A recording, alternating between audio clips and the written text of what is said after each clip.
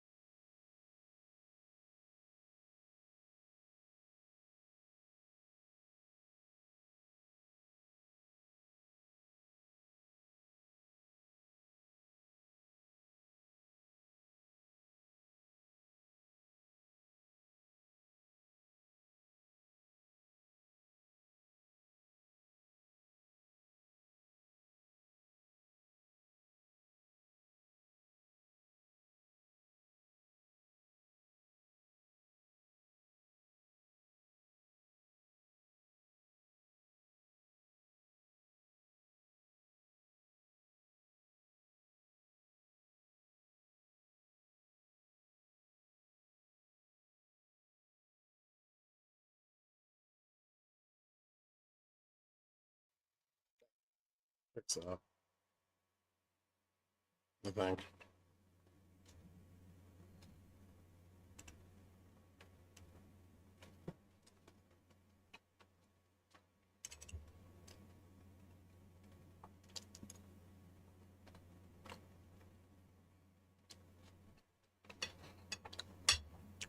How are you guys enjoying the pre-FOMC chop? Why are you here? Well, I wanted to ask you about your sex life, Gilgamesh.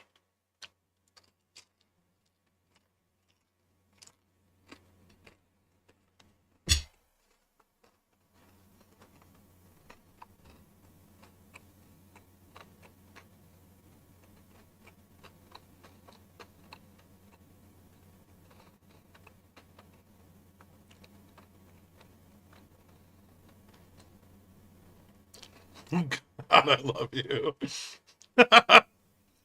You reckon Bull is squeezy here? I don't know, probably not.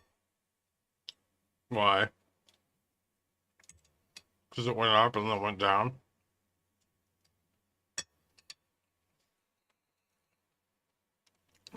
Hmm. Don't they have earnings coming up? Or no? Hmm.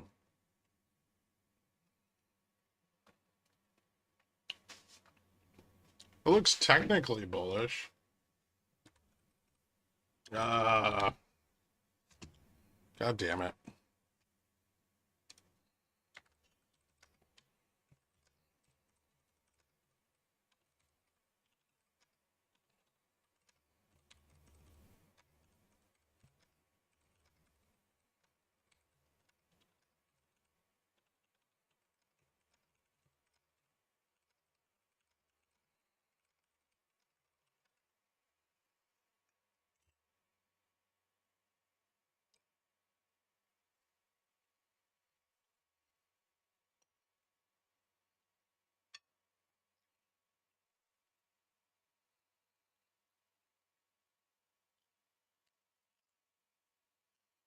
Well, we're a little bit above DN, but barely.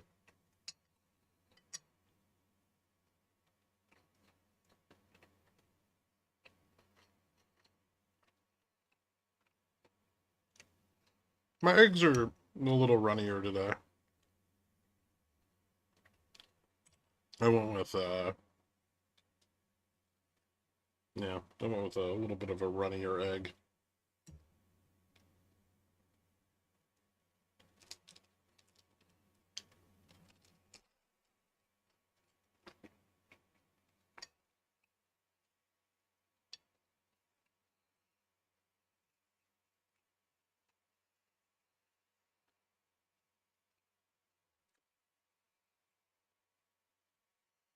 Now, I thought we added WeBull, but I guess we haven't yet. But I put it on the list of tickers to add.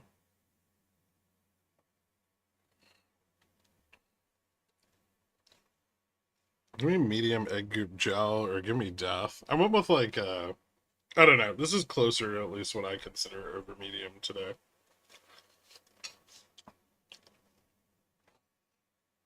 It's like a 15-second difference, but better.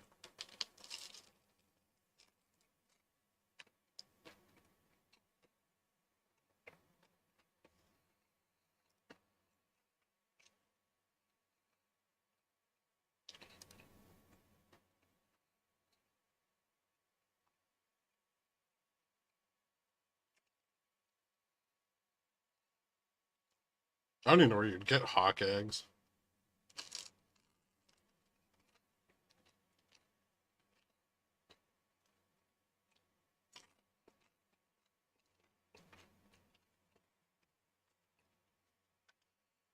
Speaking of second differences, those option charts are snappy. Yeah, they are.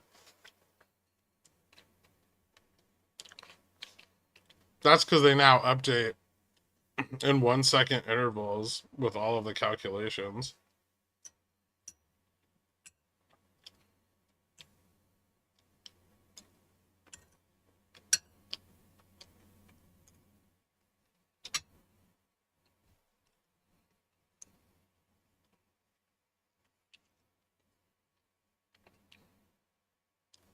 Ooh, Nuke, did we get a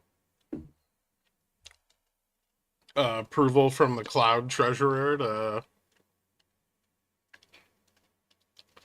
expand the real-time data?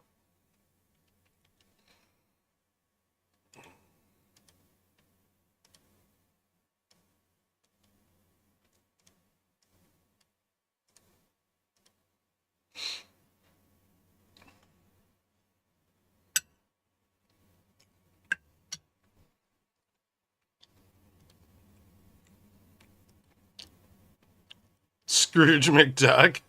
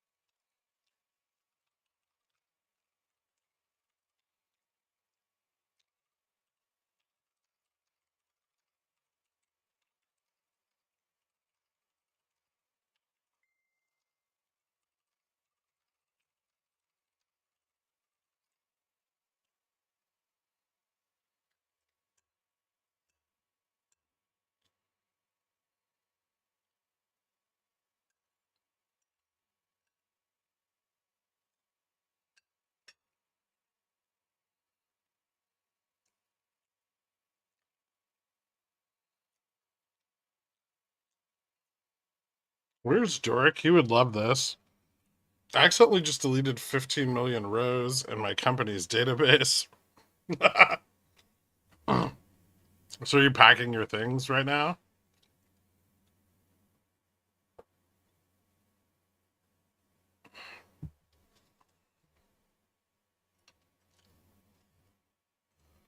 Wait, don't tell him about the undo button.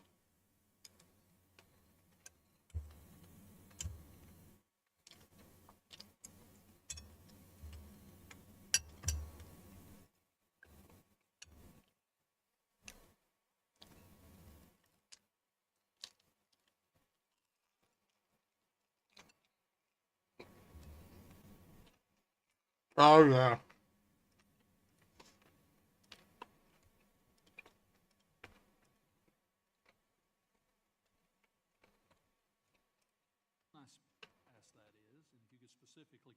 Ah, yes, my favorite part of the day. Political grandstanding and unanswered questions.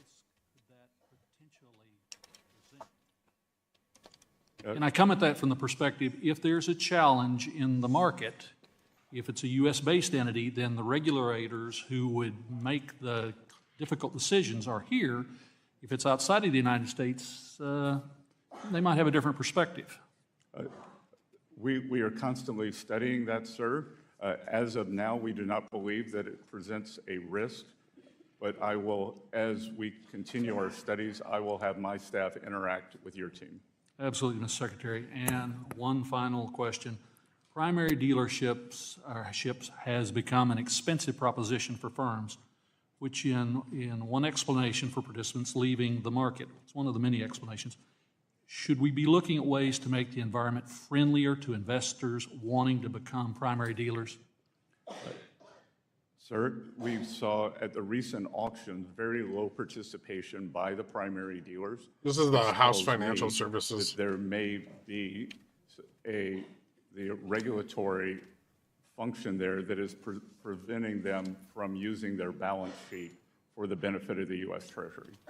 So clearly the task force that Chairman Hill was kind enough to set up and yourself, we have work to do. Thank you, Mr. Secretary. Would you yield? I would yield to the gentleman from Michigan. Thank you, and I can get my China question in, so I appreciate my colleague doing that. I want to talk a little bit about the international financial institutions, the IFIs, such as IMF, World Bank, and they're falling short of addressing key challenges. So China, whether it's in Africa or Burma, has really engaged in a debt trap diplomacy. How should the IMF really help borrowers take the fund's advice when it keeps giving China a free pass? Well, Congressman, as I said, in a public interview after one of my IMF speeches, it is time for China to graduate from developing country status. It is the second largest economy in the world. They are a large, important economy, and they should no longer be granted the status of a developing economy. I'd like to invite you, Ms. Secretary, to continue that answer in writing, and I thank the Vice Chairman and Mr. Lucas. Let me call on the gentleman from California, the ranking member for our Capital Markets Subcommittee, Mr. Sherman. First, a parliamentary inquiry. Since the last speaker had an extra 30 seconds, can I have an extra 30 seconds? Right. Mr. Chairman, already insisted you give the extra 30 seconds to the next. I would be happy to do that. Mr. Chairman, I agree with you that special drawing rights should be increased only with congressional input, and I agree with Mr. Huizinga that we have to focus on Burma, Myanmar. I ask unanimous consent to put in the record a chart showing how the value of the dollar compared to other currencies has declined precipitously since Trump's so-called Liberation Day, and to also put into the record a CBO report issued just an hour ago that shows that Republican proposals to change Medicaid would in one case take 1.5 million people would lose their Medicaid benefits, and in another proposal would cost 3.9 million Americans their Medicaid benefits. Without objection. I also ask unanimous consent to put in the record a letter I sent to the Secretary, responded to by his Assistant Secretary, dealing with direct file, which means you don't have to pay TurboTax because the IRS has the software. And the response that I got, an absurd response, was basically, well, as long as, we just want to make sure TurboTax makes a lot of money, so we're not going to do that. And I would point out that the IRS could send every American, for their voluntary use, a proposed first draft of the tax return, since you already have the W-2, you already have the 1099, and you don't have all the input errors that come from people doing their own returns. But that is something that your administration is stopping. I would ask you, Mr. Without objection. Yes. I ask you, Mr. Secretary, to provide for the record within 1 week your best estimate of when the U.S. will hit the debt ceiling and exhaust our borrowing capacity. Can I count on you to provide that for the record? Sir, the so-called X date is a moving target. I'd like your best shot. As I stated yesterday, we are moving on to the warning track, and we don't want to be on the warning track. And I would ask you to provide the Congress the best information you can, but I'm going to go on to another question. I represent one of the two areas devastated by the Los Angeles fires. I spoke directly and on camera to President Trump and asked him to exempt building materials from these tariffs. The National Association of Home Builders says that these tariffs will add $11,000 to the cost of these fire victims rebuilding their homes. Can you assure us that in a country where we have a devastating housing shortage in general, but we have thousands of people in Los Angeles have to rebuild their homes in particular, that these fire victims are not going to face this additional cost to rebuild their home? I will look into that matter, and I was... That is exactly what the President said in January. I was in Los so Angeles far. this weekend, and I toured the devastation. Thank you. I hope you saw the devastation of the Palisades, and I hope you won't be imposing another $11,000 cost on every home builder. Now, as to capital markets, where I devote most of my time, all of us on the subcommittee agree that we're trying to get people to invest in American stocks and build the American economy. And in fact, our tax code has hundreds of billions of dollars of incentives to get people to invest in America. China also has incentives to get we were talking about how the Chinese Basel III people to requirements invest are in going to Chinese negatively stocks. impact low-income, But there's a difference. ma-and-pa cattle China only ranchers in the provides those Midwest. incentives That's later. to Chinese people if they invest in Chinese stocks. Next time a new American regulation about billionaires Basel like comes up. investing in China, making tens and hundreds of millions of dollars in profit. Can you think of a reason why the American tax code should provide enormous tax benefits like the capital gains allowance to American billionaires who invest in Chinese stocks? Why is that in our national interest? Sir, it's not just available to billionaires. If you were to buy... Right, so why do if we you were want to able encourage... buy a Chinese ETF, a very small Why investor- would we be neutral on whether I buy an American ETF or a China ETF? Don't we prefer American capital to be invested in America, or are we just fine with encouraging Americans to invest abroad? Well, sir, we don't want to close the capital account, and we do want investors to be able to maximize their judgment where they should invest. Let me go on to one more thing. I have said I wouldn't bet against the U.S., but please, it's a free next country and question. people can. Next question.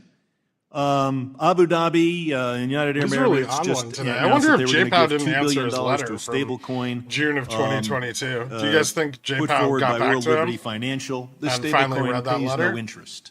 So you and I are both finance people. Just want to check my math. Assuming a 4% rate of return, No, is this I don't think so interest-free either. loan of $2 billion worth $80 million every year to World Liberty Financial and its Trump owners? Sir, I haven't seen that. I don't know the expense ratio, and as far as I know, no stable coins pay interest. So the New York Times is wrong. Please read the article. I yield back. Gentleman yields back. The gentleman from Texas, Mr. Sessions, is recognized for 5 minutes. Mr. Chairman, thank you very much. Secretary, welcome. We're delighted that you're here. Part of the challenge against you this morning, and I'm sure some days, is the explanation of the tariff matter that President Jesus Trump Christ, has that was initiated scary. and sticking by. I'd like to provide just my input on that, if I could, that I think that President Trump sees the relationship with China by what it really is, and that is an unfair relationship, one in which needs to be not only looked at, but U.S. really Vice President something Vance, done we think about it. Russians And I know are asking for that too while much. we have PNTR, No. it should mean that we treat them the same way they treat us, but that is not happening. President Trump, A warm as water part of report these and Russian changes, has expansionism? changed the de minimis rule, and that de minimis rule was the amount of money that a package, when it comes into our country under this circumstance, whether it was The thing looked at or NATO not, was whether a designed to tariff keep was them from paid upon getting? it. And I believe that there were Chinese companies taking advantage of that. Some 4 million packages a day were coming to the Don't you know United States. And I thousands say of young- were coming because I do not Young believe that Russian that soldiers rate are is still dying occurring. every day. As a result of that, what happened is it contributed to the fentanyl issue that we had because we did not look at these packages with the same viewpoint that others did. My point in bringing this up is that I believe that with the new numbers of 177,000 net new American jobs being created in the private sector, that there's an understanding by people who want to invest in America that this president is finally taking on the Chinese, who undermined not just intellectual property, but undermined with their government, the Chinese government, undercutting the price and manufacture of many products that were American-made.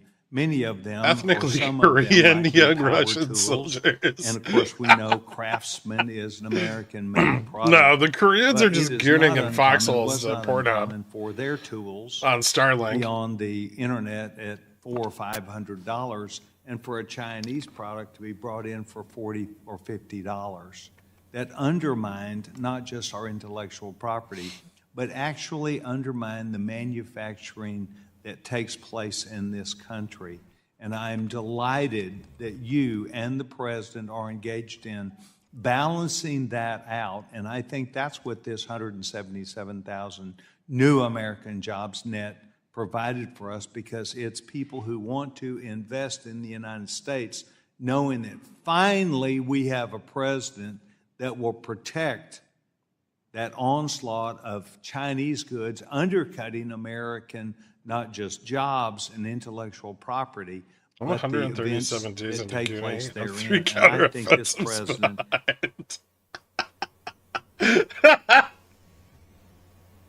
Wait, did this freeze? Why can't we get Congress has done a better great job, and I internet? want to offer my $100 million Where's the bill for a that? day in fossil fuel revenue that helps its war against Ukraine. And I think that most of us here would like to see Russia held accountable. Can you talk to me about sanctions that are or are being considered against Russia energy firms as it relates to selling their products to China? Yes, sir. And I will tell you that the Biden administration exercised, with regards to Russia and Ukraine support, a big dichotomy. On one hand, they were giving aid to government of Ukraine. On the other hand, their sanctions against the Russian Federation were very, very weak. The sanctions were just against some of the lower-level oil companies. There was a price cap that has never worked. On his way out the door, in a fit of bravery, the National Security Advisor, Jake Sullivan, raised the sanctions because the Biden administration had been worried about upsetting the oil price, pushing up oil prices during an election year. The Trump administration, through our energy abundance and signaling to the energy markets, crude oil is down about 20% thus far this year. And I read with great interest this morning that Russian Federation revenues were down 12% last month, which will put a dent in the Russian war machine, sir. Mr. Secretary, I hope that you'll find today Thank you, Mr. valuable for us and yourself, and I hope you'll know that we want Gentleman to come. from Thank you very much, Mr. Chairman. Gentleman from New York, Mr. Time. Meeks, is recognized for 5 minutes. Thank you, Mr. Chairman. Mr. Bassett, I'm just a plain, simple man, the average, everyday American is looking at this hearing today. So can you tell me first, does trade deficits constitute a national emergency? The howling out of the U.S. No, just yes or no. Class, Yes or no? Yes or no, It's a sir? national emergency, sir. It does. It does. You're telling me trade deficits equals a national or creates? Persistent and prolonged. Okay. Yes, sir. And do you know also, sir, that for the last 4 decades, we've had trade deficits in the United States of America, and nobody said it was an emergency? Democratic and Republican presidents? You know what that says to me? I'm It's just not a plain an emergency because it Southern hasn't lawyer. been for 4 decades. It says to me that we should bring tariffs back to the United States Congress so that we can make that determination as the Constitution has said and not try to go around Congress. That's just unbelievable to me. Let me ask this question. Maybe they missed it. Who was the president and who has been the president since January 20th, 2025? Donald J. Trump. Okay. And who was the president in 2024? One believes President Biden. One believes? You one of those non-believers that the election, the American people didn't vote? I am not. You're not? You said one believes? Do you believe in the Constitution of the United States and it should be abided by? I believe in the Constitution of the United States. So you believe in it without any second thought. You don't have to think about it. You believe in it and you would abide by it.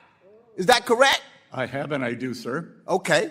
But do you know that a president has said he may or may not? He don't know? Let me ask this question. I couldn't believe The world my we live ears. in is so fucked.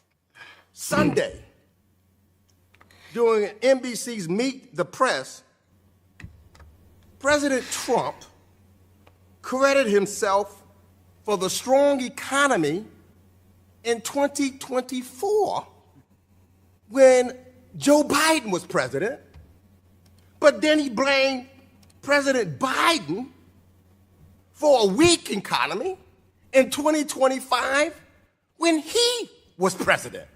Now, I'm not so sure how the American people puts that together. In 2024, strong economy, he tries to take the credit. In 2025, when he's the president, he blames Joe Biden. That doesn't make sense to me. I don't think it makes sense to most Americans. And I hope, Mr. Secretary, you're a businessman, it doesn't make sense to you either. It can't possibly make sense to you.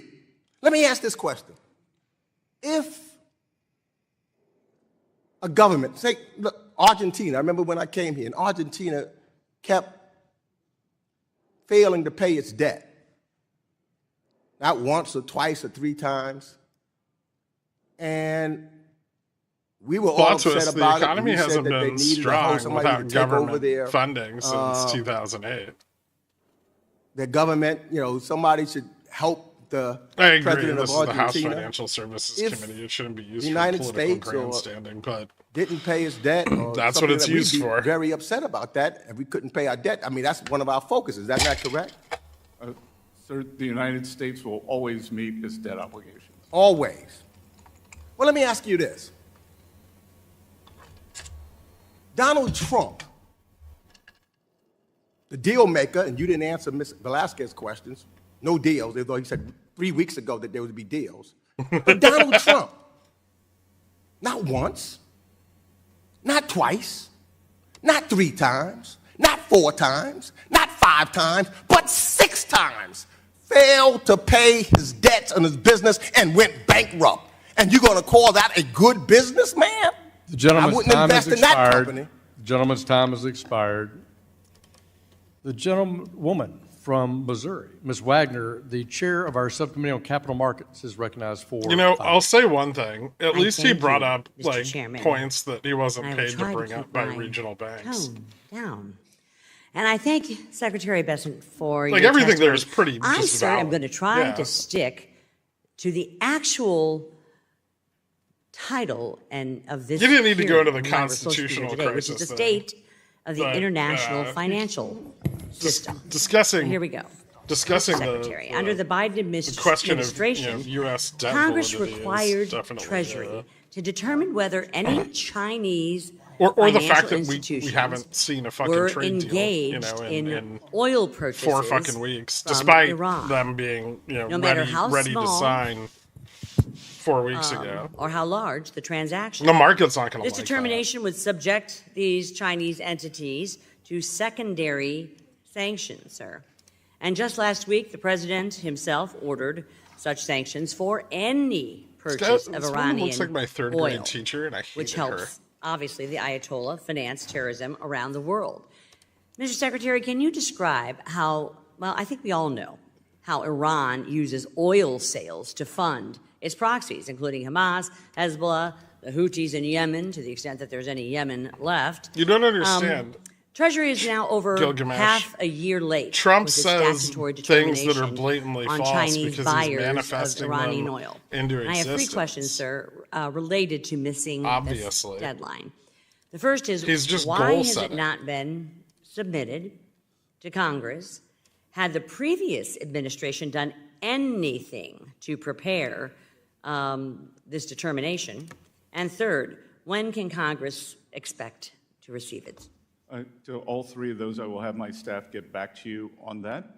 And the Representative Wagner, what I will tell you is that since I become Treasury Secretary, the Treasury has repeatedly sanctioned so-called Chinese teapot refiners who are very large buyers of Iranian oil. These are independent refiners away from the state-owned enterprises. We have begun that program over the past few weeks, and we will continue as needed.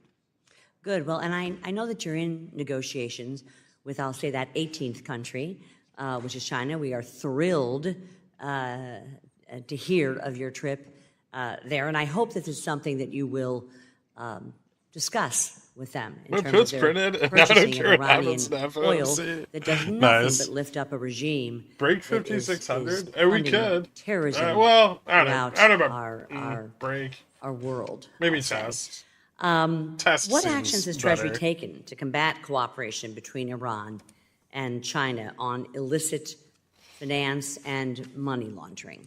Well, again, the secondary sanctions on these teapot refiners has been a very fulsome effort, and we will continue that. When President Trump left office, Iranian oil exports were between 100 and 300,000 barrels per day. Now they are 1.6 million barrels per day, which allows the regime to finance its terror proxies, not just in the Middle East, but all around the world. Correct.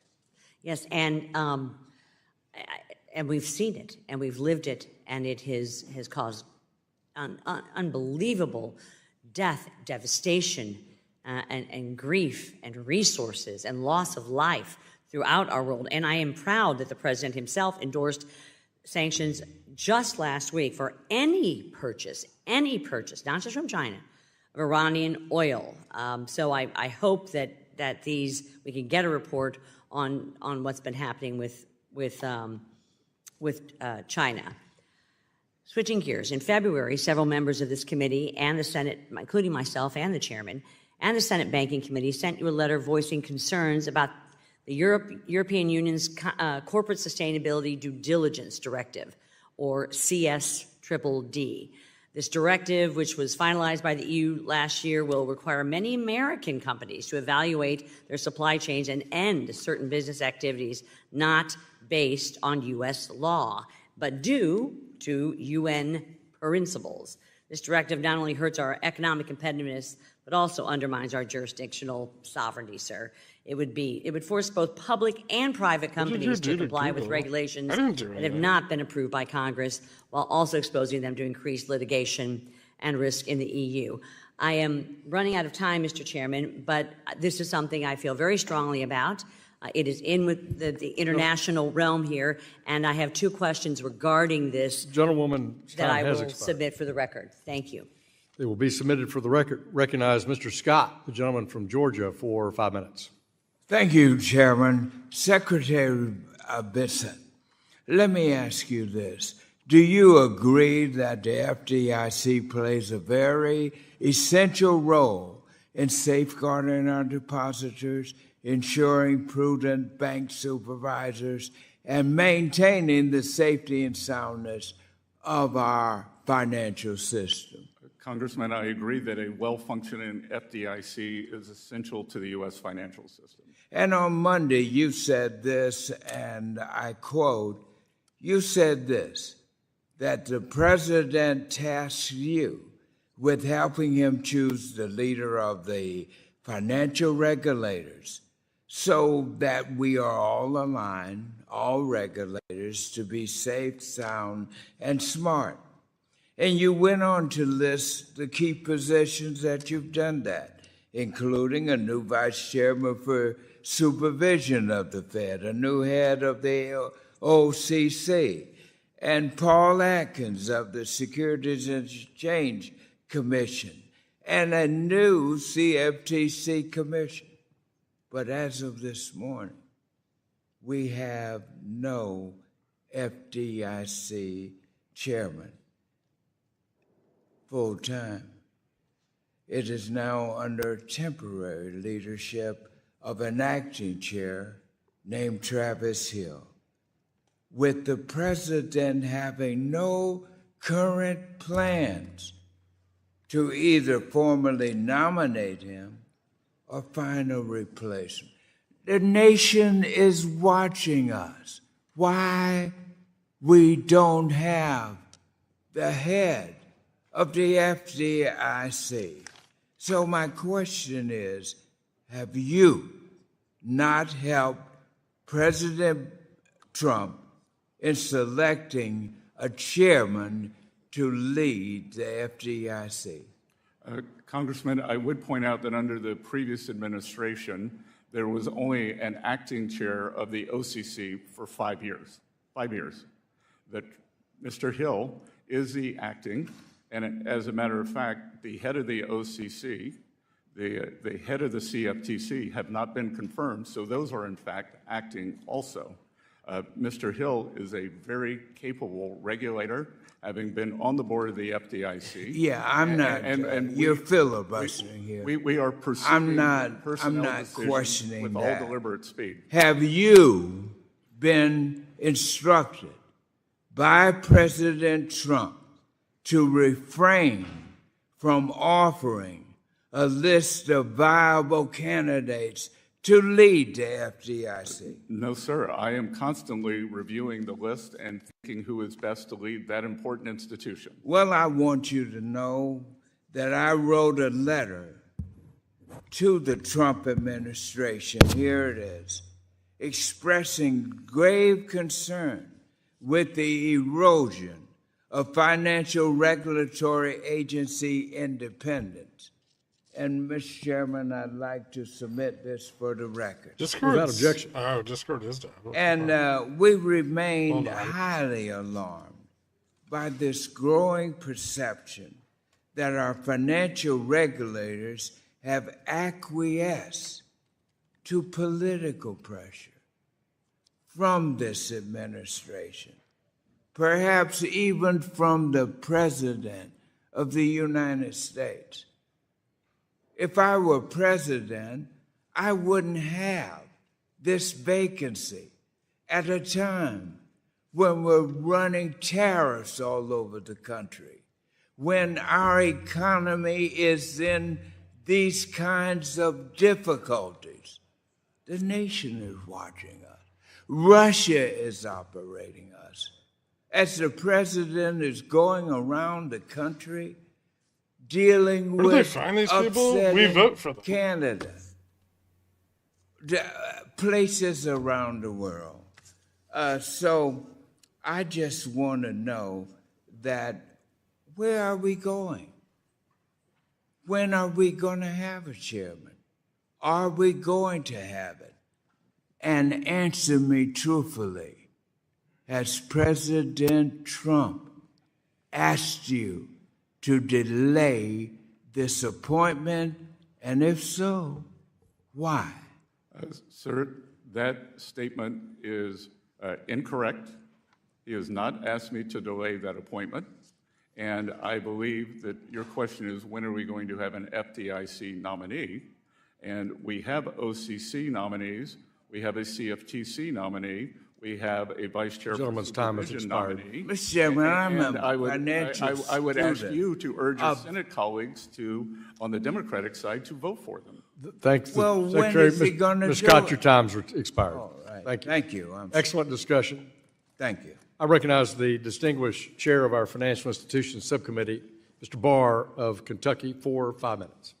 Secretary Besson, thank you and President Trump for, in February, issuing the National Security Memorandum entitled America First Investment Policy, directing federal agencies to address outbound investments in China. In March, as you know, Senator Cornyn and I reintroduced my bill to restrict outbound investment into China, specifically into Chinese military-industrial complex entities, primarily through OFAC sanctions. Tell me, Mr. Secretary, what do you think about that legislation in the context of the President's National Security Memorandum? Good. Congressman, I want to thank you for your leadership on this matter. My team and I appreciate your input and molding this important issue, one of the most important financial issues of our time. It is a new national security tool that we restrict the PRC from exploiting the benefits. And we appreciate that Congress wants to move forward legislation that is important and helpful.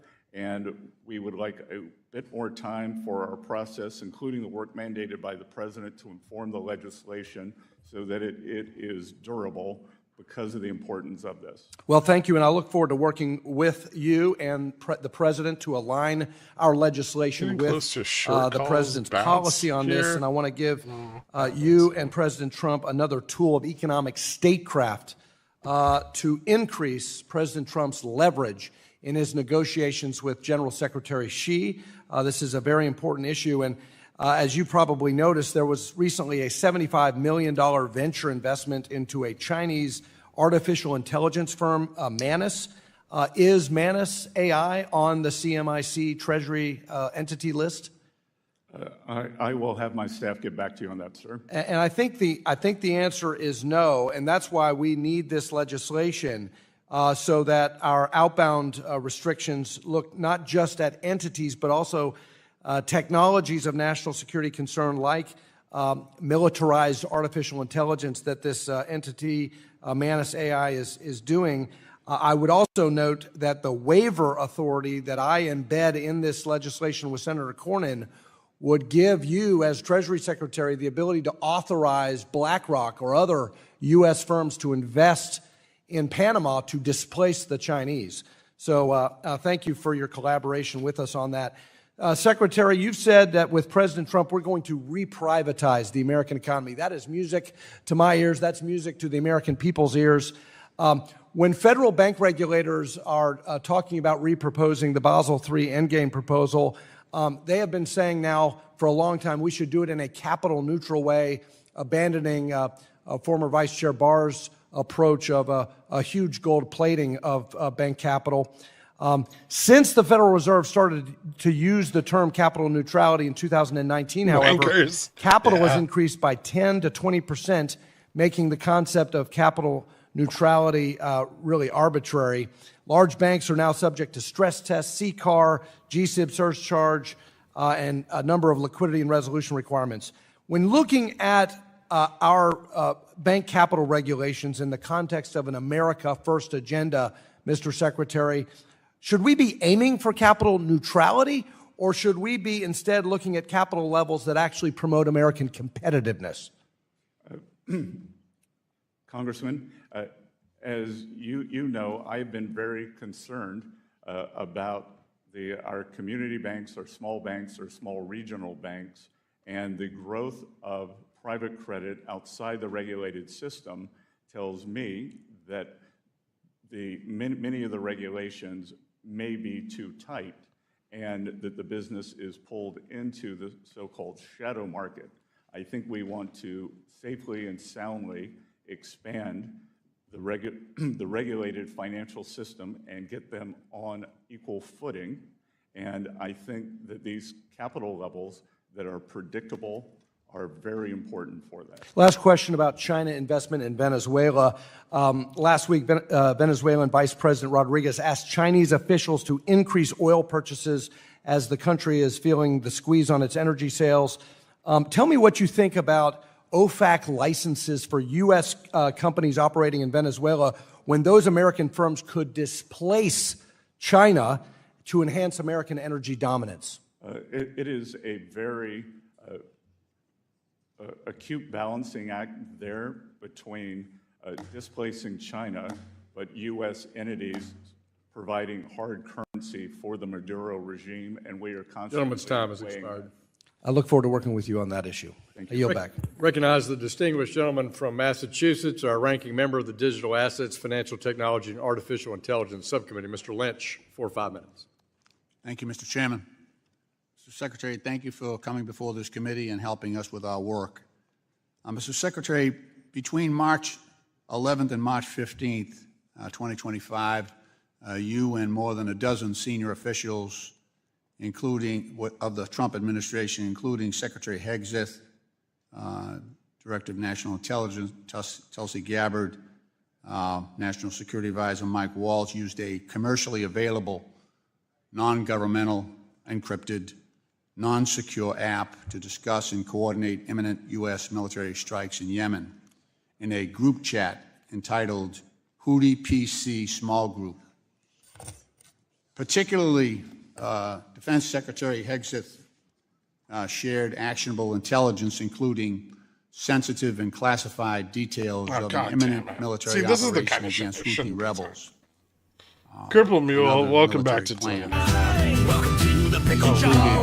Precise launch times, the U.S. Thank you so much. Jet fighter assets. Hit me up if you need help getting rehooked up. Targeting locations for those Houthi rebels who were, by the way, equipped with anti-aircraft systems. My ears, mine too. Hegseth shared the targeting I finally got myself. sequencing against Houthi rebels and described the weapon systems, the U.S. weapon systems. That's involved. correct. The Houthi rebels. National Security Council has confirmed that this Tuscan Raider stream card? This signal chat great. was authentic, and that you had participated. You realize that Oh God, not you, this Mr. again. Secretary, because of the responsibilities you have, even outside the Principals Committee, that group, you have a target on your back from our adversaries, China, North Korea, Russia, and others. Can I ask you, have you been briefed on the proper protocols for discussing information such as active military plans? I have, by my general counsel. Very and good. If you will look, I got a bunch of questions. So I'm just trying to narrow this down because this is really a concern. Just reclaiming my time. To that chat So was let me ask you. my chief of Are you, staff's name, which was sir, widely available. Let me ask the questions and you provide the answers. Okay? How about that? Waiting for the Are you preserving records, Mr. Secretary, of these communications as required by the Public Records Act? Yes, sir. My Good. general Okay. counsel has Are photographed. you still discussing sensitive military intelligence on a non-secure line? I have never done that. Okay. The National Security Council says you were on a chat that discussed those details. Are you saying that wasn't the case? I have said that I have never discussed them. Someone discussed it with you. You were on that. You were on a non-secure line for a meeting with other secretaries, right? Those people I just mentioned. You weren't on that chat.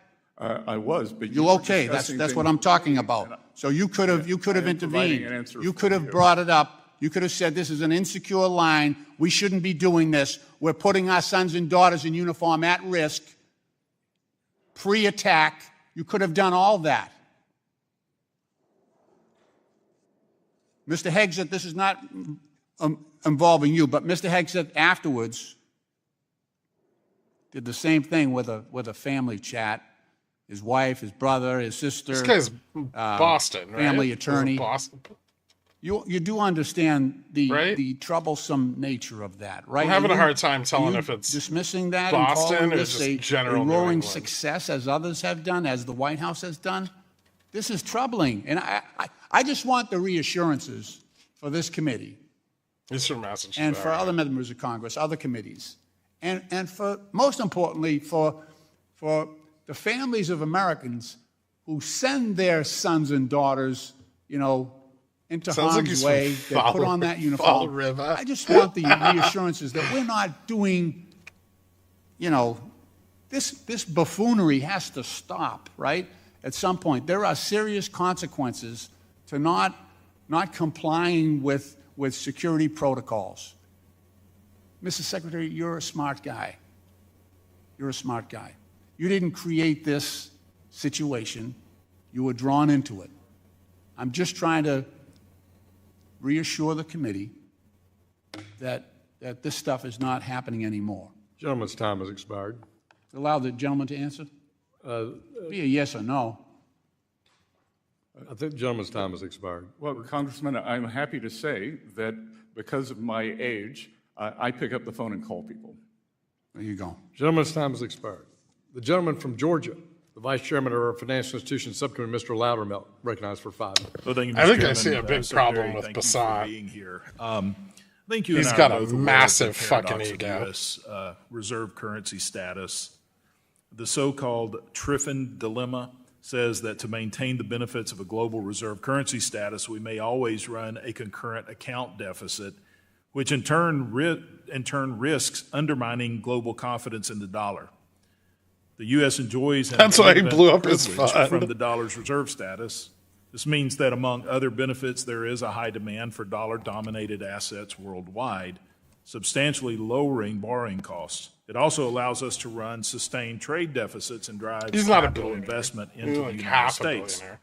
So my first question is, how is our current reserve status different from what it was under the Bretton Woods system when the dollar was convertible to a fixed amount of gold rather than floating?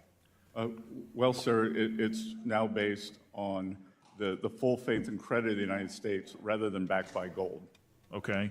Does the demand for dollars and the U.S. debt worldwide and the reduced borrowing costs that come with it contribute in a meaningful way to some of our failings as fiscal stewards?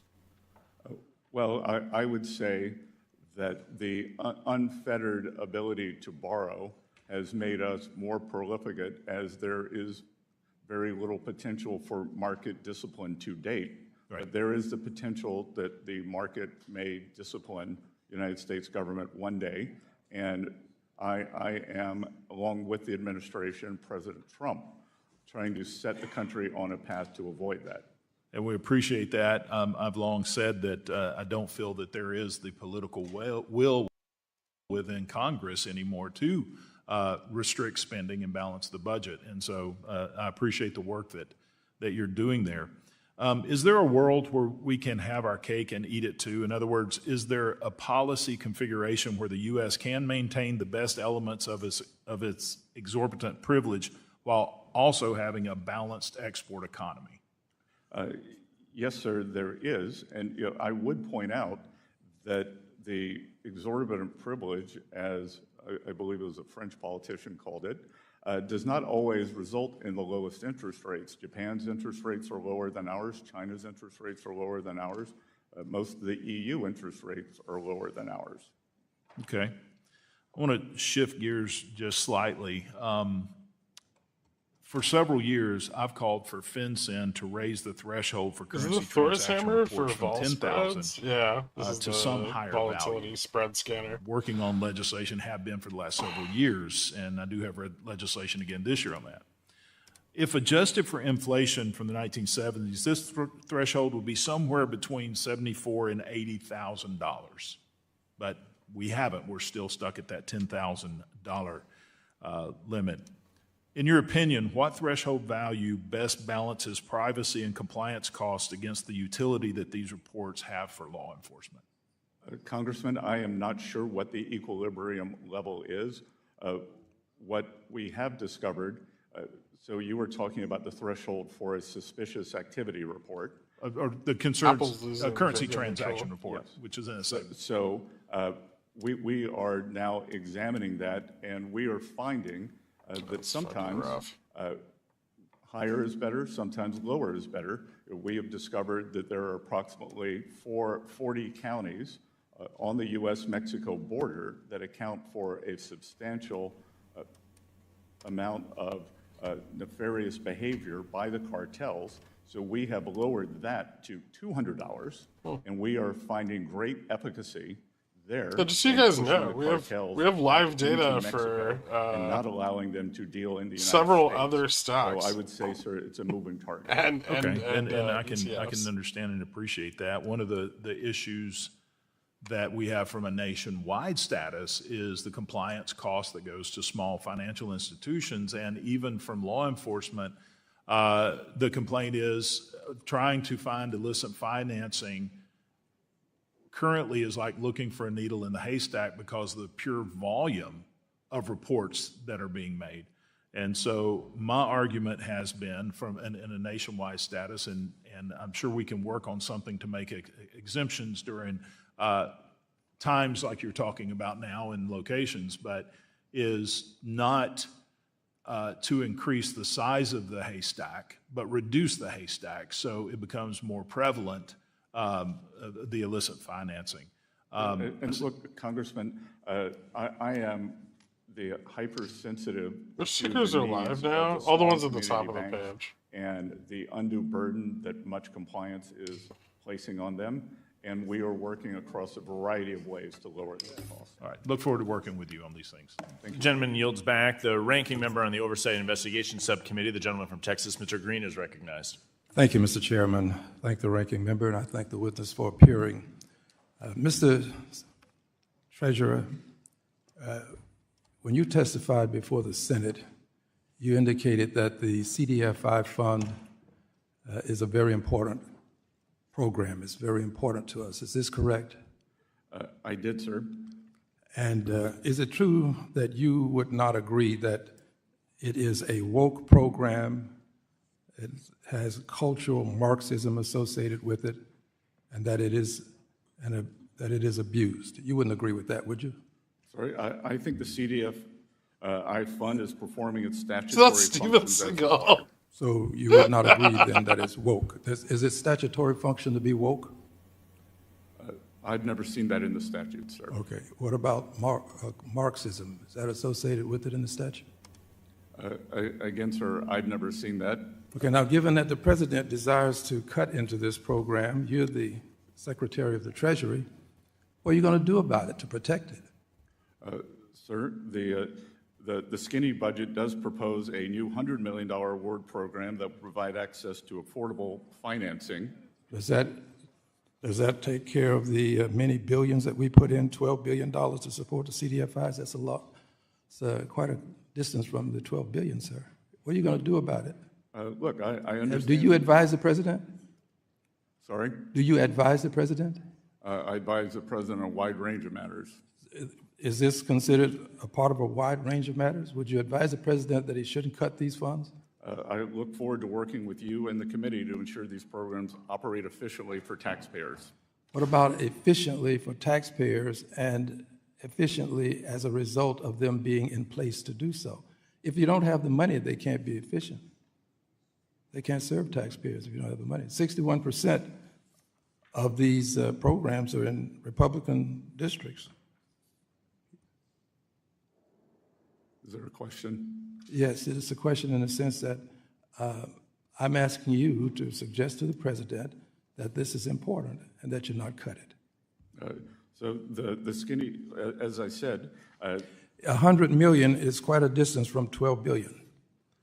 Well, that's not the annual appropriate. 12 billion is not the annual appropriation. No, but 12 billion is what we, a bipartisan group of folk, put into the CDFIs as well as into the minority depository institutions.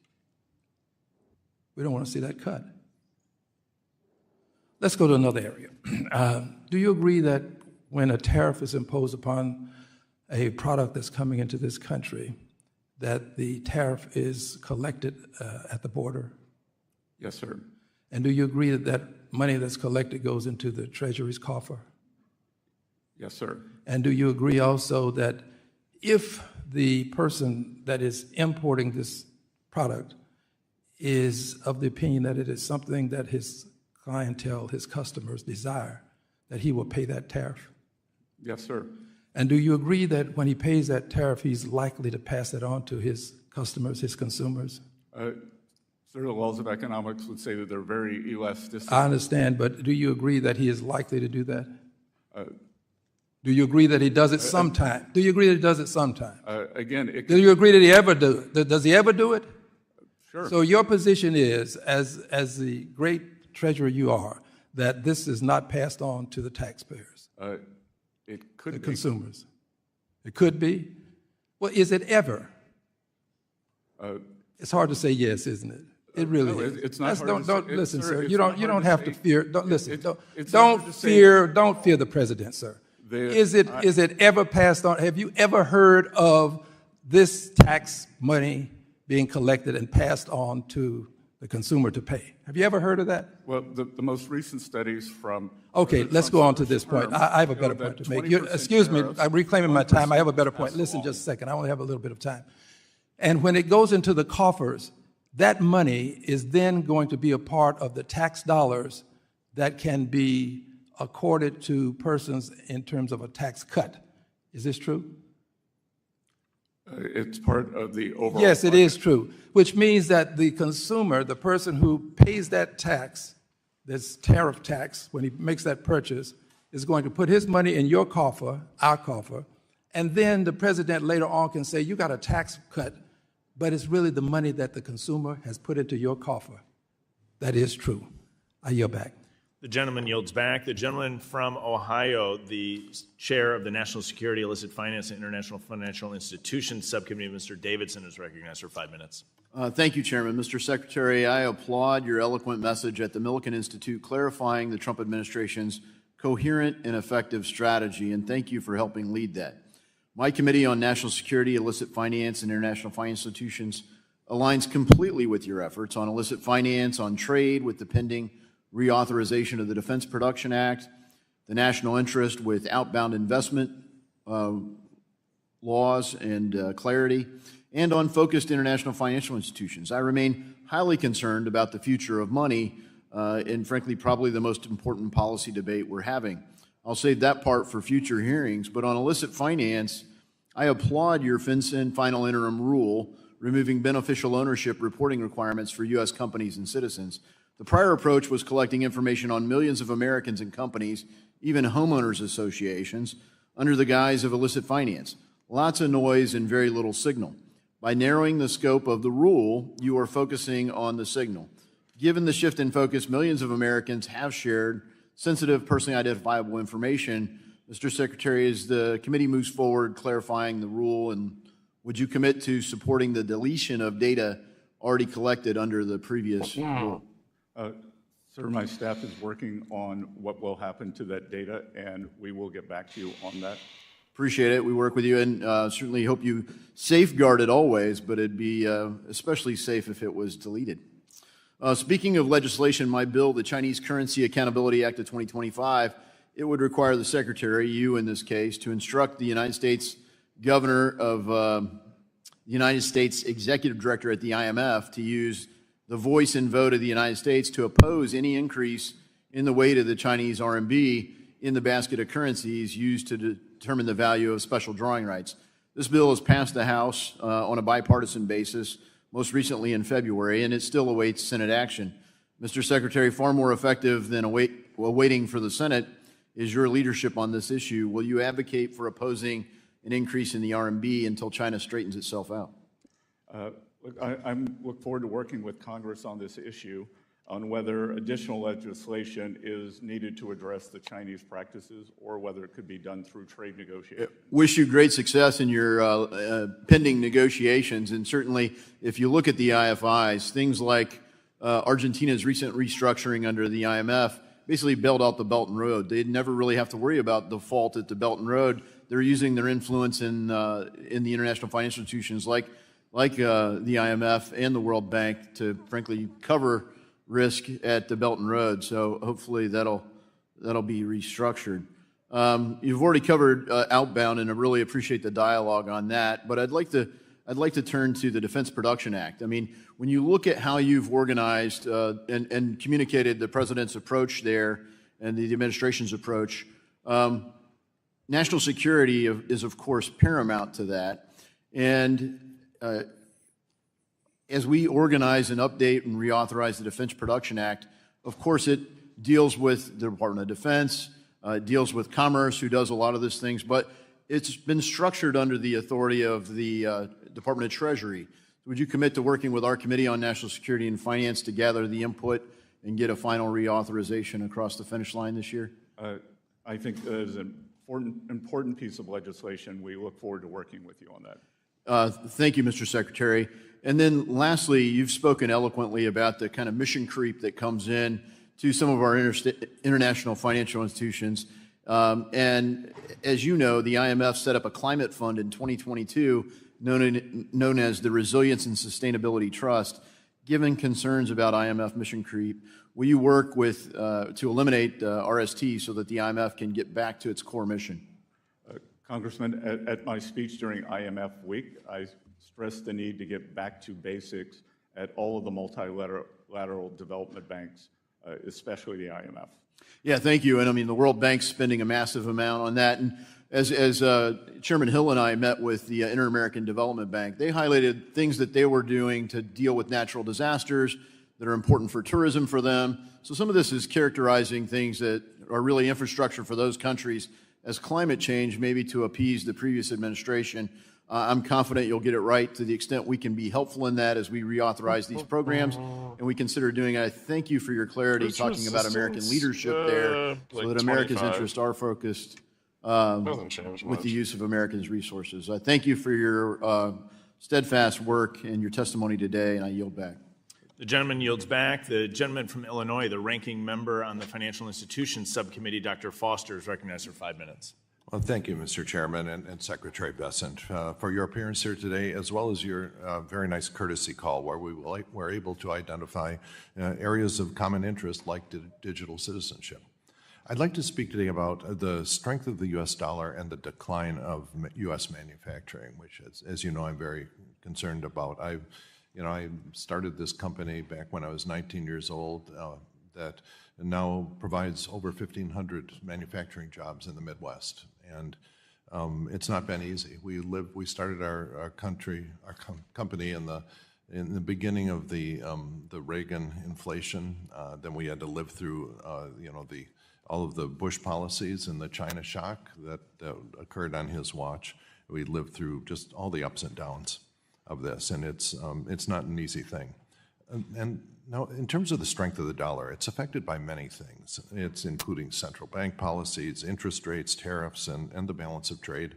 But in the long run, I believe that the strength of the dollar reflects the world's confidence in the U.S. economy, in the competence of U.S. leadership, in the value of products made by American workers, and our reputation as a fair place to do business and the rule of law in America. Now, Secretary Bessent, earlier this week, you ran an op-ed in the Wall Street Journal echoing many of the points you made in your testimony. And in that op-ed, you promised, inter alia, more jobs, more manufacturing, more deregulation, lower taxes, less national debt, all while maintaining a strong dollar. On the other hand, Stephen Mirren, Trump's choice for the chair of the Council of Economic Advisors, wrote a paper last year arguing for weakening the dollar through something he called the Mar-a-Lago Accords, which you have reportedly been placed in charge of negotiating. The president himself has just been all over the map on almost a daily basis on whether a strong dollar or a weak dollar will make America great again. So my question is, what is it? Does the administration support a strong dollar or a weak dollar? Sir, I'll work a little backwards. He had Myron paper was when he was in the private sector, and I think it related to a range of outcomes. Two, that I believe that the conditions for a strong dollar, they are important for international confidence. And again, when we think of strong dollar, what is a strong dollar? Is it the composite on the Bloomberg of all currencies? Is it a trade-weighted dollar? And then we can also look at bilateral relationships, because much of that could be not so much a strong dollar, but other countries manipulating and suppressing their currencies, which would... We lived through that in the Bush administration and his non-reaction to what China was doing, and all about that. But I think it's interesting to look at the historical record here, and I think, I have behind me, a plot of the strength of the U.S. dollar under recent presidents, and I believe your staff has a copy of a one-page handout that could be given to you if it's easier to read.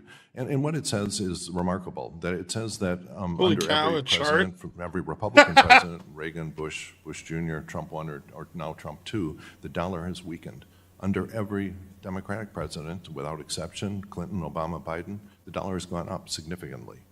And I don't think that's an accident. I think it's because of all the factors, including predominantly the confidence that the U.S. will maintain a well-regulated and well-governed economy and a fair place to do business. Now, and also on that handout, which I think has that actually been given. Damn, do you have Gamma a copy Flip of the strikes handout again. with the graphs on it? It's double-sided, single page. We can get you another. Bulls are copy having a hard if you time want. getting it up today. It also has, the argument in favor of a weak dollar. It should make manufacturing easier in the United States. Make our, that's one of the arguments for it. But if you look at the historical record here, if you just look at, for example, change in manufacturing employment under Democratic and Republican presidents, it's remarkable. For longer than you or I have been alive, Democratic presidents have increased manufacturing employment, and Republican presidents have decreased manufacturing employment. From FDR, Truman, Kennedy, Johnson, Carter, Clinton, Obama, and Biden, all increased manufacturing employment. Eisenhower, Nixon, Ford, Reagan, Bush 2, it all dropped. Okay, I don't think this is an accident, but the thing I want to ask you about is how did the Republicans manage to weaken the dollar and weaken manufacturing employment at the same time? Because it seems like that's completely crossways to the narrative that we're hearing from this administration. Well, sir, the gentleman's time has expired. The gentleman's time has expired. The secretary can answer in writing. The gentleman from Tennessee, the Vice Chairman on Oversight and Investigation Subcommittee, Mr. Rose, is recognized for 5 minutes. Thank you, Chairman Stile, and I want to thank Chairman Hill and Ranking Member Waters for holding this important hearing, and Secretary Bessent, thank you for being here with us today and answering our questions. Secretary Bessent, given that the Mint, the U.S. Mint's own fiscal year 24 report shows that the nickel, the U.S. nickel now costs 13.78 cents to produce, and that experience in other countries suggests that our nickel production or demand would double, triple, maybe even multiple times beyond that if we eliminate the penny. Is Treasury analyzing the risk that stopping penny production alone could actually worsen our coinage losses or seniorage losses by pushing annual nickel losses well past $200 million? Congressman Rose, that we have looked at this. All the things going on in this world, and this guy by changing got a report from his staff on nickels. I'd fire all of them. Bring down the cost to 5 cents or less. Absolutely. That was going to be my next follow-up question to you. So I will point out that the dime is very profitable. It's the bull case for upcoming FOMC. And, you know, it'll sound like regardless of the outcome, but they a pump Tennessee anyway. company is one of the folks that could lower the cost of the nickel and has made a proposal that I know you're... We're investigating that with them and are very intent on making... JPOW cuts, which seems And I would just say from my deep dive into both penny and nickel production, it seems to me that there are significant savings beyond just saving on composition of the nickel. So I would encourage Treasury and the Mint to take a look at slightly bearish, refocusing how we produce those coins to make them actually positive for the balance in terms of producing seniorage for the United States. So I'm glad to hear that you're moving in that direction. Secretary Bessent, the President has recently made budget requests that propose significant cuts to the Community Development Financial Institutions, or CDFIs, or the CDFI fund, and suggests to end CDFI programs. How you been, man? I know you've recently made public comments about the statutory basis for the CDFI program. Just combine the penny and the nickel, creating the pickle. The CDFI fund, and do you believe it should continue to play a role in supporting access to capital in underserved communities across the country? Well, the Congressman, as I told the Congressman on the other side of the aisle, we are creating... Can it be bullish or bearish? Because JPOW bent the knee to the Trump. Short-term bullish. Affordable finance. Very short-term. This will be mostly in rural America. Excellent. I'm glad to hear that, and I understand we always need to be addressing how these programs work, whether they're efficient, cost-effective, and produce the outcomes we want. But and would give the Fed less control. Glad to hear that you're making moves over in that future direction. And I just want to pause at this point and say broadly, it is putting the banks at greater to have risk. Competent, aggressive, energetic leadership, and so I commend you for that, and am very excited about the things that you're doing at Treasury. Secretary, can you discuss the significance of confirming President Trump's regulatory appointees in advancing his America First agenda? Specifically, how do these appointments impact the implementation of these important policies to move America forward? Yes, sir. I believe that we need to get them appointed as soon as possible. We have some very good acting, the chairs or directors of these, but the sooner we can do it, the sooner we can get down to the business of making these institutions work better for the American people and making sure that Main Street can prosper, because I've been very concerned. As I mentioned today, I've met, I think, the personal meetings with over 50 community bankers. I spoke to more than 300, and I think it's very important to get these regulators in place so that community banks, small regional banks can make sure that Main Street participates with the rest of the country. Thank you. I completely agree, and that's what we're hearing, I'm hearing from the regulated entities in my district and across Tennessee. Secretary, given the IMF's limited success in pushing China on transparency and debt restructuring, how can Treasury justify supporting the IMF's current leadership? We are in constant discussions. It is leadership that I inherited. Thus far, they seem very open to the Trump agenda, America First, and advancing the issues that most affect the United States and working Americans, so we will keep pushing them on that. Thank you, Mr. Secretary. Mr. Chairman, I yield back. The gentleman yields back. The gentlewoman from Ohio, the ranking member on the National Security, Illicit Finance, and International Institutions Subcommittee, Ms. Beatty is recognized for 5 minutes. Thank you, Mr. Chairman and ranking member, and to you, Secretary Bessent. The Trump administration has alleged that detecting and deterring transnational criminal organizations such as Iranian terrorist groups and their proxies is a priority for national security. But on March 2nd of 2025, your department announced that it would not enforce any penalties or fines associated with the BOI reporting rule, nor will it enforce the CTA against U.S. citizens, domestic reporting companies, or their beneficial owners.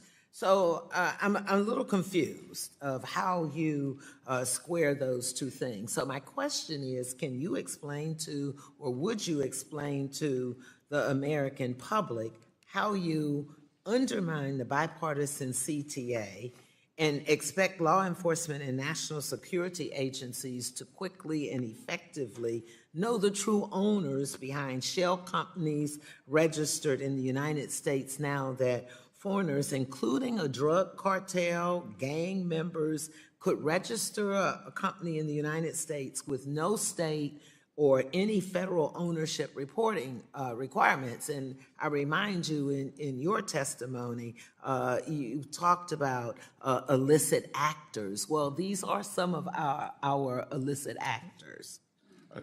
The Congresswoman, an overwhelming majority of the domestic entities that you're describing are hardworking Americans with small businesses. We bifurcated the bill, and any foreign entities must still file. So are you saying to me it's not true that they must file and the foreign entities must file the BOI? Yes. We bifurcated the CTA program that domestics do not have to. So maybe I'm asking it the wrong way. So it appears that they are doing it registering to avoid the transparency of who the companies are. I'm not sure what your question is. I'd be happy to answer it. So I guess I'm looking at it as, and if you're saying it is not true and that they now are complying and completing the BOI, so let's take it one step at a time. So you're saying everybody is completing the BOI. You're enforcing it. No, ma'am. I am saying that we have bifurcated it, that U.S. nationals do not have to file, and that foreign nationals do.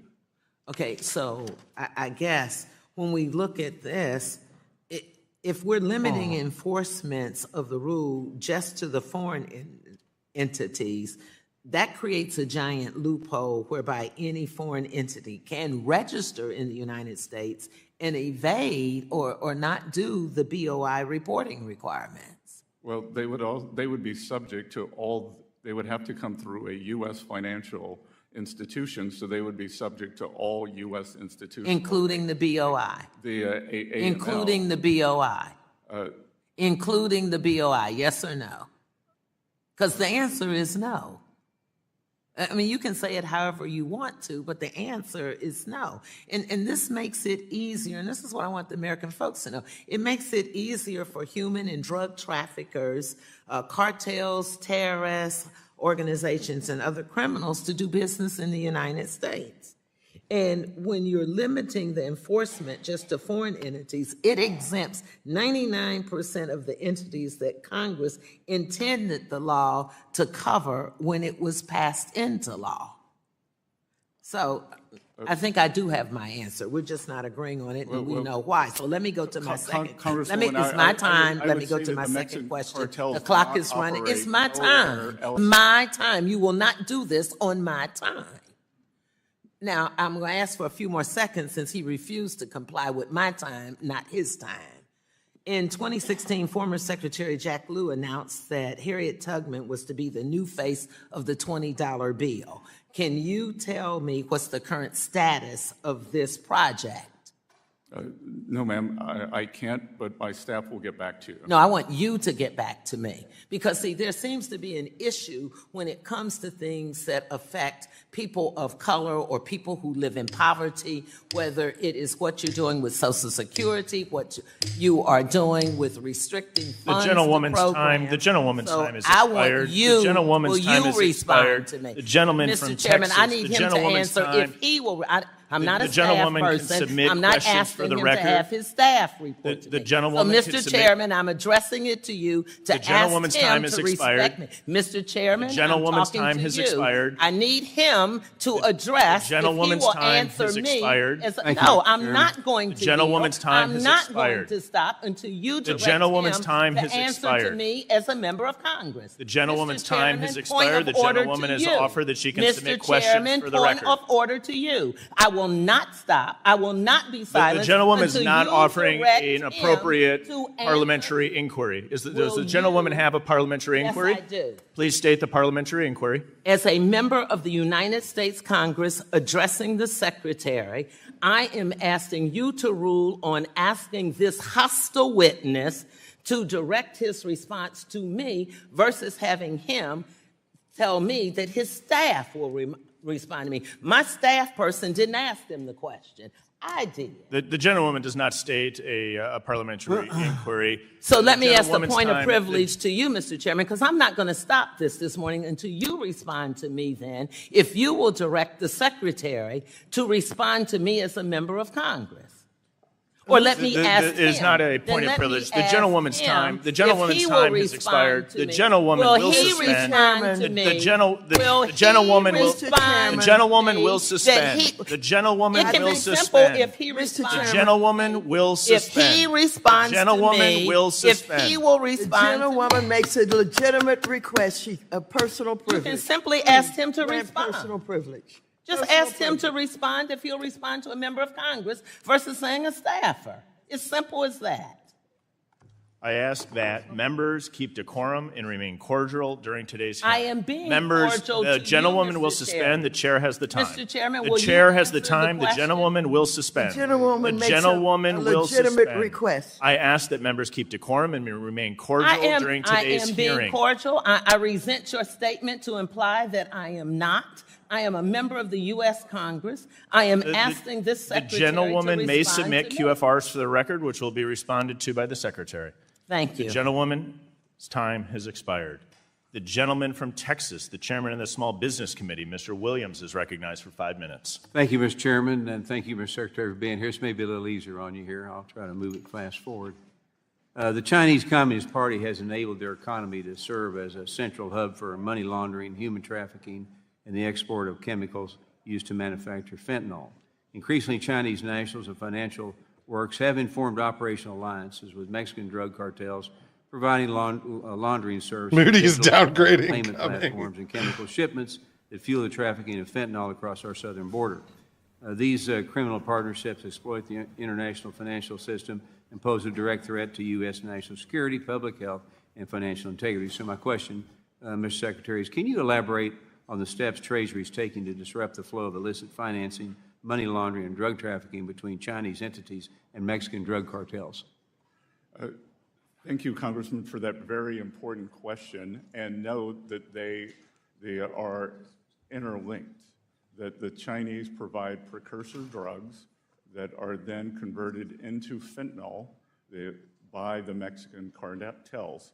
And just today, I signed an order that will be made public within the next few days, identifying Chinese entities who are engaged in the fentanyl trade. Great. Far too long, China has taken advantage of the international financial system and has become the world's largest creditor. The IMF and World Bank's focus on climate and social initiatives has resulted in a lack of accountability for the Chinese unreliable economic data, currency manipulation, and opaque predatory lending practices. In addition to the lack of accountability, this shift in focus to climate has forced many developing countries to turn to Chinese financing. The United States must leverage its leadership of the world stage to counter China's growing influence as a global lender and put an end to the deceptive economic practices. So, Secretary, how is Treasury working to prevent IMF and the World Bank resources from indirectly legitimizing China's debt trap diplomacy and economic oppression? Well, Congressman, in various ways. One, as you would have noticed, I will have said that when this horrible Russia-Ukraine conflict ends, that no country or person who financed the Russian war machine will be eligible for any rebuild in Ukraine, especially that financed by the World Bank or any of the other multilateral development banks. Also, we are working with the OECD especially to look at, and the IMF and the World Bank, to look at the true debt levels for these countries.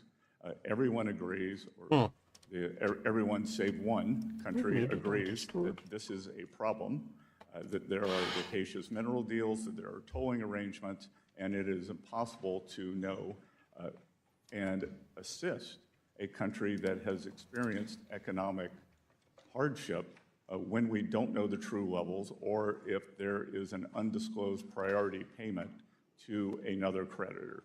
Let me try to get to my last question. I was encouraged to hear that you are taking a fresh look at the bank regulatory framework to better reflect actual risk and ensure a level playing field across the financial system. And as part of that review, I hope you'll consider where U.S. regulations may be putting banks and financial institutions at a disadvantage compared to our foreign competitors. In particular, I urge you to weigh the combined impact of proposals like Basel III Endgame, the GSIB surcharge, and leverage requirements, especially whether these changes could limit banks' ability to support the economy and compete globally. So in your work so far, are there any specific areas where you plan to address these concerns about regulatory putting U.S. institutions at a disadvantage, such as in the re-proposal of the Basel III Endgame rule by amending the GSIB surcharge regulation? Congressman, we are looking across all areas and know that this is at the top of our agenda, that most countries have very concentrated banking systems. In many cases, the banking systems are larger than the GDP of the countries, so they have very different needs than the United States. The strength of the United States, lending and capital markets and economy, is the breadth and depth of our financial institutions, both at home and abroad. Thank you for your service. I think you're doing a great job. I yield back. The gentleman yields back. The gentleman from California, the ranking member on the Task Force on Monetary Policy, Mr. Vargas, is recognized for 5 minutes. Thank you very much, Mr. Chair and ranking member, for holding this hearing. Mr. Secretary, welcome. It's great to have you here. I want to thank my colleague and friend from Texas like Louis for asking Black. a question about Russia. Do you consider Vladimir Putin a war criminal? Yes. Would you negotiate with a war criminal? I think that's the nature of diplomacy. One must negotiate with both sides, sir. So you will be negotiating then with the war criminal? I believe that negotiation was needed with the Japanese after World War II. Okay. Thank you for that answer. Are you familiar with what President Trump has called his One Big Beautiful Bill? Yes, sir. Could you describe the basics of that bill? It is a combination. The core of that bill is to make the 2017 Tax Cuts and Jobs Act permanent. If this, what he quotes, a big, beautiful bill passes, will the deficit go up or will the deficit go down? I believe over time, the deficit to GDP, which is the important number, even Secretary Yellen agrees with that, will stabilize and go down. So next year, will it go down? Sir? Yes. I believe yes. You see, so if the big, beautiful bill passes, you believe the deficit will go down next year? The deficit to GDP will. Because, again, what is important is that we grow the economy faster than I understand we grow the that. I understand that, of course. But You say that in the long term, I'm asking in the short term, will the deficit go down? I believe the debt to GDP can go down. But what about the deficit itself? The amount of money that comes in as opposed to goes out. Will the deficit go down next year? Will it go down from 2024 and 2025? I believe it will, because these are extraordinary levels. What about the long-term debt? Will it go up or down if this big, beautiful bill passes? Again, sir, it's while the absolute... I think the reason you're having a hard time answering... I'm not having a hard time answering, because what is important... I've given you plenty of time. ...isn't the absolute level of debt. It is, as Secretary Yellen said, the debt to GDP. So that if our GDP were 100... Everyone is talking about the $37 billion. Is it going to go up or down? Sir? Yes. Is it going to go up or down?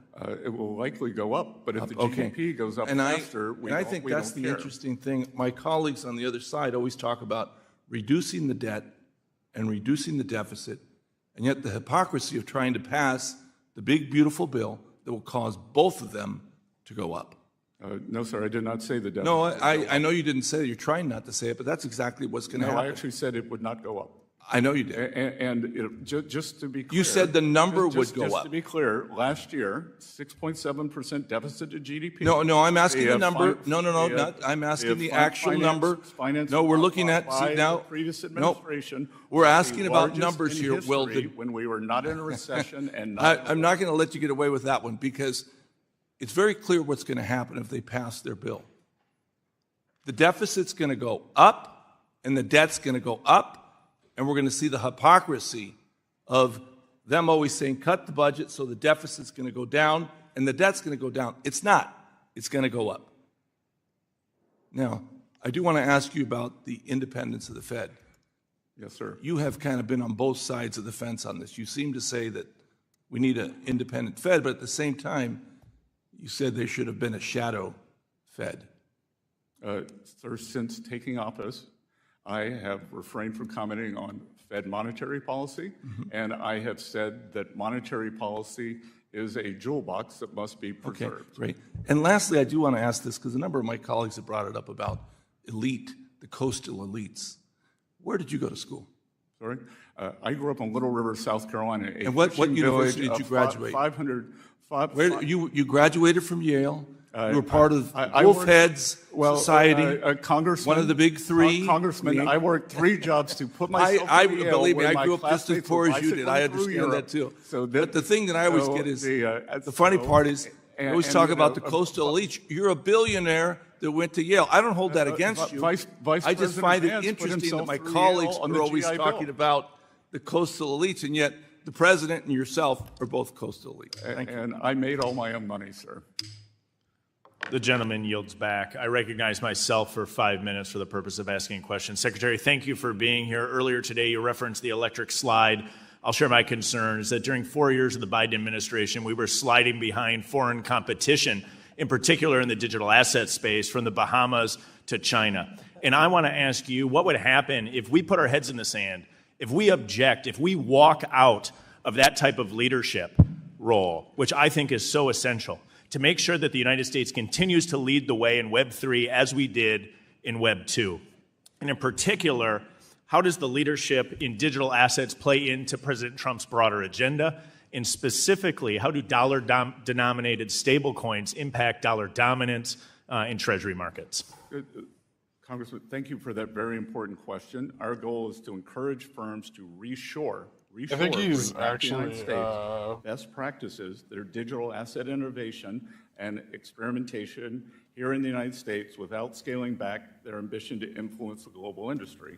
I'm not actually sure he's the chairman. I think he's standing in for the chairman. Contribute to this goal. So will ongoing efforts from a unless fair that access, interoperability of payment technology guy who kind of looks like a skinny we will continue to support private sector solutions. Patton Oswalt is no longer public sector solutions that no longer in charge. Competition. Let me jump in. Let me jump in because I think that's spot on. And then let's talk about what happens if we fail to act. Yesterday, some members objected, walked out of a hearing to discuss market structure and digital assets, an absolutely essential leadership role the United States has to play. What happens if we walk out on our responsibility to lead in the digital asset space, and what would occur if Web3 center of gravity shifts away from the United States to countries like China or other locations? Well, numerous things could occur, sir. As we saw under the previous administration, an entire ecosystem, the unregulated and renegade, springs up outside the U.S., and illicit actors abuse the value of these transfer systems, and there is a technological loss here. Can you walk us through or share any of your impressions from the conversations you've had with your counterparts abroad as it relates to their experience with regulating in the digital asset space? They believe it's very important, and I believe that they are a little worried that the U.S. is willing to restore its leadership here. And as I said earlier, there is a chance that digital assets can provide a substantial source of demand for the U.S. dollar. In my bill, the Stable Act, which regulates dollar-denominated stable coins, we give the Treasury the authority to identify which foreign stablecoin regulatory regimes are comparable to ours. What are the key aspects of comparable regime, and are there lessons or criteria that we can draw from other similar areas in the financial services space?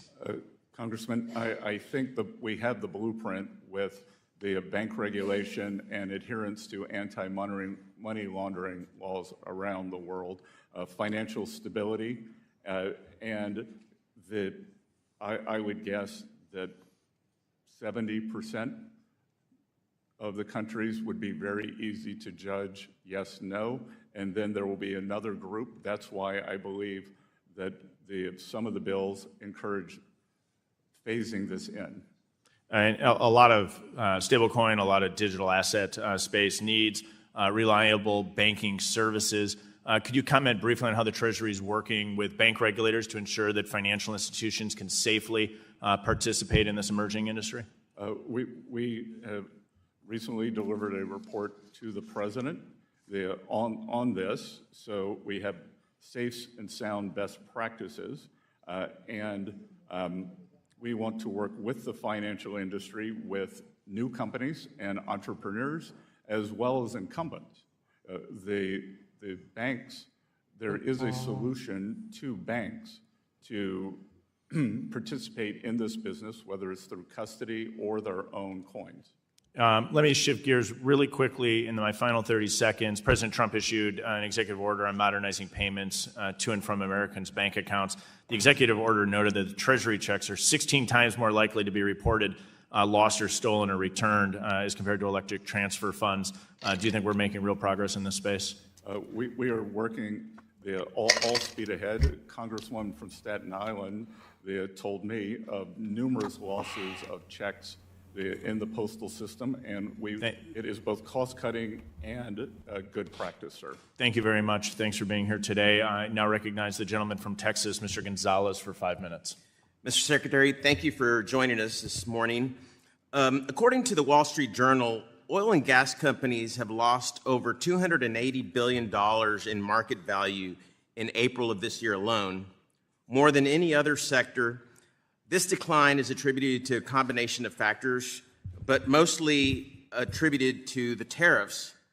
At a recent Dallas Federal Reserve meeting, a veteran CEO, energy CEO, said, quote, "I have never felt more uncertainty about our business in my entire 40 years in the industry, and this turmoil is no accident. It's a direct result of Mr. Trump's vandalism." Just yesterday, Diamondback Energy, one of the largest Permian producers, told shareholders that tariffs are adding significant costs of drilling activity. That's mostly due to the tariffs to our neighbors to the north and the south. Mr. Secretary, the chaos in the energy sector has eclipsed any gains from President Trump's industry-friendly regulatory rollbacks that they were so much looking forward to. Stable energy prices depend on stable policy. The Trump administration pledged to support American energy sector. However, this decline demonstrates the opposite. Given these outcomes, how do you reconcile the administration's stated support for our energy sector with policies that appear to have directly undermined its stability and global competitiveness? Sir, I would take issue with the idea that it was tariffs.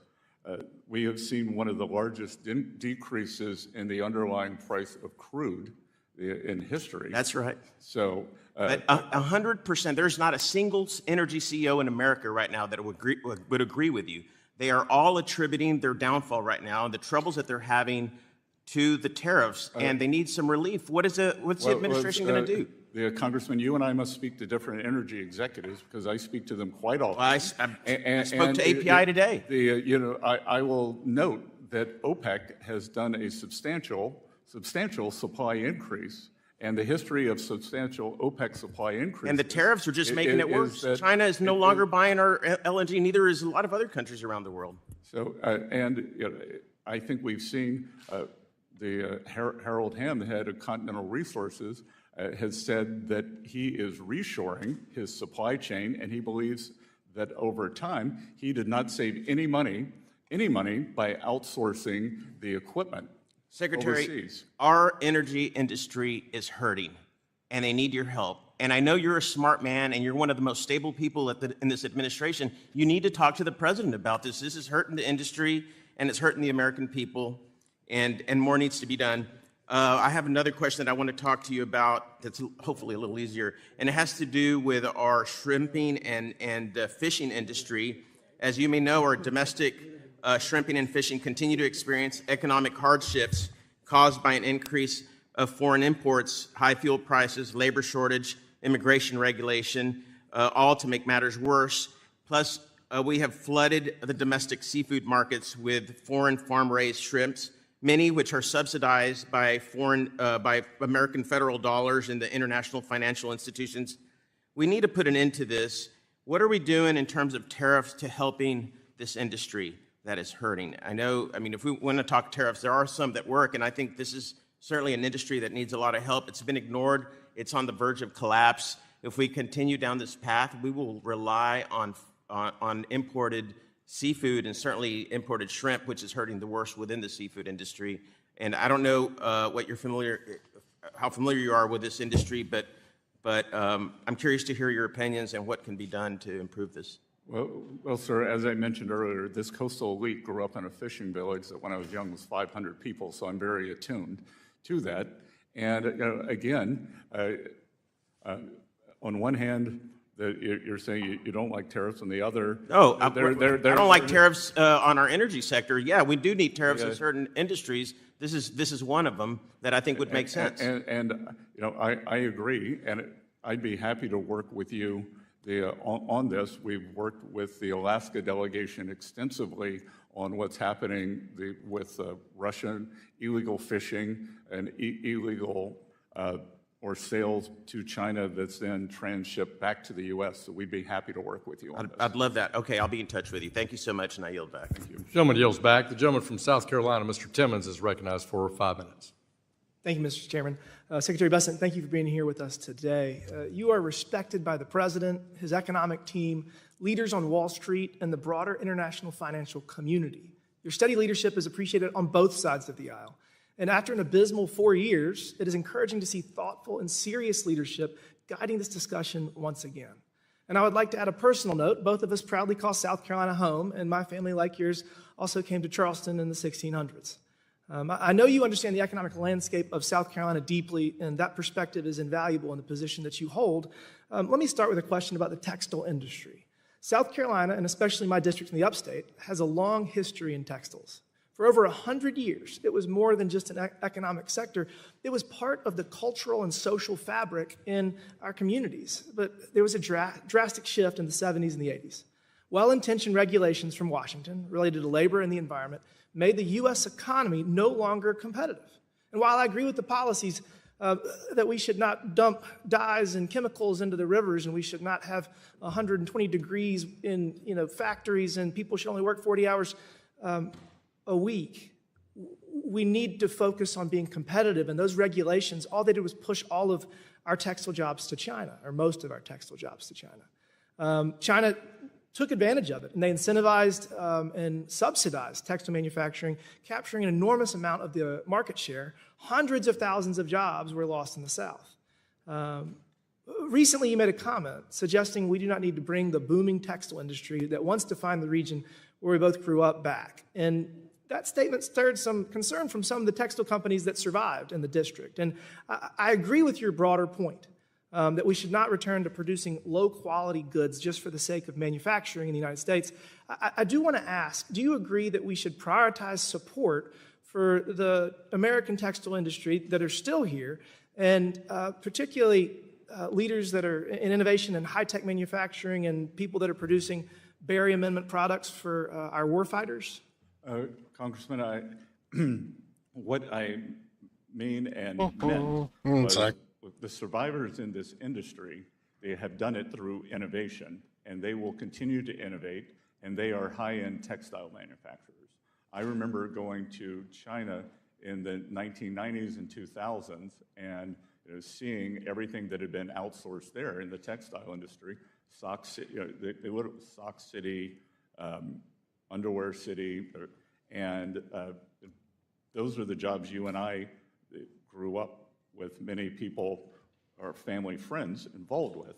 And I think that we, through good tariff policy, we can make sure that these existing businesses can grow and thrive, especially in the high end.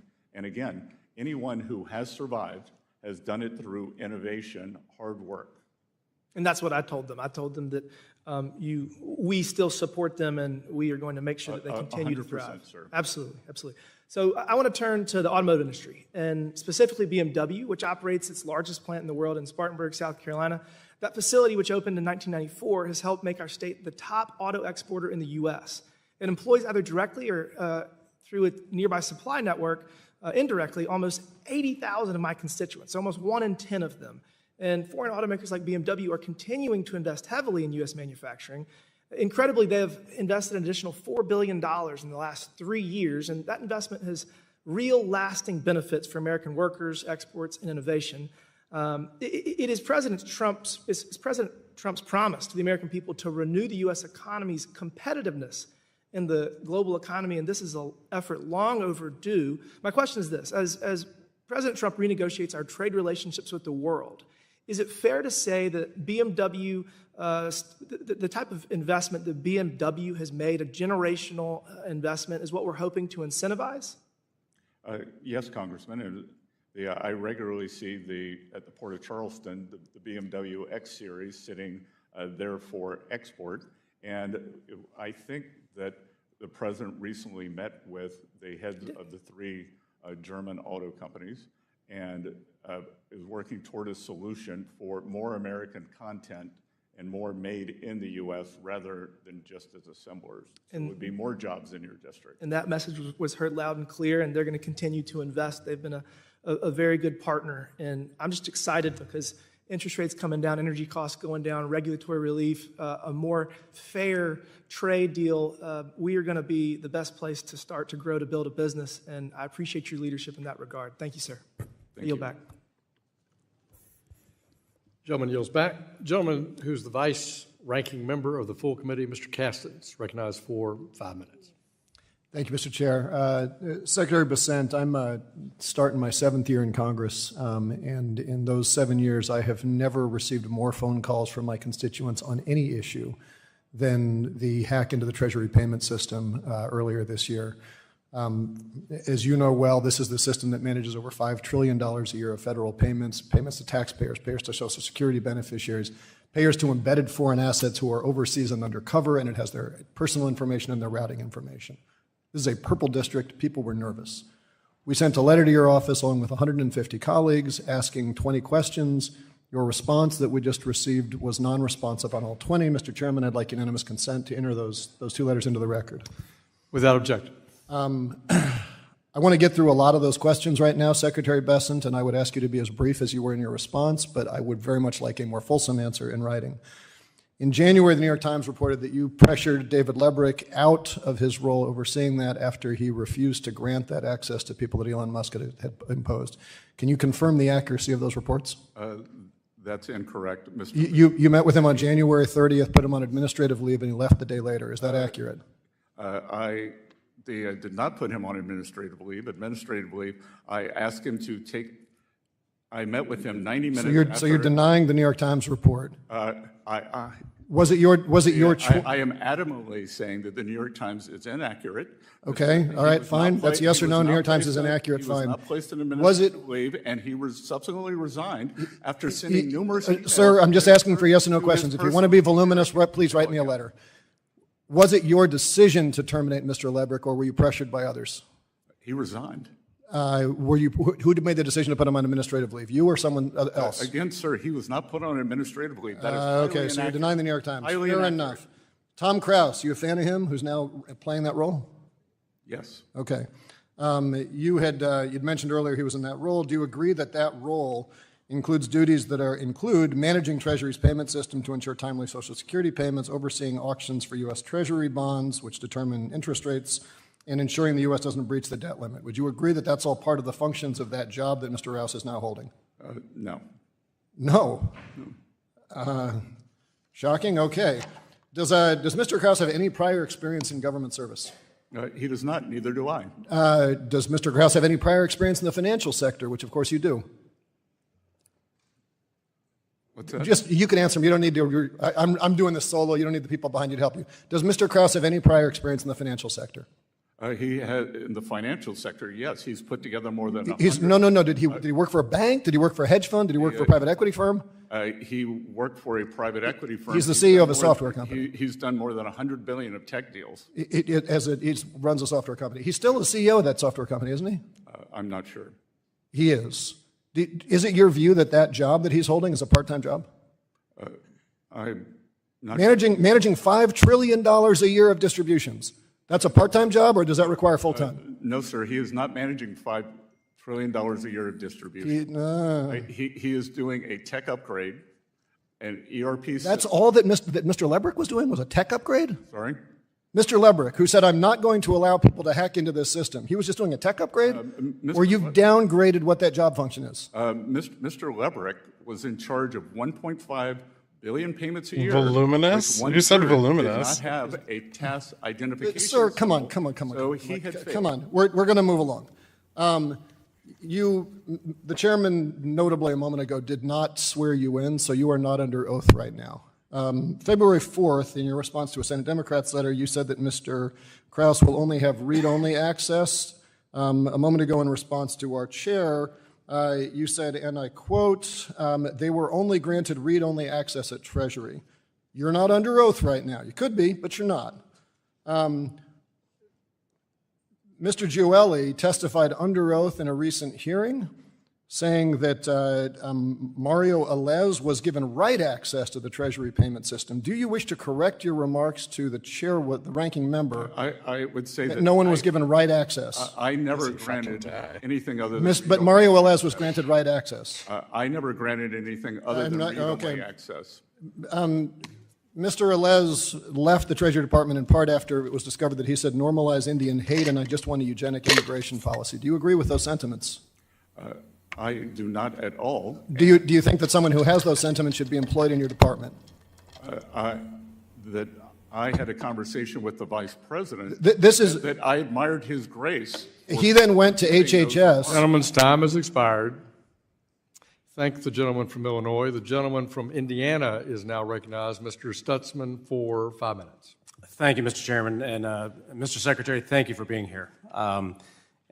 Frankly, I apologize for the fact that you're getting a lot of accusations thrown at you, and you haven't had much chance to respond to some of them and that are fair questions that I know that you have good answers for. So with respect to the individuals originally referenced by Ranking Member Waters, who may have had access to certain BFS systems, and in response to Mr. Kasten, do you want to add any additional information on that matter? I would say that is in litigation, and I never had access. Thank you. Well, I just want to say thank you for your service and for your willingness to come serve in Washington, D.C. at a critical time, and the fact that you heeded President Trump's call, and it's refreshing, honestly.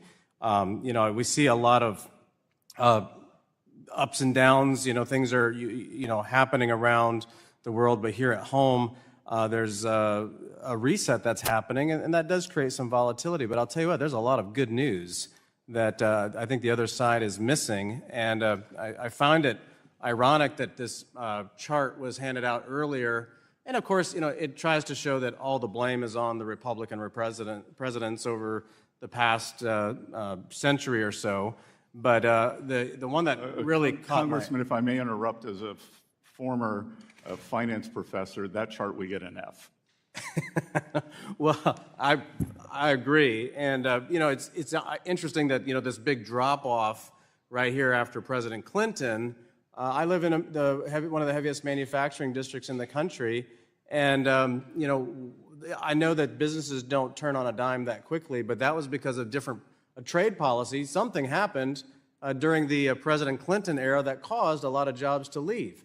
And that's what President Trump and you are trying to fix. Is that correct? Professor? I thought he was a farmer. Exactly. It's both. Well, Yes, thank wears you for doing many that, hats. because we saw jobs growing up in Northeast Indiana in the auto industry and agriculture, manufacturing, just continue to have this slow decline.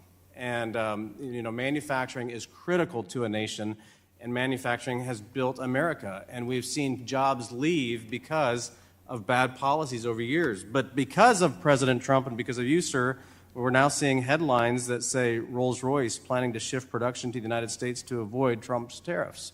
We see headlines saying Johnson & Johnson to invest over $55 billion in U.S. in the next 4 years. Even in my district, GM has announced that they're See increasing headlines, truck but no production. contracts. I know, coming from a manufacturing family, that we're seeing opportunities.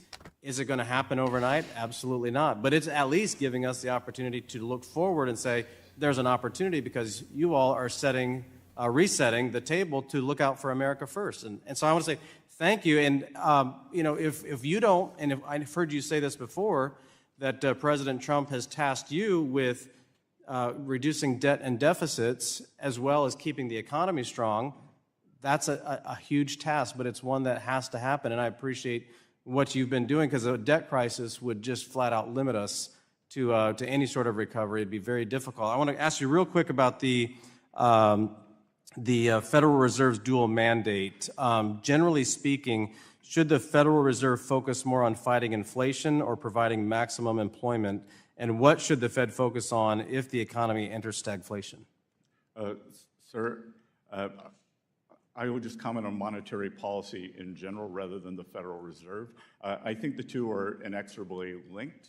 And as we saw during the terrible inflation during the Biden years, that employment picked up, but that was a slingshot effect.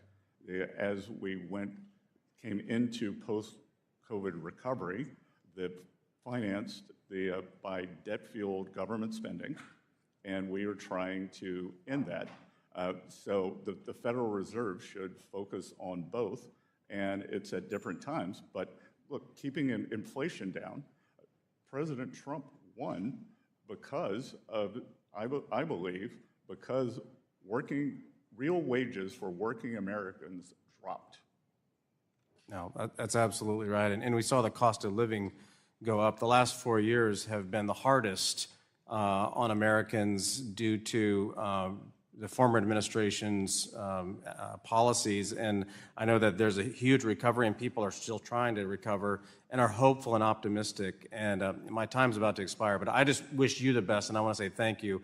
And working together here in this committee, there's plenty of places to work together and try to get us back on track rather than pointing fingers. So, gentleman's time has expired. We now recognize the gentlewoman from Massachusetts, Ms. Presley, for 5 minutes.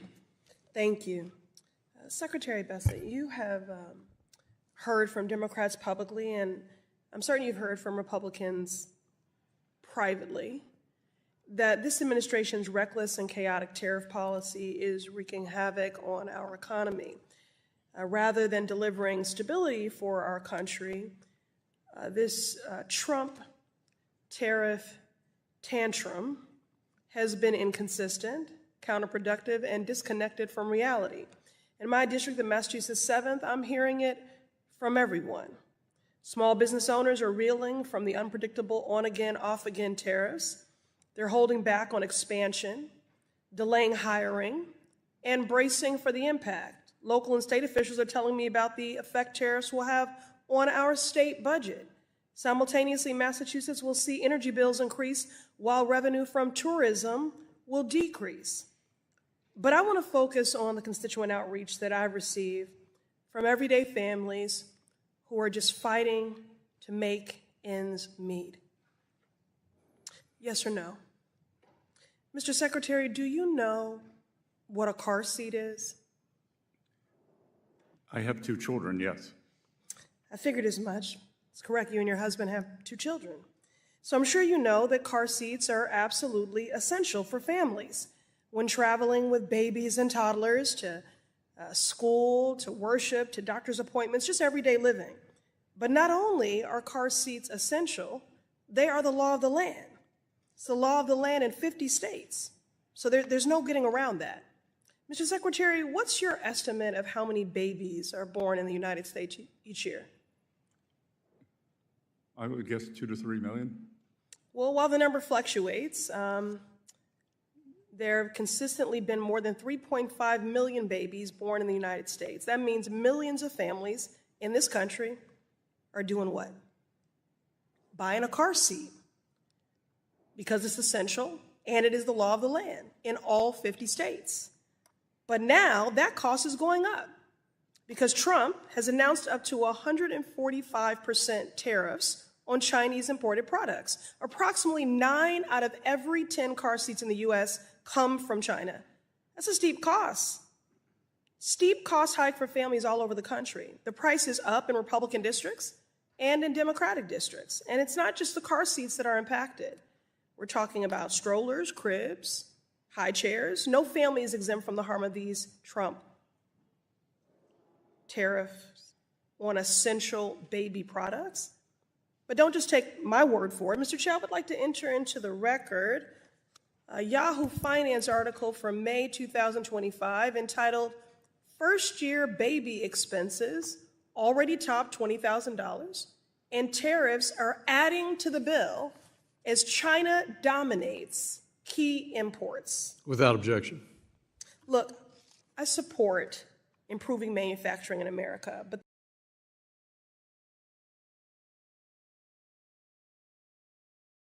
that is not going into effect overnight like these tariffs are. There needs to be tariff exemption conductors, but what about baby products?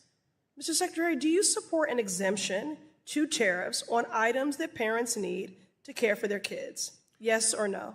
Congressman, what you're referring to are... Yes or no? What you're referring to are... I'm reclaiming my time because I don't want you to filibuster or give me some macroeconomic answer. Families at home are hurting, and so just give me a direct answer. I am going to agree with you that the... So yes, you do support an exemption on tariffs for products that are essential for families for their babies. Exemptions on E4 items, I'm sorry, I have to reclaim my time. I'm reclaiming my time. Mr. Chair, I am reclaiming my time.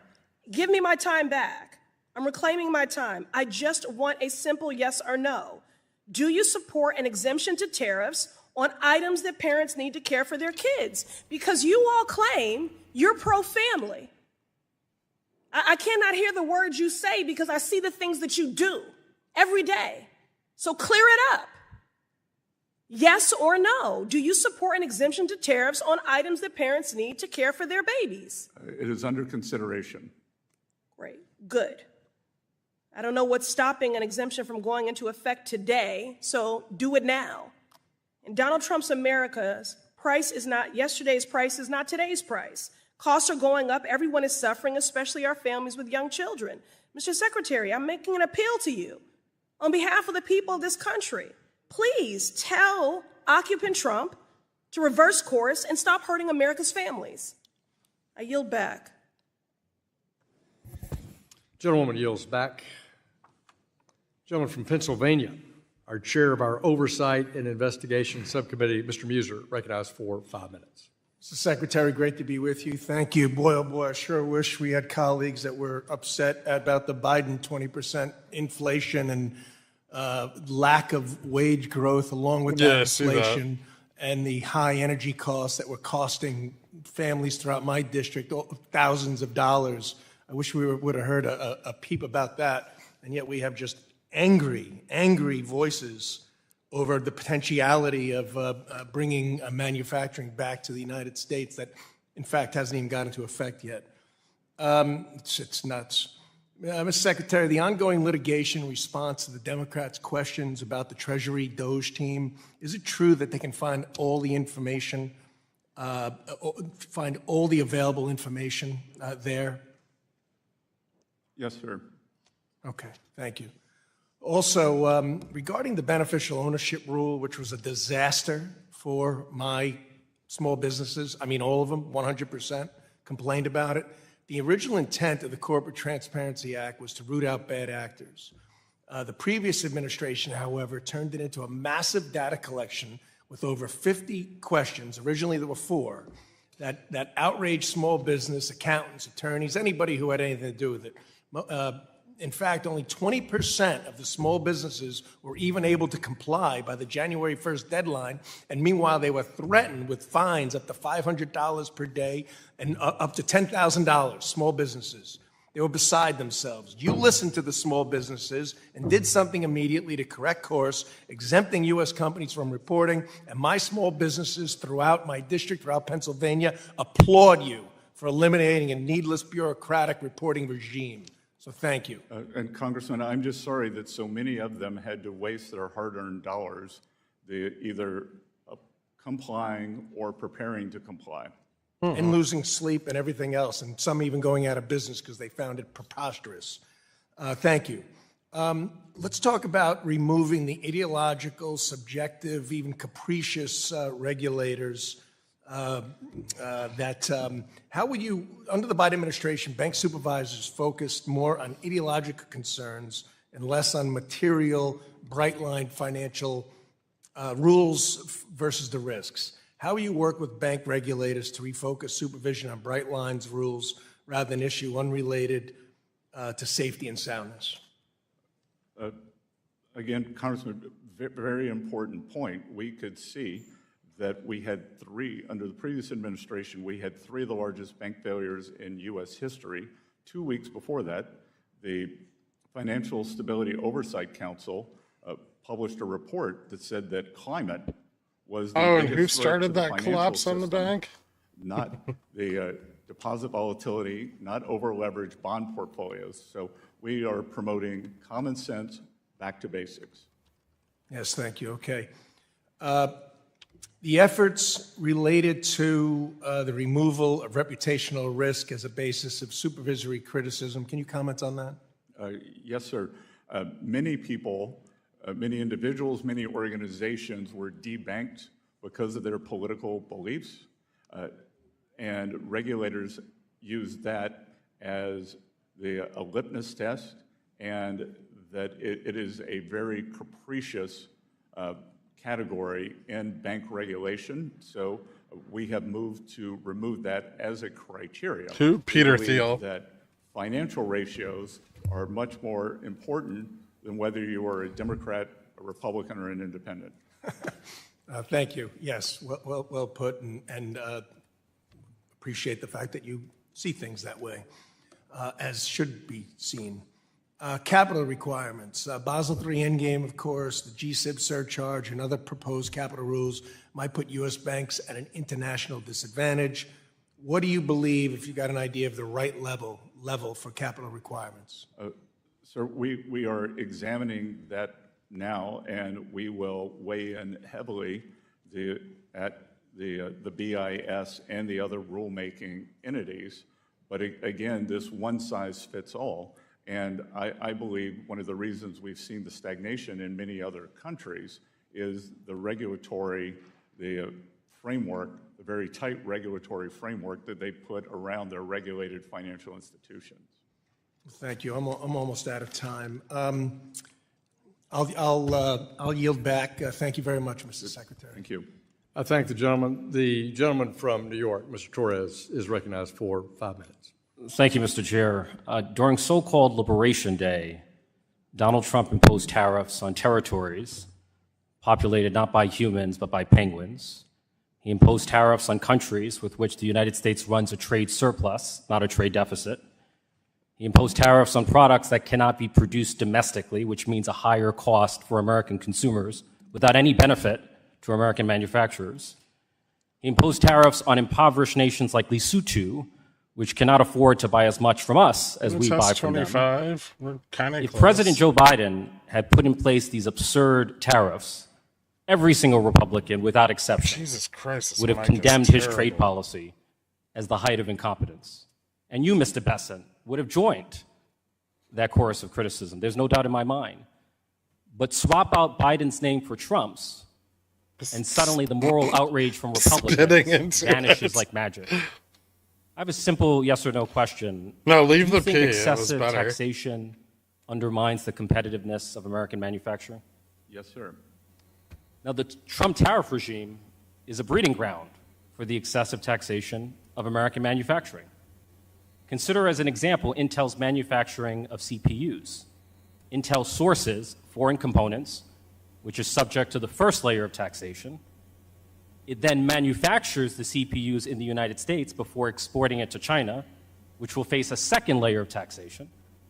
And finally, China will export the CPU back to the United States, where it will face a third layer of taxation. Taxation upon taxation upon taxation of American manufacturing goods. Do you think that kind of compounding taxation of American manufacturing goods like Intel CPU will strengthen or weaken American manufacturing? Sir, I just want to be clear. You're saying that taxes raise costs. I'm sorry? Sir, you're saying that taxes raise costs. Taxing the intermediate goods that go into a manufactured product raise costs, yes. So you're saying that taxes are inflationary. Taxes are inflation, yes. Good, then we should cut In the context of tariffs, yes. Then we should cut taxes, and you should join the... Can you answer my question Republicans about the tariffs? in the tax bill. Can you answer my questions about the tariffs? I'm not sure I understand. CPU's Intel would face Intel CPU would face three levels of taxation: the taxes on the foreign components, the U.S. taxes, and the Chinese taxes or the Chinese tariffs. Do you think that kind of compounded taxation hinders or helps American manufacturing? I think that strategic American manufacture is very important, like Intel, and I think we have to bring that back to the U.S. Do you think taxing intermediate goods that go inside American manufactured products helps or hinders manufacturing? I believe that, as the Intel example you give, we have to bring these strategic industries back to the U.S. We're not going to bring every component. A Boeing aircraft, 747, has 6 million components. There is no universe in which we're going to manufacture all 6 million components in the United States.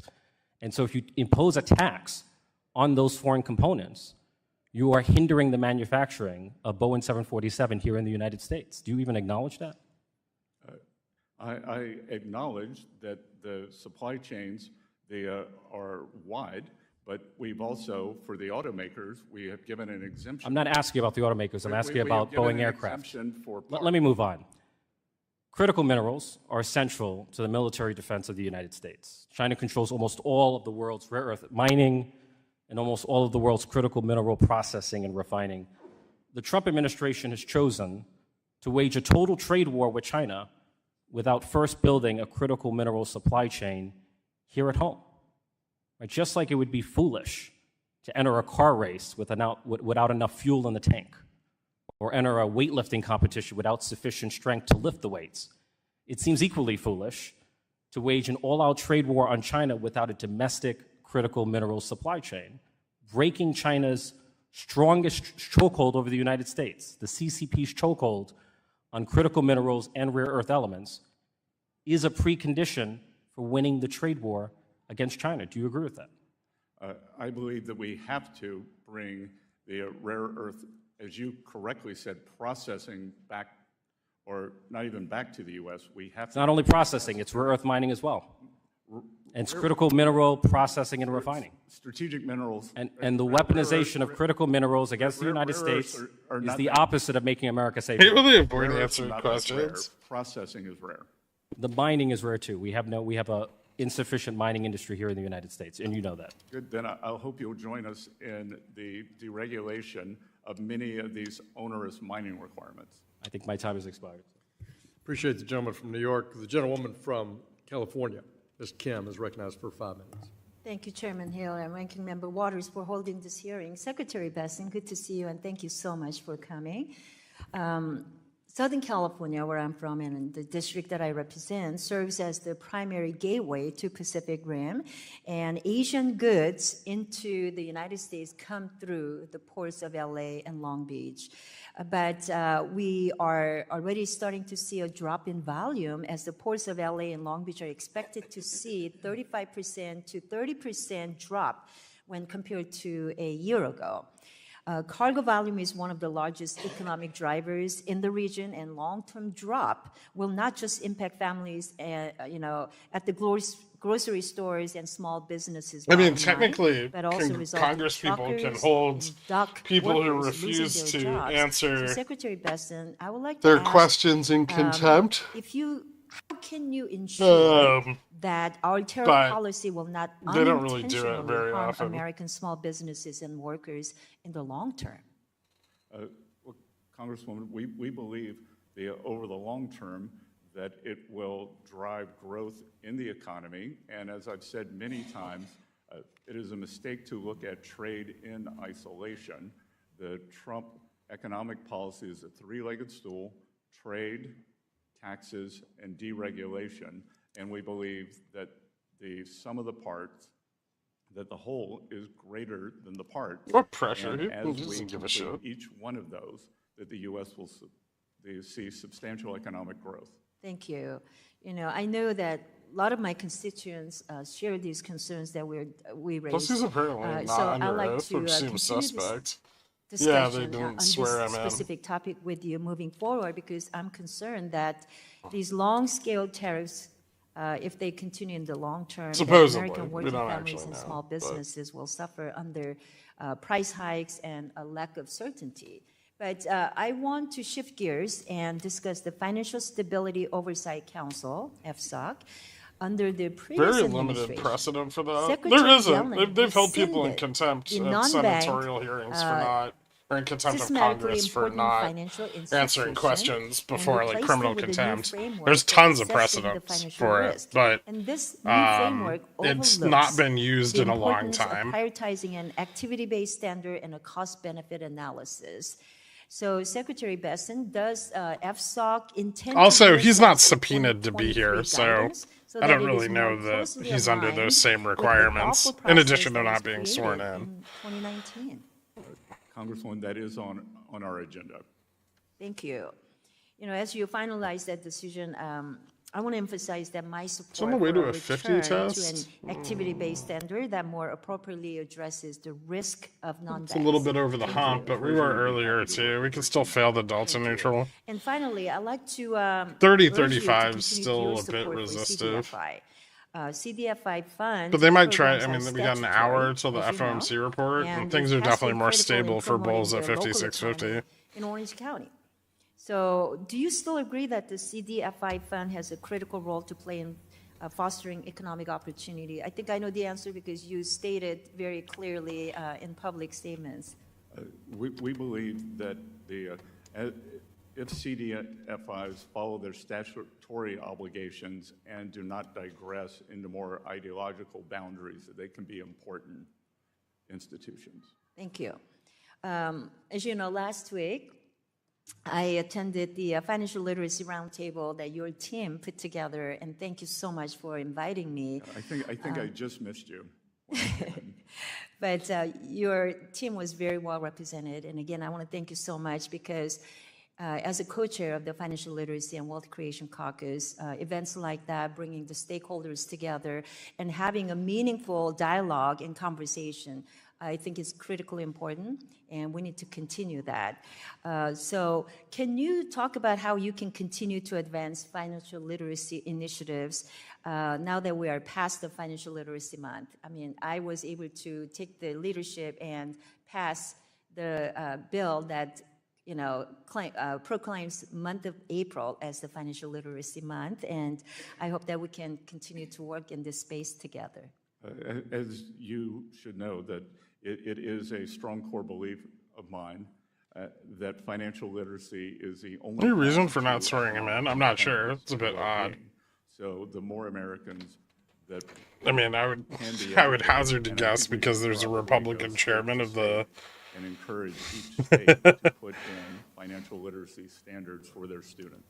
Of the committee, but the gentlewoman from Texas, Ms. Garcia, is recognized. Majority rule for committees is Thank the you, standard. Mr. Chairman, and thank you to the Secretary for being with us today. I want to start first by just clarifying your testimony and its delivery. Why did you ask for your witness statement to be embargoed until this morning? Sorry, pardon me? Your testimony reads right at the very top, embargoed until delivery, which means that we didn't follow the usual practice of this committee of getting the testimony 24 hours in advance so that committee members can review it and prepare for questions. Yours was posted at 10:01. The committee was at 10. Well, it looks like you need... My staff is just telling me that it's standard practice. It's your standard practice? It's not our standard practice as a committee. I'm told that it was standard practice. Okay, you were told by whom, sir? So my comms team and legislative affairs team working with the committee. Well, Mr. Chairman, I think for the record, I think you should clarify to the gentleman that that is not our standard. And I know that at least I didn't know anything about this until I got it here, and I don't think our committee staff on the Democratic side was notified that we would be getting all your testimony late. I just wondered, why you had made that request, and clearly at the top, embargoed until delivery. Well, embargo to delivery, I think that was mostly meant for the press. We're not press, sir. We're the members of Congress that have oversight. So, Mr. Chairman, I would hope that you not condone this kind of late submission. It just doesn't help, frankly, for some of the atmosphere that's created when we all just sit down and we still don't have your testimony. Well, then, we just sort of don't feel really good about that. It's not our custom and practice. Congresswoman, I appreciate the importance that you put on my statement. Well, thank you. Notice it's important, sir. Do you know what the poverty rate is in our country? I believe that the poverty level is a fixed number. No, do you know the poverty rate in this country? I believe it is in the teens. In the teens, okay. Well, it's about a little over 11%. It just strikes me that most of all your testimony is always about the tax cuts and cutting costs, and it's always about tax cuts, and it's always about the rich. But nothing is ever said about poor, other than you suggesting that you worked yourself No, through ma'am. college. No tax on tips, no tax on Social Security, no tax on overtime. and Sir, I read your testimony. That's not anywhere in here. Deductibility. That is not in here, sir. Deductibility I am of referring auto to your loans. testimony and what I've listened to. I said right up front, I can see you and I can hear you. You've not said one thing about what we're doing to help the poor. In fact, none of your colleagues even when have we were asked me. talking, even when we were talking about the car seats, that impacts poor people more than anyone else, because not only can they usually not even afford a car seat and have to go to a garage sale to find one, now it's going to be even higher. Your president is suggesting that he wants to give a $5,000 bonus to women to have babies, and then what? Just leave them out on the cold alone? No car seat, no food, no Medicaid, no chip Congresswoman, program? I can tell you the And worst. I'm asking you right now. Working families will be as a the treasurer- expiration of the 2017 As Secretary of Treasury, Tax it's not Cuts and just Job about Act. the inflation rate. It's not just about the GDP. It's also about making sure that we keep the poverty rate in this country low. There are people who are living in poverty that never have lived in poverty before. You also failed to say here, you say unemployment remains low.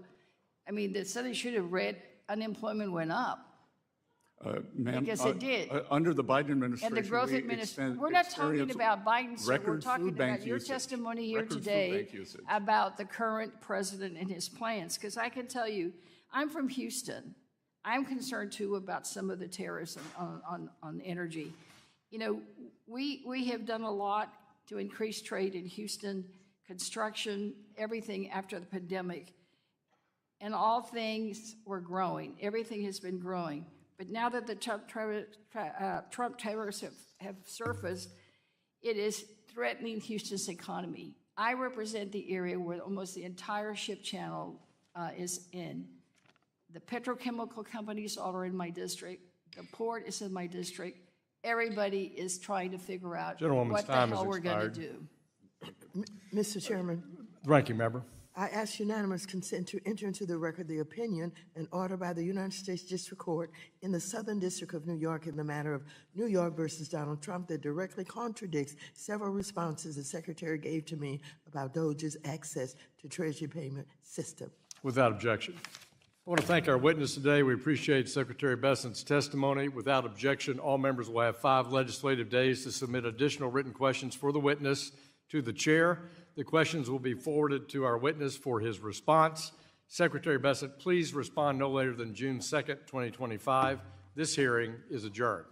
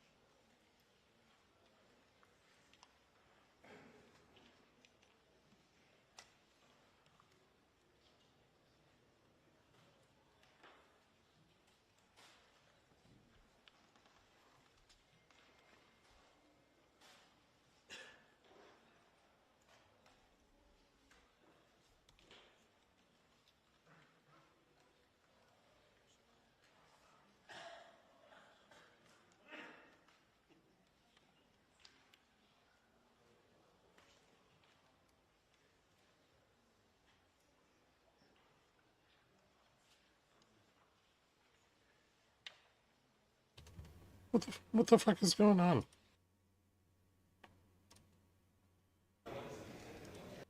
Okay, it's over. That was weird. Looks like the Middle East. Yeah. I was like, whoa. Why is Congress in Iran?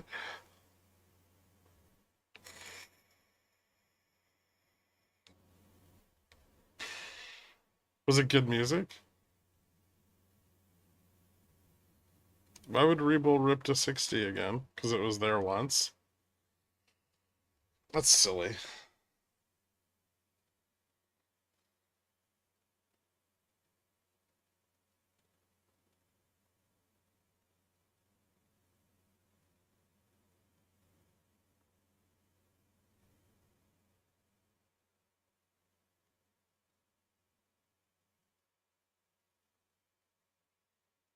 Sorry, I'm just trying to do something real quick.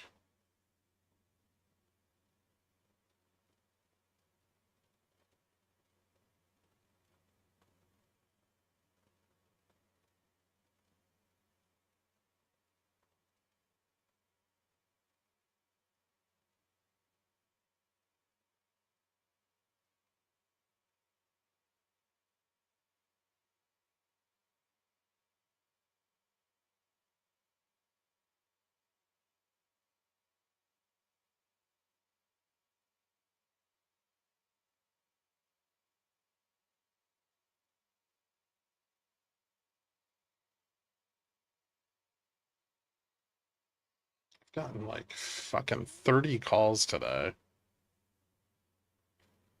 I have 90% win rates when I have all 3 day trades. I need to stick to that or find 25K. Should probably stick to that. I mean, that's the whole point. It's just to slow down capital appreciation.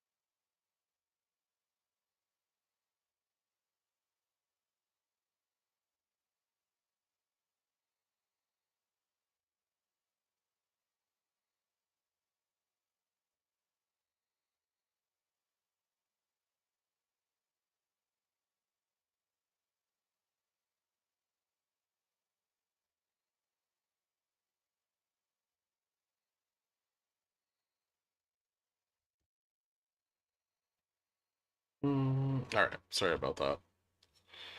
We're gonna crash from up here again, or wait for FOMC. Could probably go down.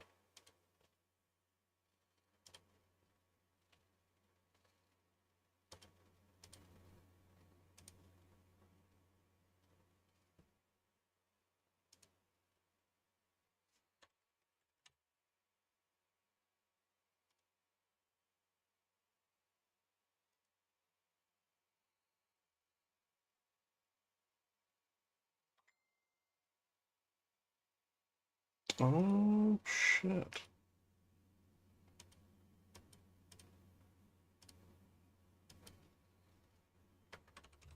Damn, margin requirements are fucking high today.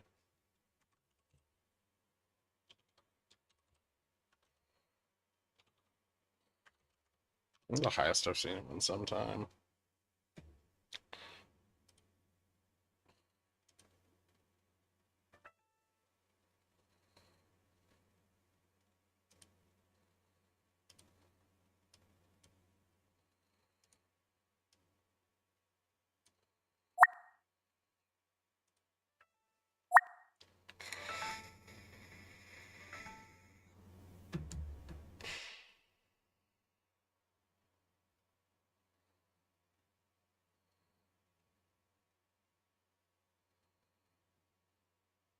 What's up, Poopy?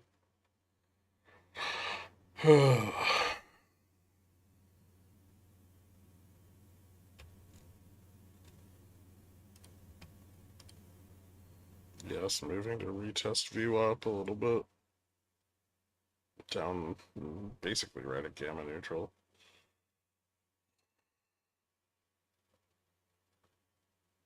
You dork JFresh as the Golden Girls? Nuke as the Golden Girls? That'd be fucking hysterical.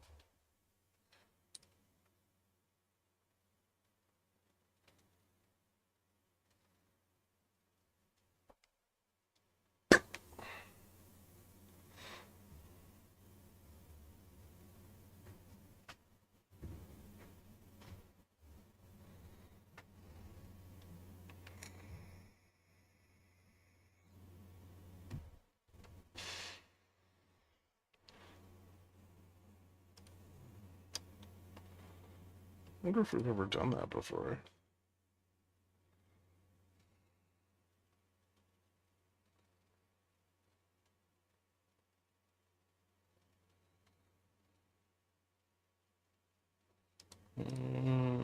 Positioning changes? Not much. Things look mostly bearish. I mean, there's some bullish positioning, but it seems to be really far out of the fucking money. Like some at 50. There's a bit at spot, but it's starting to degrade a little. There's some at 40, 50. Well, this is mostly propped up on in the money calls, which means if they take profits, we probably fall back. Seems like the 20 and 25 ones are already kind of moving in that direction.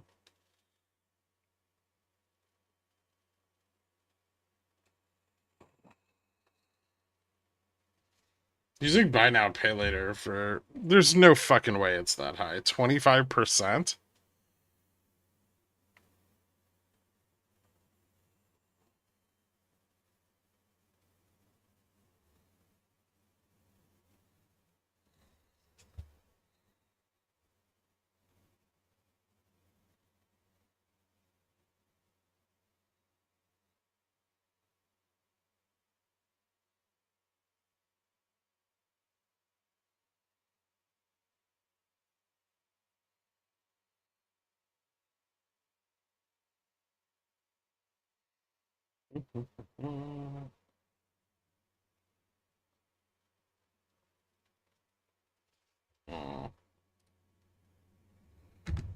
Interesting.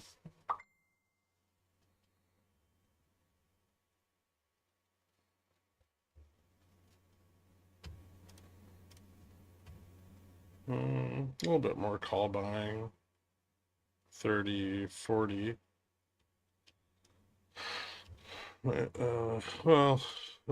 Yeah, 30 and 40.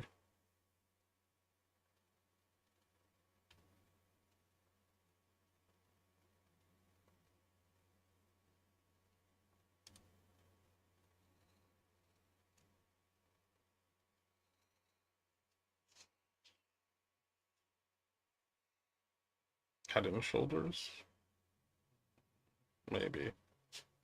Although that might have just been the shoulder and then the fail. There's a couple downside gaps still. 30 and 15. It's such a fucking waste of time analyzing pre-FOMC price action though, because it's all just gonna be positional.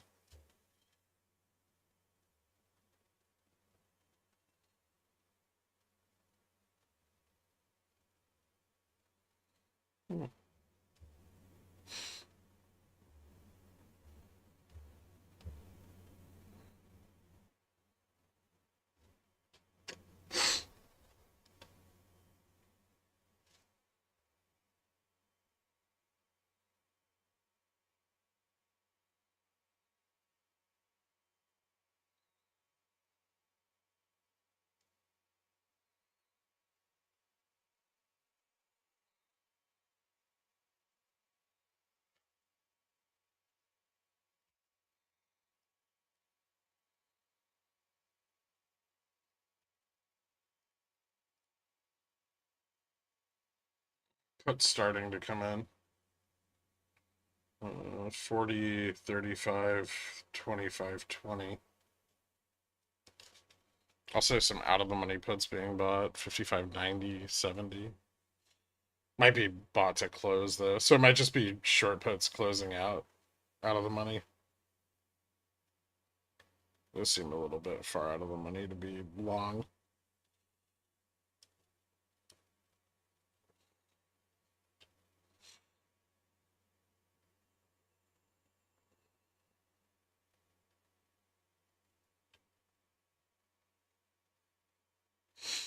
AMC earnings, let's see.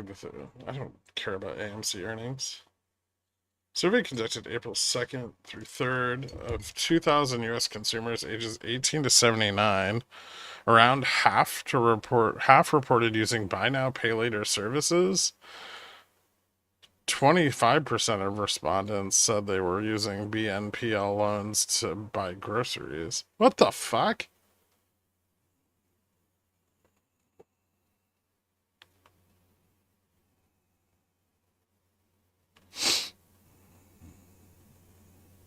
I'd want to look into it. That still seems really, really high.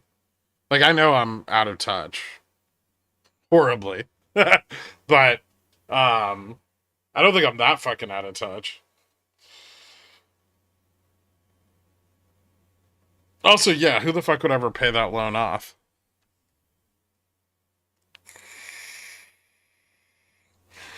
I think it's what they're using it on, Poopy. Like, I mean, if people are using that on groceries, that's like, they're doing it to stretch their money week over week, right? That's a really bad sign. You see they're factoring BNPL on credit scores now? Are they? I thought a firm still didn't use credit scores.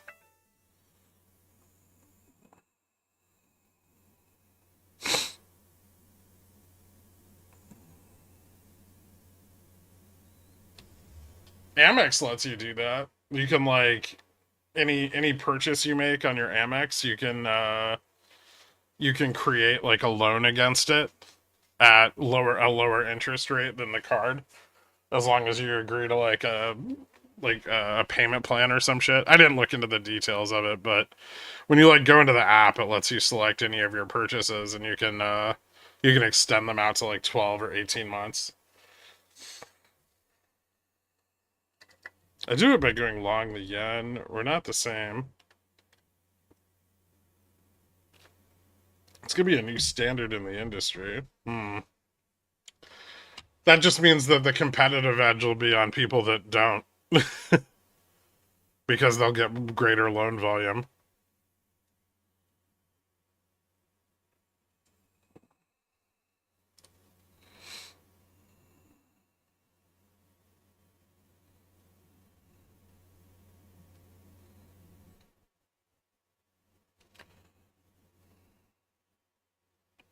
So what do I see in buy now pay later stuff to get new accounts or interest and fee free? So people could do that initially and just keep earning interest, and this may fall off as they establish customers and start introducing fees into the model. Yeah, that's another thing is like if you use what's the one Amazon has? Is it a firm? Like on Amazon, it's just interest-free financing, which, I mean, why the fuck would you pay cash now if they're going to give you interest-free on whatever purchase? Unless you thought the dollar was going to decline. Your purchasing power was greater in the short term, but no one's actually doing that. Not regular people.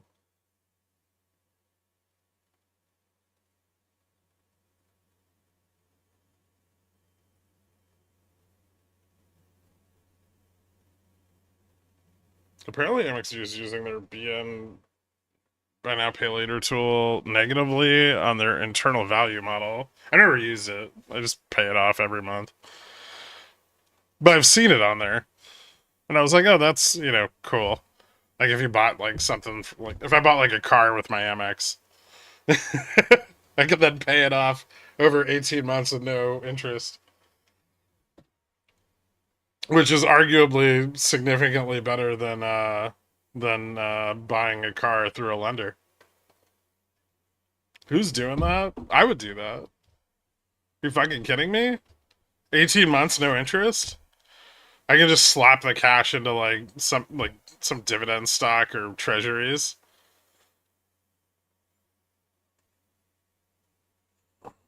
Dealer won't let you. Depends on the state, and yes, they fucking will.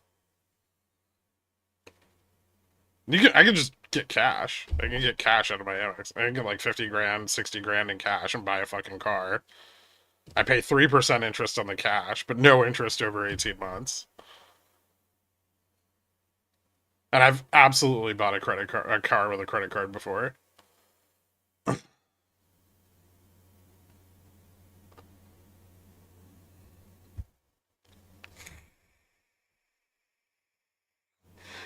It would also be non-collateralized debt. Damn straight.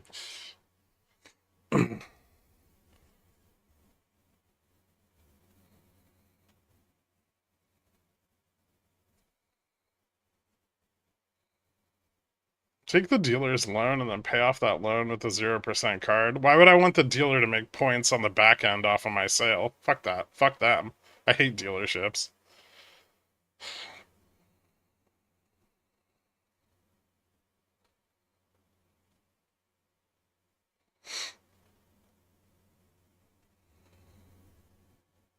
Not a cent over MSRP.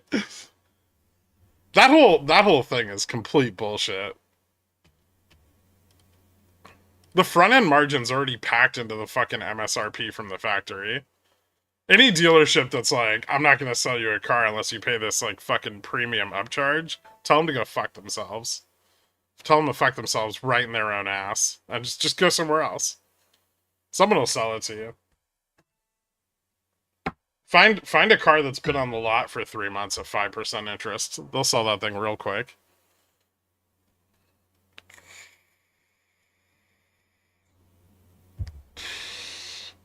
But they give me free car washes. Yeah, they're better.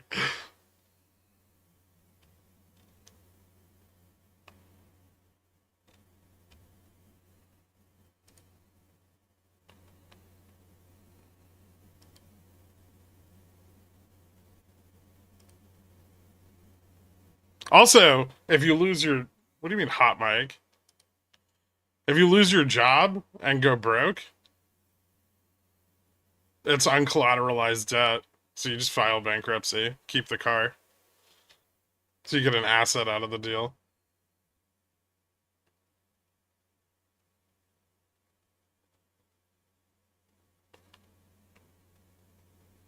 You guys gotta learn to do rich people things better.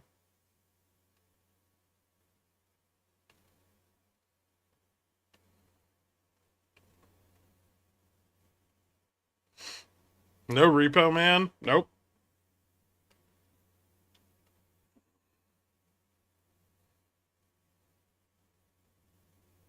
I mean, technically, Amex could like file suit against you and sue you for the vehicle, but hard to pull off. And they're unlikely to. It's such a like trivial amount of money to them.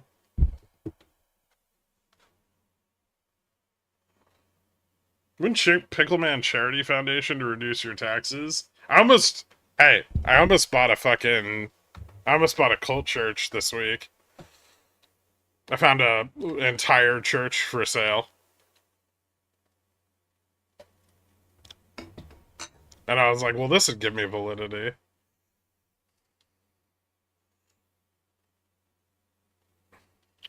Why didn't you? Because I don't want to spend my time in a room full of men.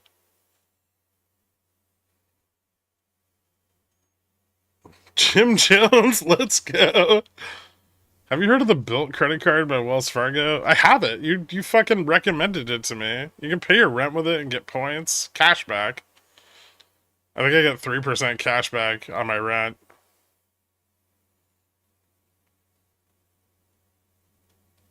But it's got a limit.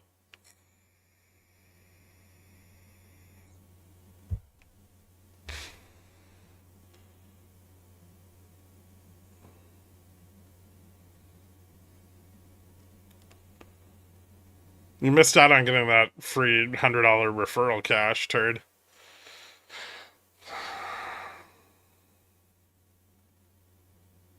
Ooh, somebody just bought a shitload of in-the-money puts at 56, 70, and 80.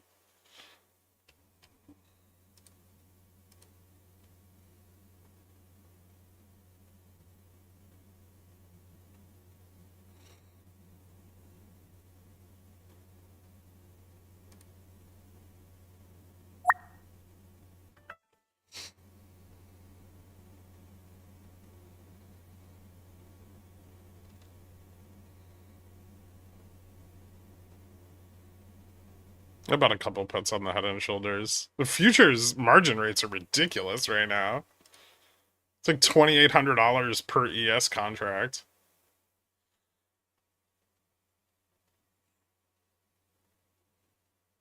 There was already the multiplier slapped on there due to the recent volatility. And then we have like the event multiplier for today.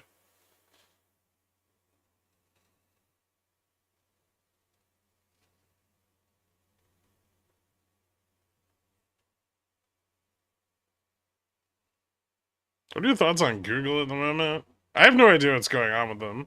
I didn't see the news. Does it have something to do with their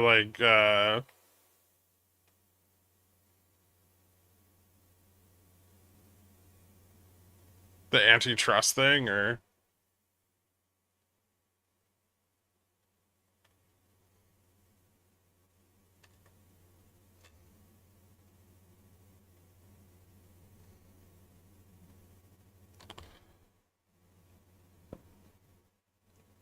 Russian malware?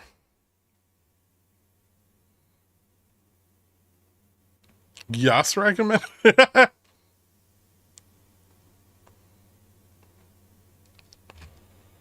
did the Japanese long end goon? Probably shorted. They leveraged up the carry trade hard as fuck this morning. We went from like 7.9 to almost 8.10. But forward yield on vol is rising, so it's gonna be harder to sustain those. Also, the short end's up because the presumption is gonna be that the Fed doesn't do anything.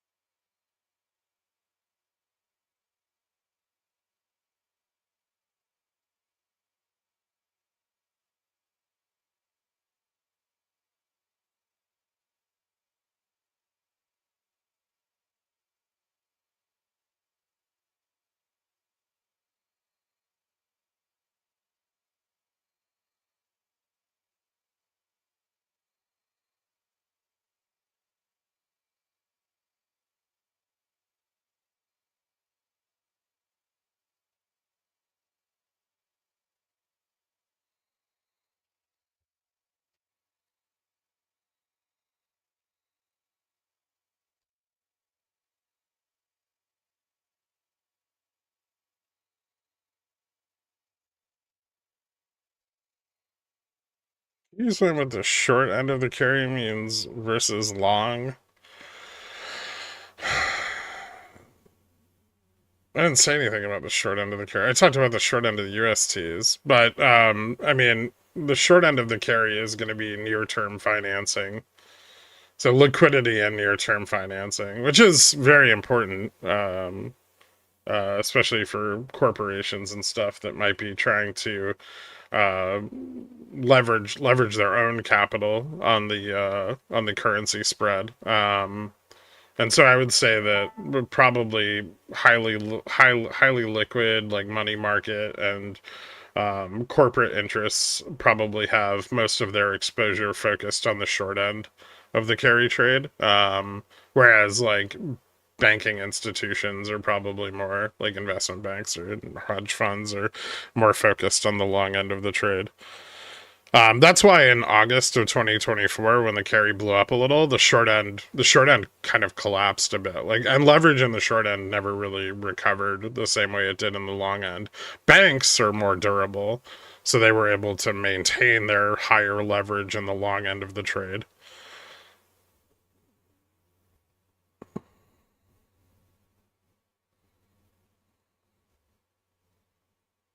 It's adding Apple AI to Safari. That's why Google's down. Fucking seriously? Apple's down too.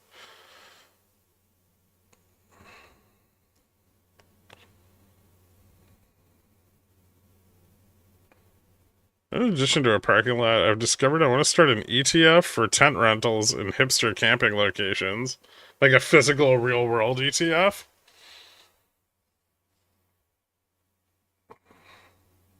So we buy, why don't we just do that with like rentals?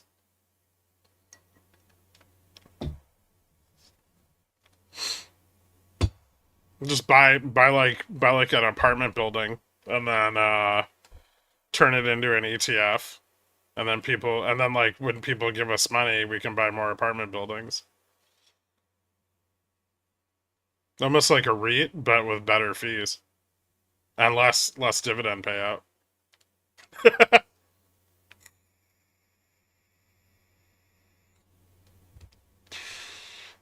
That's basically what my last company did. Yeah. No, not an MLP. ETF. See, what the difference is, instead of giving them the payout on the rent, you keep the rent, right? And you just give them a payout based on the capital appreciation of the underlying real estate.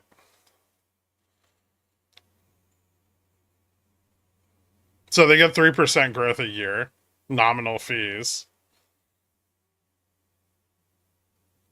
And then you get to keep all the rental income. It's much better.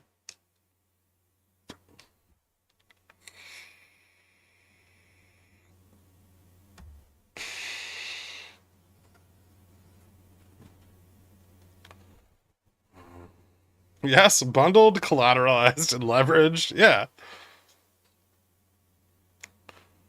True exposure. Tax benefits of an MLP. On which side? I don't care about the investor. That's... Gherkin is a super host. You're just offering... Makes more sense. Yeah, you're just offering direct exposure to real estate values. Multifamily real estate values. It'd be fun. You get so much options interest.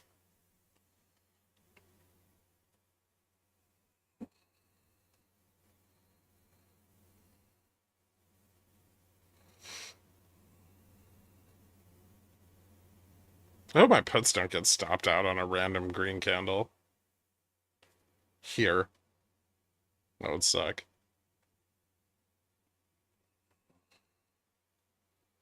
Best way to handle a passive-aggressive coworker. Be aggressive. Bait them. Bait them into being aggressive. Because they're just... It's all seething under the surface.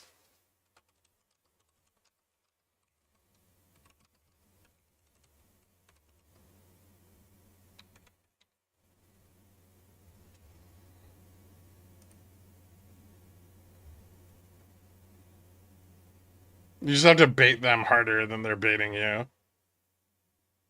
And stay calm.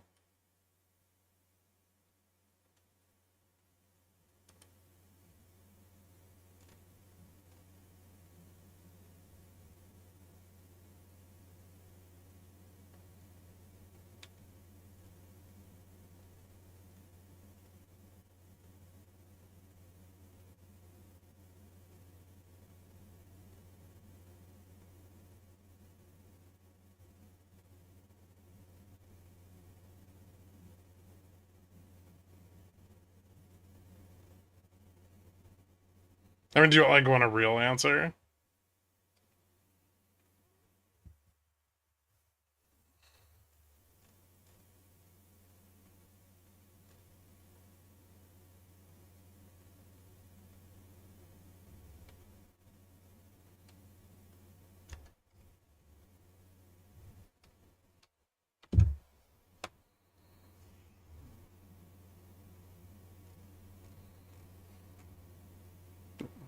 Well, you can go two routes. You can like pretend not to notice their passive aggressiveness and kill them with kindness, which will usually piss them off and cause them to crack. Like they'll become more and more frantic as their like passive aggressive behavior doesn't lead to any like positive response. Um and they'll usually do something that gets them fired. That's my personal favorite, but you have to handle it really well. You also have to ideally be in a slightly superior position to them. Otherwise, you have to invalidate their passive aggressive behavior.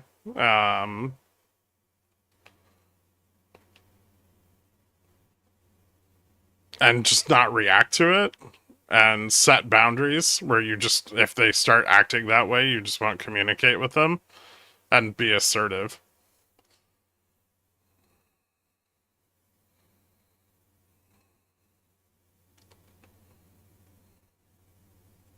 Just use words like in regards to.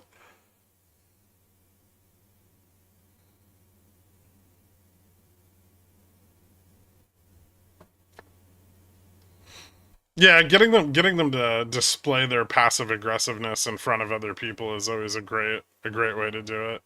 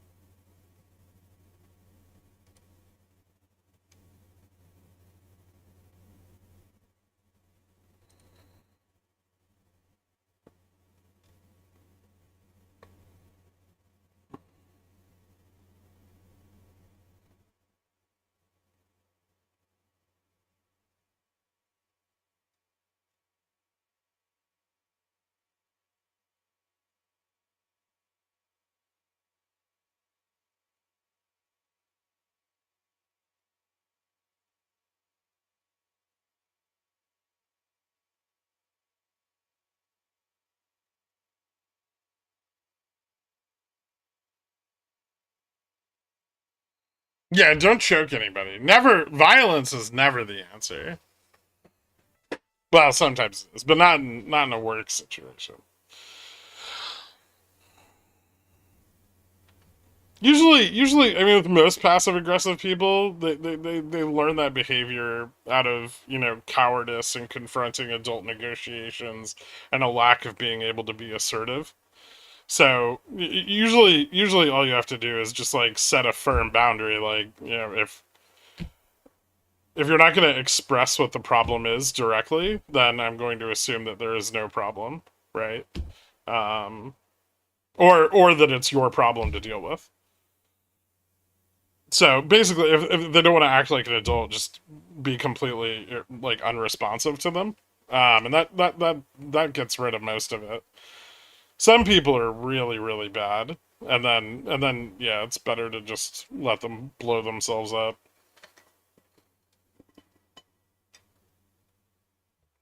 Trump on sending migrants to Libya. I don't know if that's happening. Translation equals yes. Yeah, that's valid.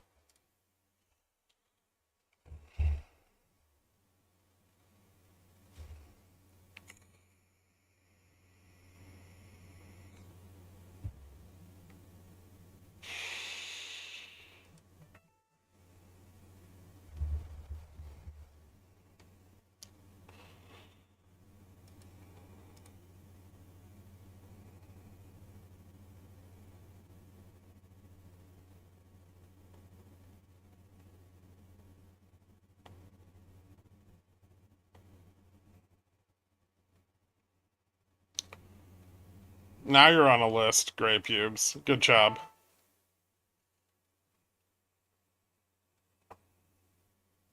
Put versus call premium is crazy. Yeah, I mean, they're trying to prop this up. But it also leaves them, like, really exposed to getting squeezed to the downside if they don't collapse the positioning. Cool Daddy, welcome back, dude. Woo! Actually, I'm gonna turn that down.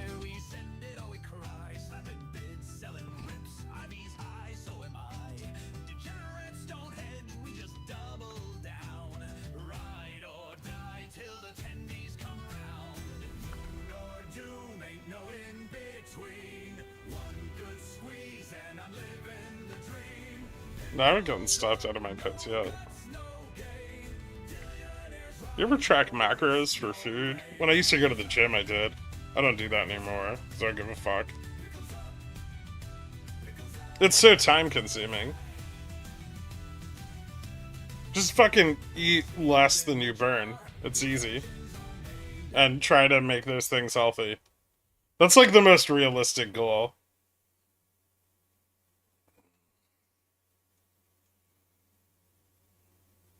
I found that, like, the more overly constrictive any diet is, the more likely you are to break it.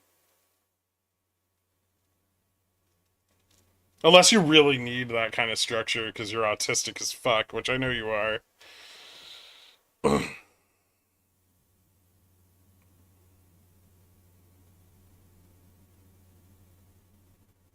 Trump's live right now. Is he saying just stupid shit?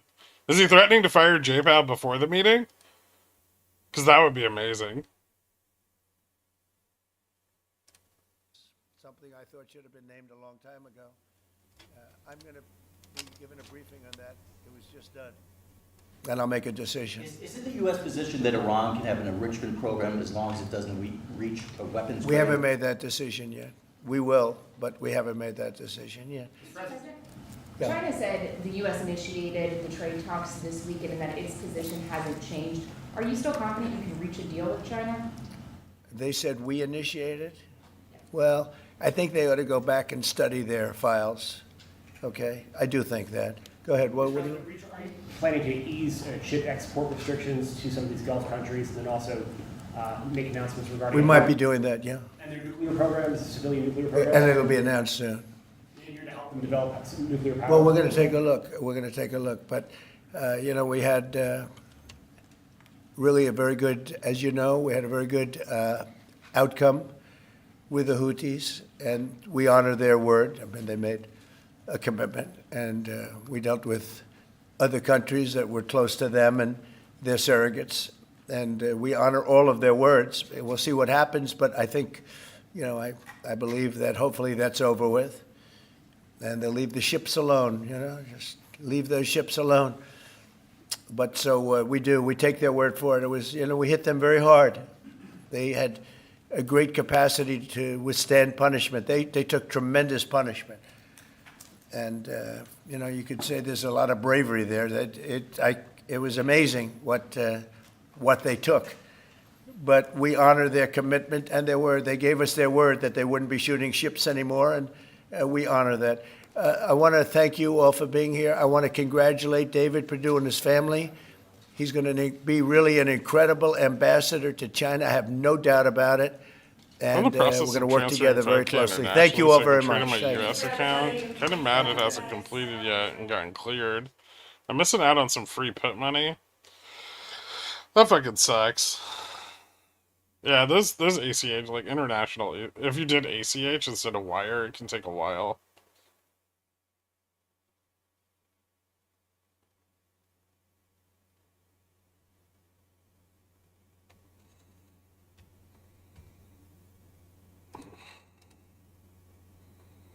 It's still more bot puts at the downside.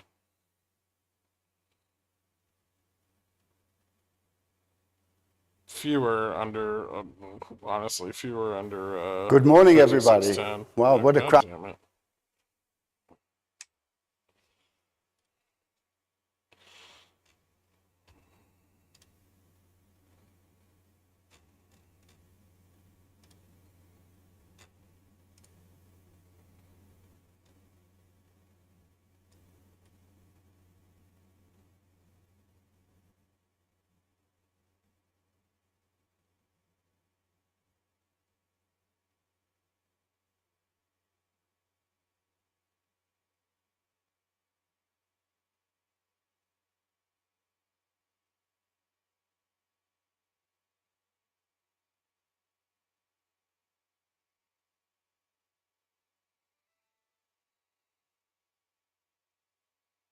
Never mind, it just arrived. I'm being trolled right now.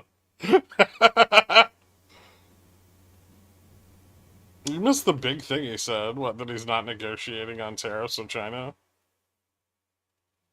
Or, well, that he's not open to pulling back the 145% tariff.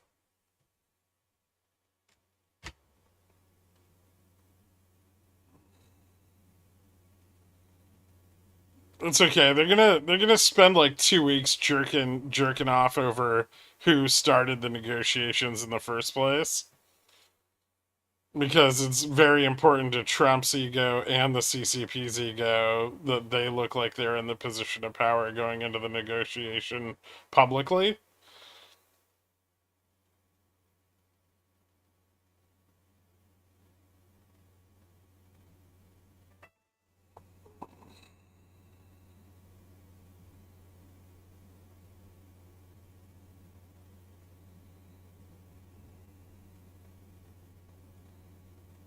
Where was the Head and Shoulders you saw that you bought on? Right here.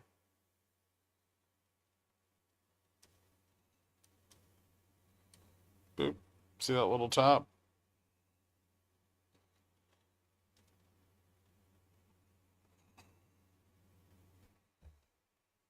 Left shoulder, right shoulder. The reason I bought on it was because it didn't fall to the neckline. I wonder if this will actually work. Hold on. Let me see if the scale's fucked up. Or I can actually draw on the chart. Nope. The scale's fucked up. So I'm gonna move it. Oh, yeah, hold on.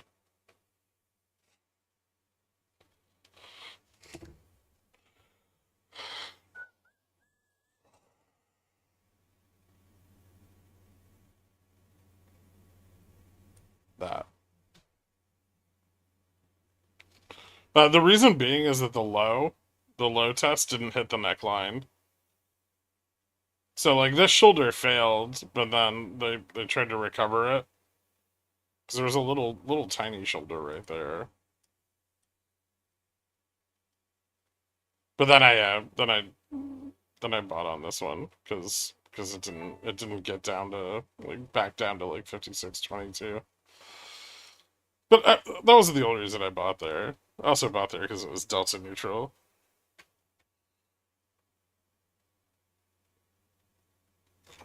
This one? Let's see if we actually bounce back up to retest that after Trump's comments. We might not. But yeah, it's there. Here.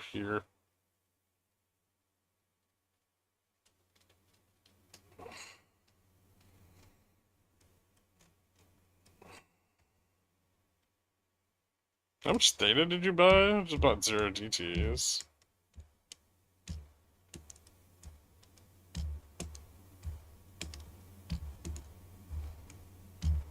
Rate decision in, no change. Nice.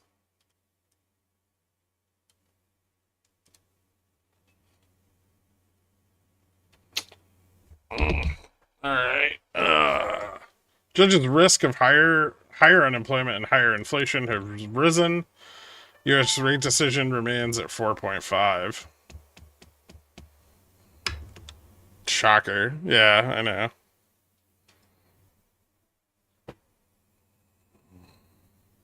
What time can we expect Trump to threaten to fire J-Pow? That's a good question. I just want to like take bets on how quickly he's going to threaten to fire J-Pow. Wait, he just did? Oh. Fed economic activity has continued to expand at a solid pace despite swings in net exports affecting the data. Unemployment rate has stabilized at a low level. Labor market conditions remain solid. Fed inflation remains somewhat elevated. He didn't.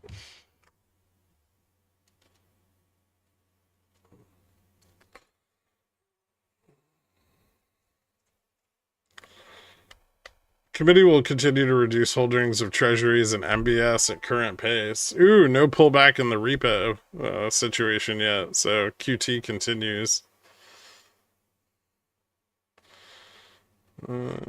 Fed vote in favor of policy was unanimous. Well, there's the right shoulder on the 5-minute head and shoulders, I believe. Yep. You guys see it there? There's no neckline for this, though, because it's off of a bottom, so, I mean, it's just like... A failure would just be a pullback to 5,600 again, which is very impressive. They need to stop QT soon. I would say probably this next quarter because of the debt ceiling. They shouldn't, but they'll be pressured heavily.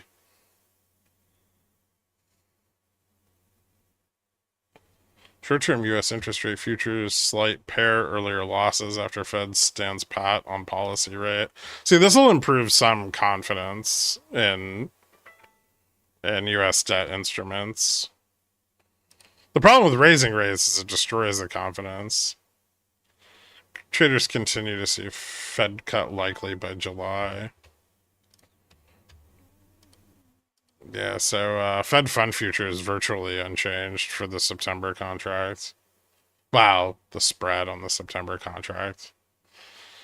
So it's pricing in 0.285.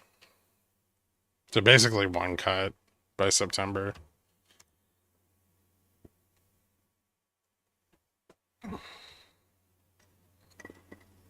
No, not necessarily VOPs. Maybe like slightly better conditions on dollar leverage, but it'll also depend on the presser. So not a lot's going to change between now and the presser, I don't think. They'll want to ask more nuanced questions and get a feel for how hawkish the Fed is. If the July rate cut starts getting priced out in the presser, that might be a little bearish.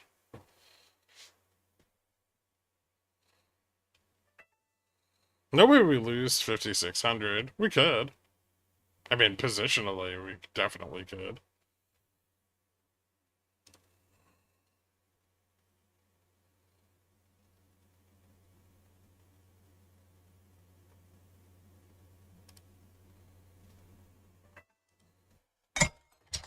God damn it.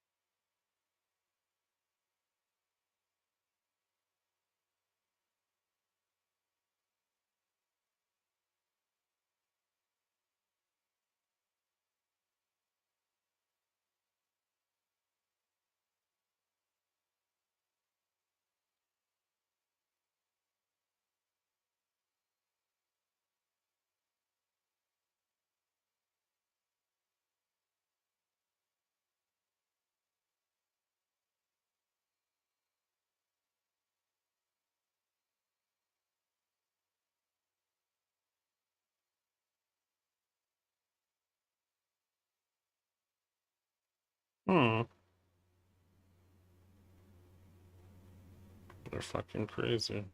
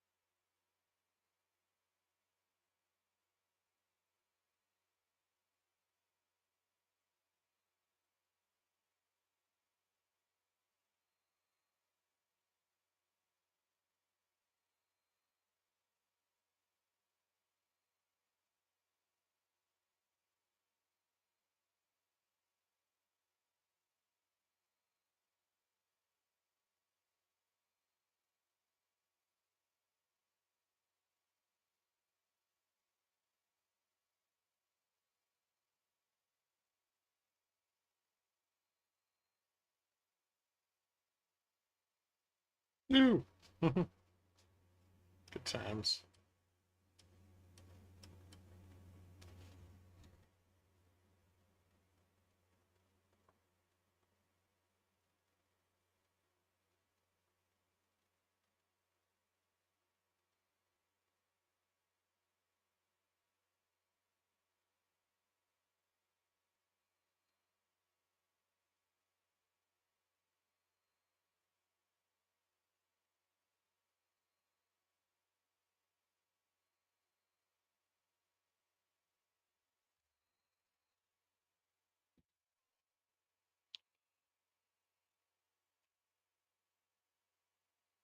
Well, these puts were fantastic.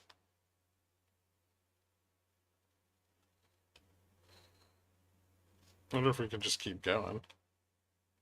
This is the 5600 test on ES. This is a big deal if we fail this.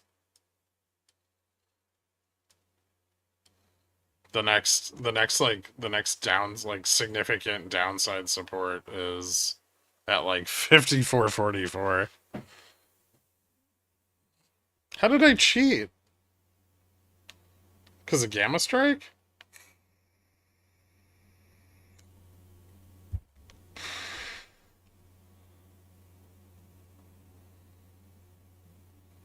I told you guys puts were coming in, and that there was a Head and Shoulders. You should all be rich now. How did you not make money? Unfucking real. Just up here wasting my time.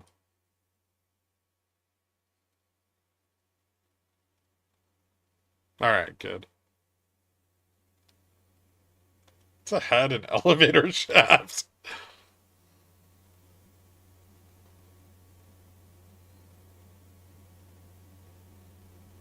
Easy bought puts when you said Head and Shoulders, my man.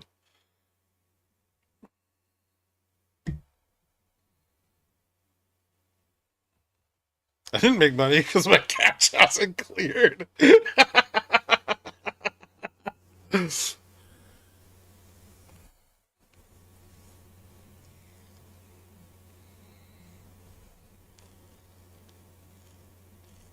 you hold calls through PayPal speaking? JPal?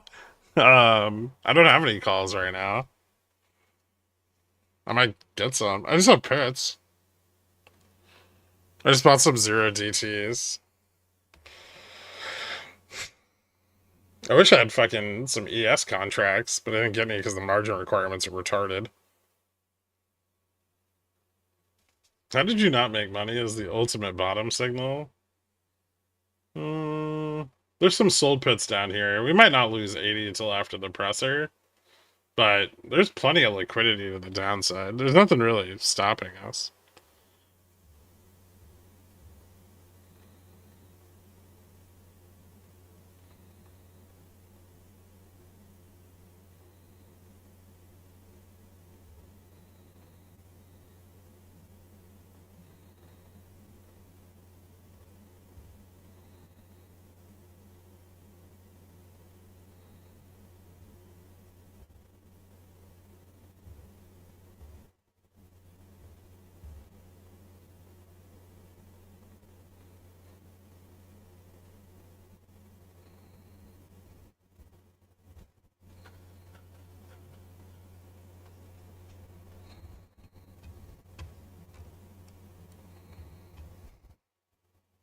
Well, we're already buying puts at the bottom of the move.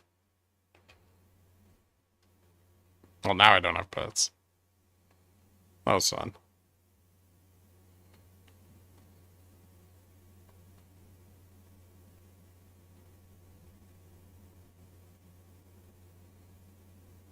Remember I told you about Weight Watchers? They announced Chapter 11 yesterday.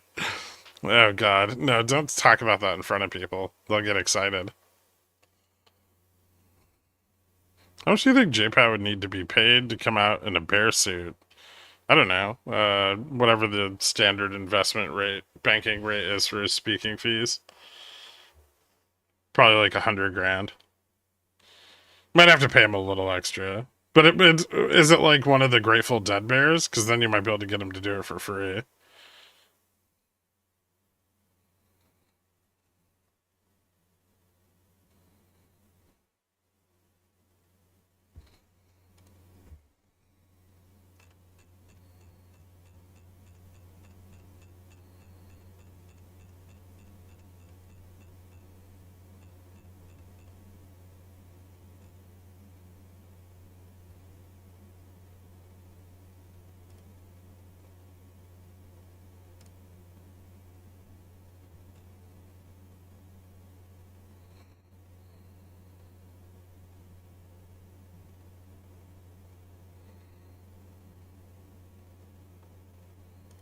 But Rutgers just became an Ozempic meetup group.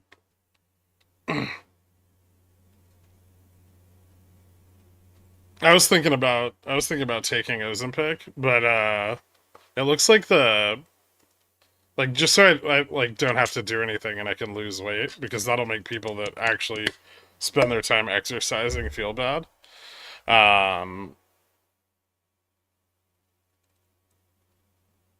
But the other one, like Zepbound, yeah. Okay, I was gonna say Zepbound seems way better.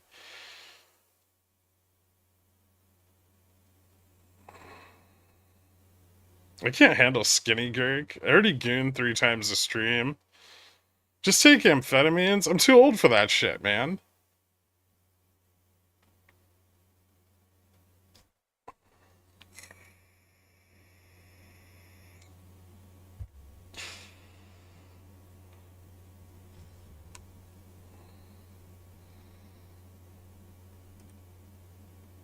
I'm too old to start taking amphetamines.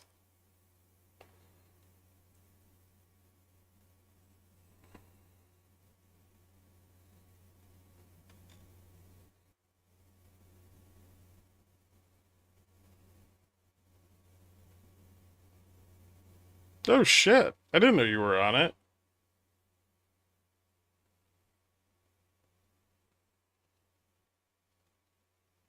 Nothing good can come from Ozempic. I'm basing this on flour for Algernon. I think it's just people who work out being upset about fat people losing weight without doing any work. I've read a bunch of studies on it. It doesn't, I mean, it's not, there's things, you have to be careful with it, but I mean, as far as like prior weight loss medications go, it's significantly safer.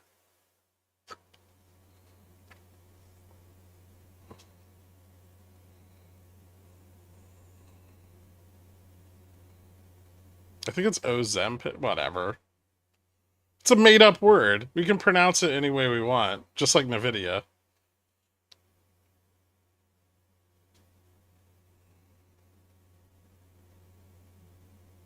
I know.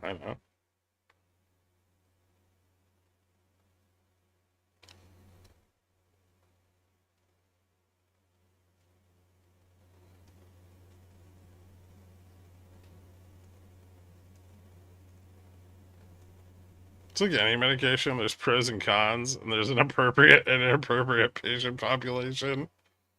True. eToro IPO is coming out soon. Chance for same shenanigans as WeBull. I mean, definitely not as popular of a platform, but possibly.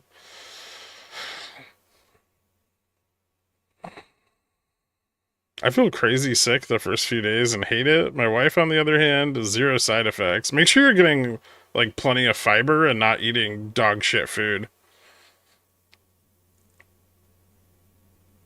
My wife had indigestion so bad she had to go to the hospital. The dose is very important. Yeah, I've heard more people have had fewer side effects on low dosage.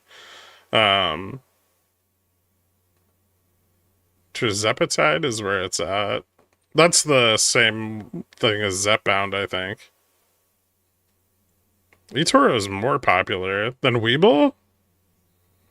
I don't think so.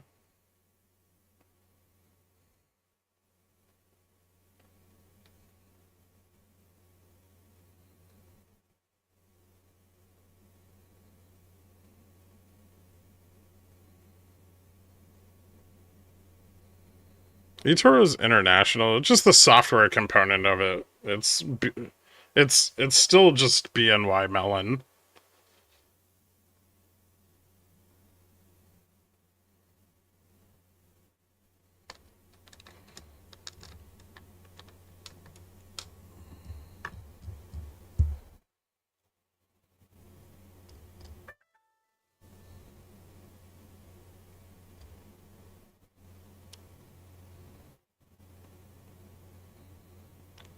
We need to stop looking like a bunch of SpongeBob characters.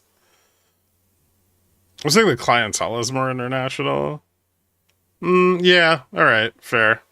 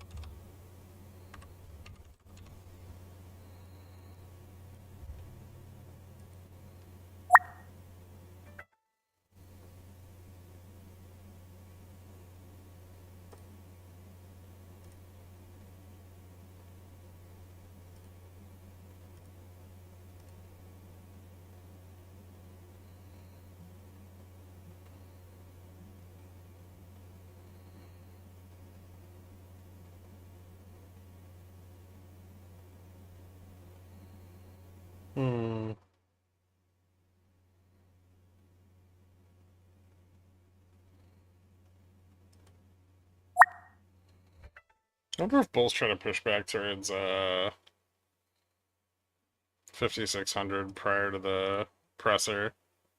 Oh god.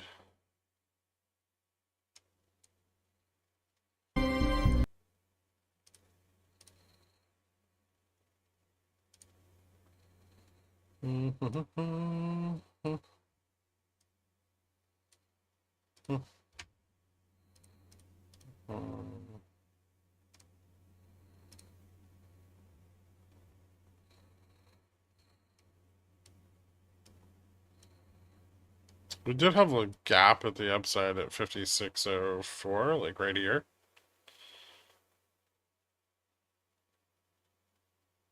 There are a lot of puts though.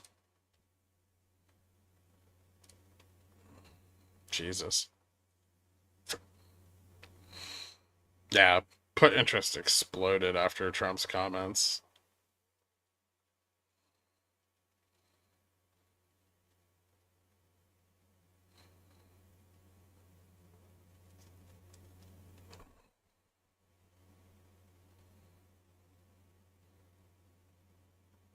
There's still a lot of bot puts at 5,600.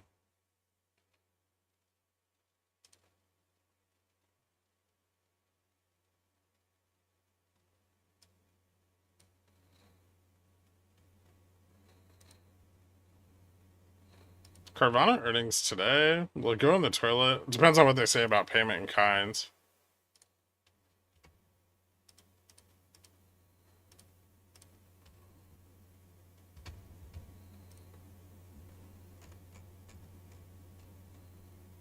But possibly.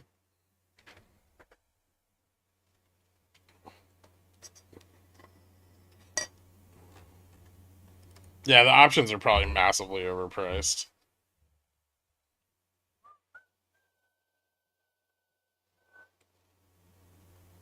Is that the Federal Reserve? There it is. Boom. Alright, give me 1 second. I'll be right back. I'm gonna get a drink before this starts.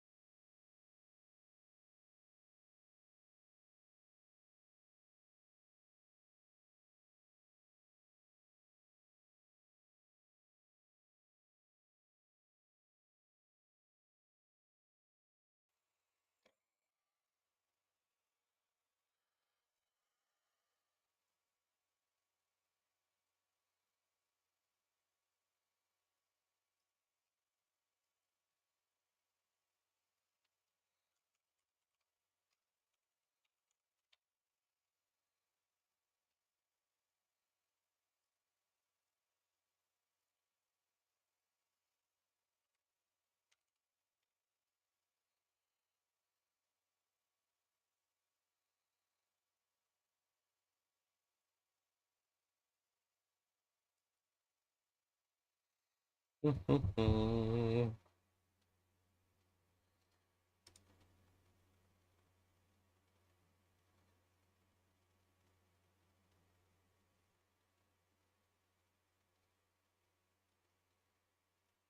killed BTU with that? Trump. Jesus fucking Christ. Claudia Psalm sounds terrible. What's she on about now? The non-existence of tariffs?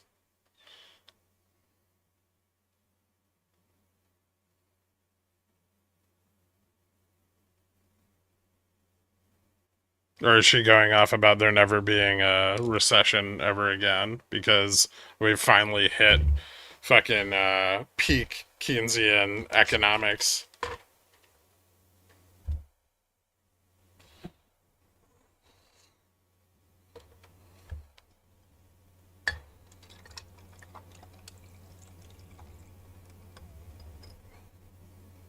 Is she becoming like a pundit now? I was in a meeting. What did Trump say? He's being a little bitch about the Chinese tariffs.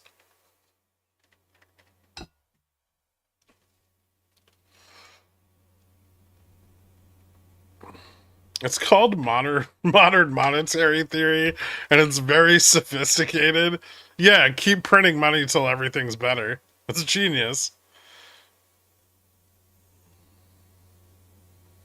Oh, God. She's barely qualified to make a reverse-looking financial model.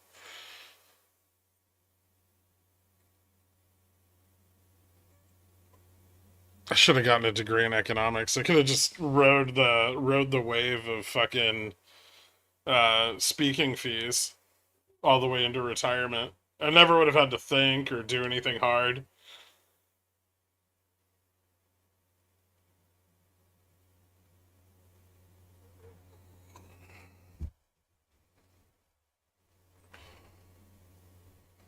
Should have her on your podcast. I'm not willing to pay that much money to talk to somebody who doesn't know anything.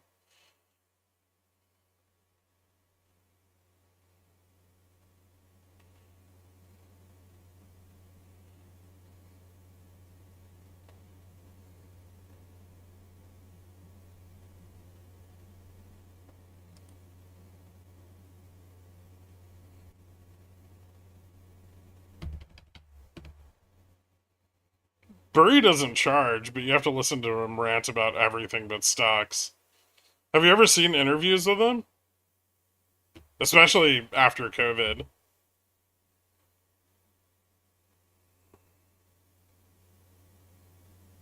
Chances JPass says something that rockets this back towards 5650. 1 and 2.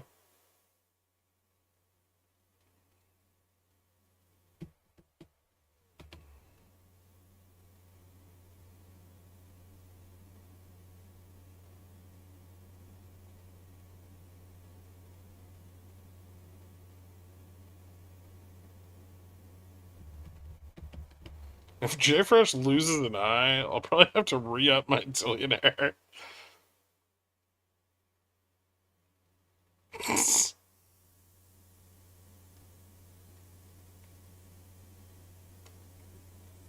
What's up, Carl?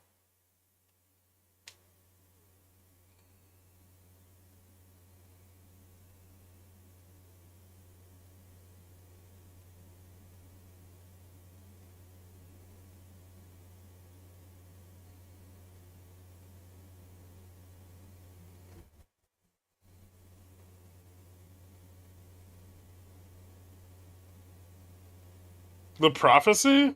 Wait, is Trump firing Powell again?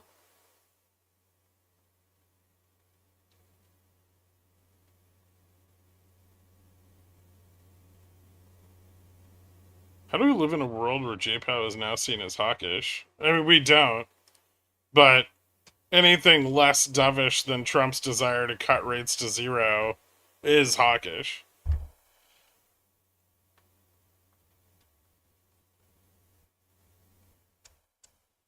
JFresh losing an eye, his trading would transcend. I think you could just do Botox. Like, you could just do Botox directly into the eye muscles and give yourself a lazy eye. The only problem with the one-eyed and slant-eyed, like skewed eyeball, not lazy eyes, because some of them point up. Skewed eyeball people, and their market predictions is that they're only good for one cycle, and then they go crazy. Wonky, yeah, Sydney Sweeney eye, exactly. So their market predictions, like, they're one cycle, right? And then they disappear. Burry, Tom Lee, all of them. Oh, what's his face had one eye? God damn it. He's been dead. The dead guy from Buffett. Buffett's dead boyfriend. No, not Cotton Eye Joe. Not Patton Oswalt, just Patton Munger. Yeah. He lost an eye. Maybe you need to lose the unemployment rate eye remains low, to remain and the good labor market over is like a at or career. near maximum employment. Inflation has come down a great deal, but has been running somewhat above our 2% longer run objective. In support of our goals, today the Federal Open Market Committee decided to leave our policy interest rate unchanged. The risks of higher unemployment and higher inflation appear to have risen, and we believe that the current stance of monetary policy leaves us well positioned to respond in a timely way to potential economic developments. I will have more to say about monetary policy after briefly reviewing economic developments. Pardon me. Following growth of 2.5% last year, GDP was reported to have edged down in the first quarter, reflecting swings in net exports that were likely driven by businesses bringing in imports ahead of potential tariffs. This unusual swing complicated GDP measurement last quarter. Private domestic final purchases, or PDFP, which excludes net exports, inventory investment, and government spending, grew at a solid 3% rate in the first quarter, the same as last year's Gap pace. filled. Within PDFP, growth of consumer spending moderated, while investment in equipment and intangibles rebounded from weakness in the fourth quarter. Surveys of households and businesses, however, report a sharp decline in sentiment and elevated uncertainty about the economic outlook, largely reflecting trade policy concerns. It remains to be seen how these developments might affect future spending and investment. In the labor market, conditions have remained solid. Payroll job gains averaged 155,000 per month over the past 3 months. The unemployment rate at 4.2% remains low and has stayed in a narrow range for the past year. Wage growth has continued to moderate while still outpacing inflation. Overall, a wide set of indicators suggest that conditions in the labor market are broadly in balance and consistent with maximum employment. The labor market is not a source of significant inflationary pressures. Inflation has eased significantly from its highs in mid-2022, but remains somewhat elevated relative to our 2% longer run goal. Total PCE prices rose 2.3% over the 12 months ending in March. Excluding the volatile food and energy categories, core PCE prices rose 2.6%. Near-term measures of inflation expectations have moved up, as reflected in both market and survey-based measures. Survey respondents, including consumers, businesses, and professional forecasters, point to tariffs as the driving factor. Beyond the next year or so, however, most measures of longer-term expectations remain consistent with our 2% inflation goal. Our monetary policy actions are guided by our dual mandate to promote maximum employment and stable prices for the American people. At today's meeting, the committee decided to maintain the target range for the federal funds rate at 4.25% to 4.5% and to continue reducing the size of the balance sheet. The new administration is in the process of implementing substantial policy changes in 4 distinct areas: trade, immigration, fiscal policy, and regulation. The tariff increases announced so far have been significantly larger than anticipated. All of these policies are still evolving, however, and their effects on the economy remain highly uncertain. As economic conditions evolve, we'll continue to determine the appropriate stance of monetary policy based on the incoming data, the outlook, and the balance of risks. If the large increases in tariffs that have been announced are sustained, they're likely to generate a rise in inflation, a slowdown in economic growth, and an increase in unemployment. The effects on inflation could be short-lived, reflecting a one-time shift in the price level. It is also possible that the inflationary effects could instead be more persistent. Avoiding that outcome will depend on the size of the tariff effects, on how long it takes for them to pass through fully into prices, and ultimately on keeping longer-term inflation expectations well anchored. Our obligation is to keep longer-term inflation expectations well anchored and to prevent a one-time increase in the price level from becoming an ongoing inflation problem. As we act to meet that obligation, we'll balance our maximum employment and price stability mandates, keeping in mind that without price stability, we cannot achieve the long periods of strong labor market conditions that benefit all Americans. We may find ourselves in the challenging scenario in which our dual mandate goals are in tension.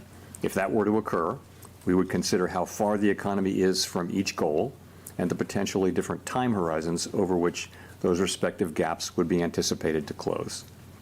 For the time being, we're well positioned to wait for greater clarity before considering any adjustments to our policy stance. At this meeting, the committee continued its discussions as part of our 5-year review of our monetary policy framework. We focused on inflation dynamics and the implications for our monetary policy strategy. Our review includes outreach and public events involving a wide range of parties, including Fed Listens events around the country and a research conference next week. Throughout this process, we're open to new ideas and critical feedback, and we will take on board lessons of the last 5 years in determining our findings. We intend to wrap up the review by late summer. The Fed has been assigned 2 goals for monetary policy: maximum employment and stable prices. We remain committed to supporting maximum employment, bringing inflation sustainably to our 2% goal, and keeping longer-term inflation expectations well anchored. Our success in delivering on these goals matters to all Americans. We understand that our actions affect communities, families, and businesses across the country. Everything we do is in service to our public mission. We at the Fed will do everything we can to achieve our maximum employment and price stability goals. Thank you. I look forward to your questions. Steve Leisman, CNBC. Thank you, Mr. Chairman, for taking my question. A lot has happened since the last meeting. There's been tariffs put on, tariffs taken off, and meanwhile there's a bill advancing in Congress. And I just wonder if I could press you on the last part of your statement. Are you any closer now to deciding which side of the mandate is going to need urgent care first? Well, so as we noted in our statement, post-meeting statement, we've judged that the risks to higher employment and higher inflation have both risen. And this, by the way, of course, is compared to March. So that's what we can say. I don't think we can say, which way this will shake out. I think there's a great deal of uncertainty about, for example, where tariff policies are going to settle out, and also when they do settle out, what will be the implications for the economy, for growth, and for employment. I think it's too early to know that. So, I mean, ultimately, we think our policy rate is in a good place to stay as we await further clarity on tariffs and ultimately their implications for the economy. Hearing you describe what you're looking for in terms of being able to make a decision, it sounded like that's a long-term process before you sound like you're going to be comfortable, or the committee would be comfortable to act on what the data is telling you. I don't think we know. I think if you look at where we are today, we have an economy that, if you look through, the sort of distortions in Q1 GDP, you've still got an economy that looks like it's growing at a solid pace. The labor market appears to be solid. Inflation is running just a bit above 2%. So it's an economy that's been resilient and is in good shape. And our policy is sort of modestly or moderately restrictive. It's 100 basis points less restrictive than it was last fall. And so we think that leaves us in a good place to wait and see. We don't think we need to be in a hurry. We think we can be patient. We're going to be watching the data. The data may move quickly or slowly, but we do think we're in a good position where we are to let things evolve and become clearer in terms of what should be the monetary policy response. Nick. Nick Timmeros of the Wall Street Journal. Chair Powell, there's naturally a lot of PTSD around 2021 and supply shocks. But there are some who argue that the current situation has notable differences. Energy costs are down, housing imbalances look nothing like they did 4 years ago, labor demand appears to be gradually cooling with wage growth running below 4%. What do you see right now that could nourish higher inflation beyond a rise in goods prices this year? I think the underlying inflation picture is good. It's what you see, which is inflation now running a bit above 2%. And we've had basically decent readings in housing services and non-housing services, which is a big part of it. So that part, I think, is moving along well. But there's just so much that we don't know. I think, and we're in a good position to wait and see, is the thing. We don't have to be in a hurry. The economy has been resilient and is doing fairly well. Our policy is well positioned. The costs of waiting to see further are fairly low, we think. So that's what we're doing. And, you know, we'll see. The administration is entering into negotiations with many countries over tariffs. We'll know more with each week and month that goes by about where tariffs are going to land, and we'll know what the effects will be when we start to see those things. So we think we'll be learning. I can't tell you how long it will take, but for now it does seem like it's a fairly clear decision for us to wait and see and watch. So when you say that you don't need to be in a hurry, does that mean that could the outlook change in such a way that a change in your stance could be warranted as soon as your next meeting? You know, as I said, we are comfortable with our policy stance. We think we're in the right place to wait and see how things evolve. We don't feel like we need to be in a hurry. We feel like it's appropriate to be patient. And you know, when things develop, of course, we have a record of we can move quickly when that's appropriate. But we think right now the appropriate thing to do is to wait and see how things evolve. There's so much uncertainty. You talk to businesses or market participants or forecasters. Everyone is just waiting to see how developments play out, and then we'll be able to make a better assessment of what the appropriate also less positive monetary gamma policy with is. the 20 and so we're not in that 25 place, strike and you know, than we had as that earlier. develops, and I can't really give you a time frame on that. John L. Janelle Marte with Bloomberg. So many economists have been Puts coming pricing into in the higher downside, odds of a 5610, recession, 5, and several are noting that it 5600. is more difficult for the Fed 95, to 90, cut rates 85, preemptively, some given the down at 80 higher even. risks for higher inflation. Also, so weirdly, stair-step given the puts all the outlook, way do you up still see a path for a like soft landing? 20, and what does that look like? 30, 40, 50, Well, let me 60. say, I mean, so let's look back and see where we are. So to go through 2024 up to the day, we've had you know, unemployment in the low 4s. Will you ever for be more than a year. We've had proactive? There's nothing to be inflation coming down proactive and on right in the now. mid to low The Fed 2s. funds rate's already too We've had an low economy growing at 2.5%. for any So bump in that is inflation. the I economy mean, as if we see inflation it. were to bump hard, they'd have to raise rates again. What looks likely, given the scope and scale of He's the doing tariffs, that. He's actually, is that for we will once, and see, this is only because things have there's aligned certainly in the risks most to perfect higher way, inflation, but higher doing unemployment exactly have- what he have should increased. And be if that's doing. what we do see, if the tariffs are ultimately put in place, He at didn't those raise levels, which we fast don't enough. know, He never should have then- cut, then but we at will least see- right we now, won't see further progress toward our goals. currently, But we things might see a are delay right where they in that. I actually think should in be. that- Yeah, correct in by our accident. thinking, Exactly. We would never do anything but keep achieving those goals. But we would, at least for the next, let's say, year, we would not be making progress toward those goals. Again, if that's the way the tariffs shake out. The thing is, we don't know that. There's so much uncertainty about the scale, scope, timing, and persistence of the tariffs.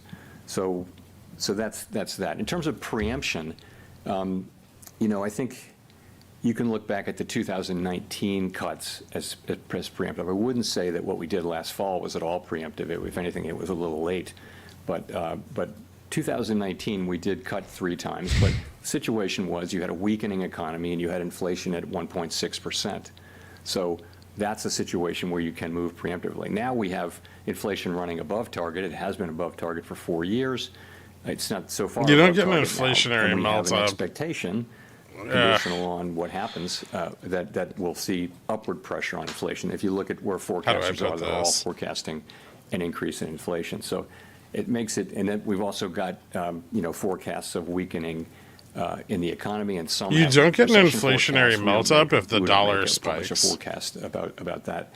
We don't publish a forecast. So if dollar that oil assesses go how up, likely a recession is. you're But going to get in any market case, down it's hard. not a situation where we can be preemptive because we actually don't know what the right response to the data will be until we see more data. I mean, this is far more likely to spur a commodity cycle than it is to be beneficial for equities. Colby Smith with the New York Times. How much weakness does the committee need to see the Except labor market now and the there's economy more questions on broadly delivery to and lower commodity interest rates again? futures. Is it about a certain Especially increase in the for, unemployment like, rate over a period of time, or perhaps manufacturing a and certain materials. number of negative monthly job reports? I mean, how are you making that assessment? So first of all, we don't see that yet, right? We have 4.2% unemployment, good participation, wages behaving very well, participation, I mentioned, at a good level. So, with the labor market, we would look at the totality of the data. We'd look at the level of the unemployment rate. We'd look at the speed with which it's changing. We would look at the whole. I actually think array that of equities labor are market data range bound for to the get a time sense of being. whether conditions are really Until something deteriorating or changes on not. the tariff And, front or at the same Fed time, or we'd be Fed looking at the other side of policy. the mandate. We You could can't be in a push. position of having to You balance can't those push two things, which is, of equities course, too a very- high because a yields will difficult, rise. balancing judgment that we And you have to can't let make. equities fall too On sharply that point about because yields balancing, will I mean, rise. you've mentioned that the committee would consider how far the economy is from each goal and the time Yeah, it would take it to kind of reminds get me a back to that lot of point. But like what does that mean in some of the practice? I mean, how situation much in of the that rate assessment would be hike rooted environment. in a forecast Except the versus, Fed's data not doing the dependence? hiking, the prime lenders It would be are. a combination of the two. I mean, let's just say this would be a complicated and challenging judgment that we would have to make. Yeah, we're not in this situation, but the situation is if the two goals are in tension, so let's say that unemployment is moving up in an uncomfortable way, and so is inflation. Not the situation we're in, hypothetically, but we would look at how far they are from the goals, how far they're expected to be from the goals, what's the expected time. All right, let's see if to get this back to their inverse goals. head and We shoulder look at all becomes those an things and inverse make a head and difficult shoulders. judgment. And that's in our framework. It's always been in our thinking. We Or if haven't we we haven't fail, faced because this is that a lower question in a high, very long so there's a time. better chance that we fail and slip to a difficult- lower difficult support. judgment to make, and not one that we face today. Also, and we may chain never is face super it, put but, heavy. We have to be keeping it in our thinking now.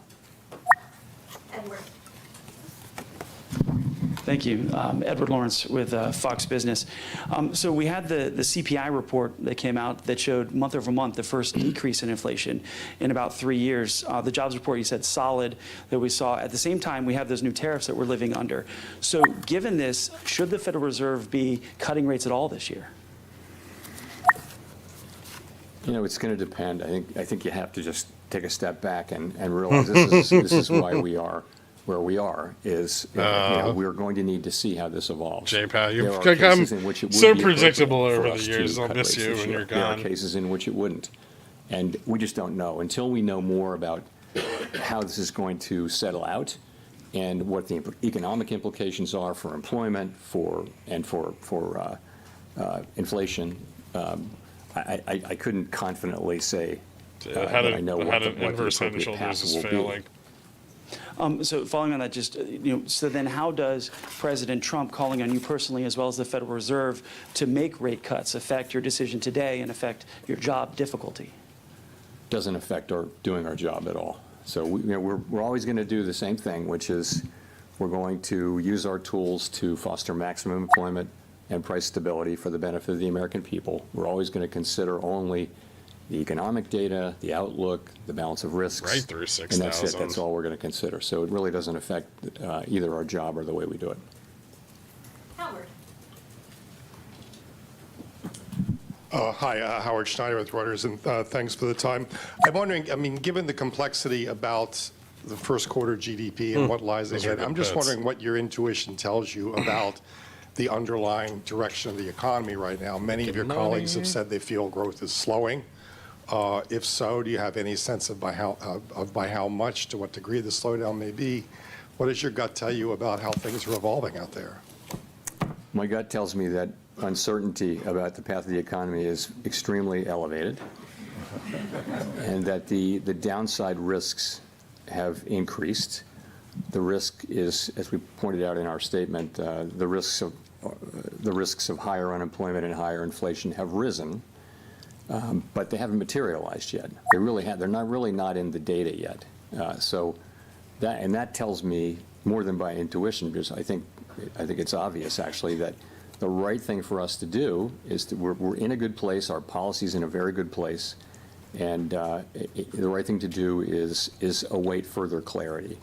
And there's usually things clarify and the appropriate direction becomes clear. That's what usually happens. Right now, it's very hard to say what that would be. In the meantime, the economy is doing fine.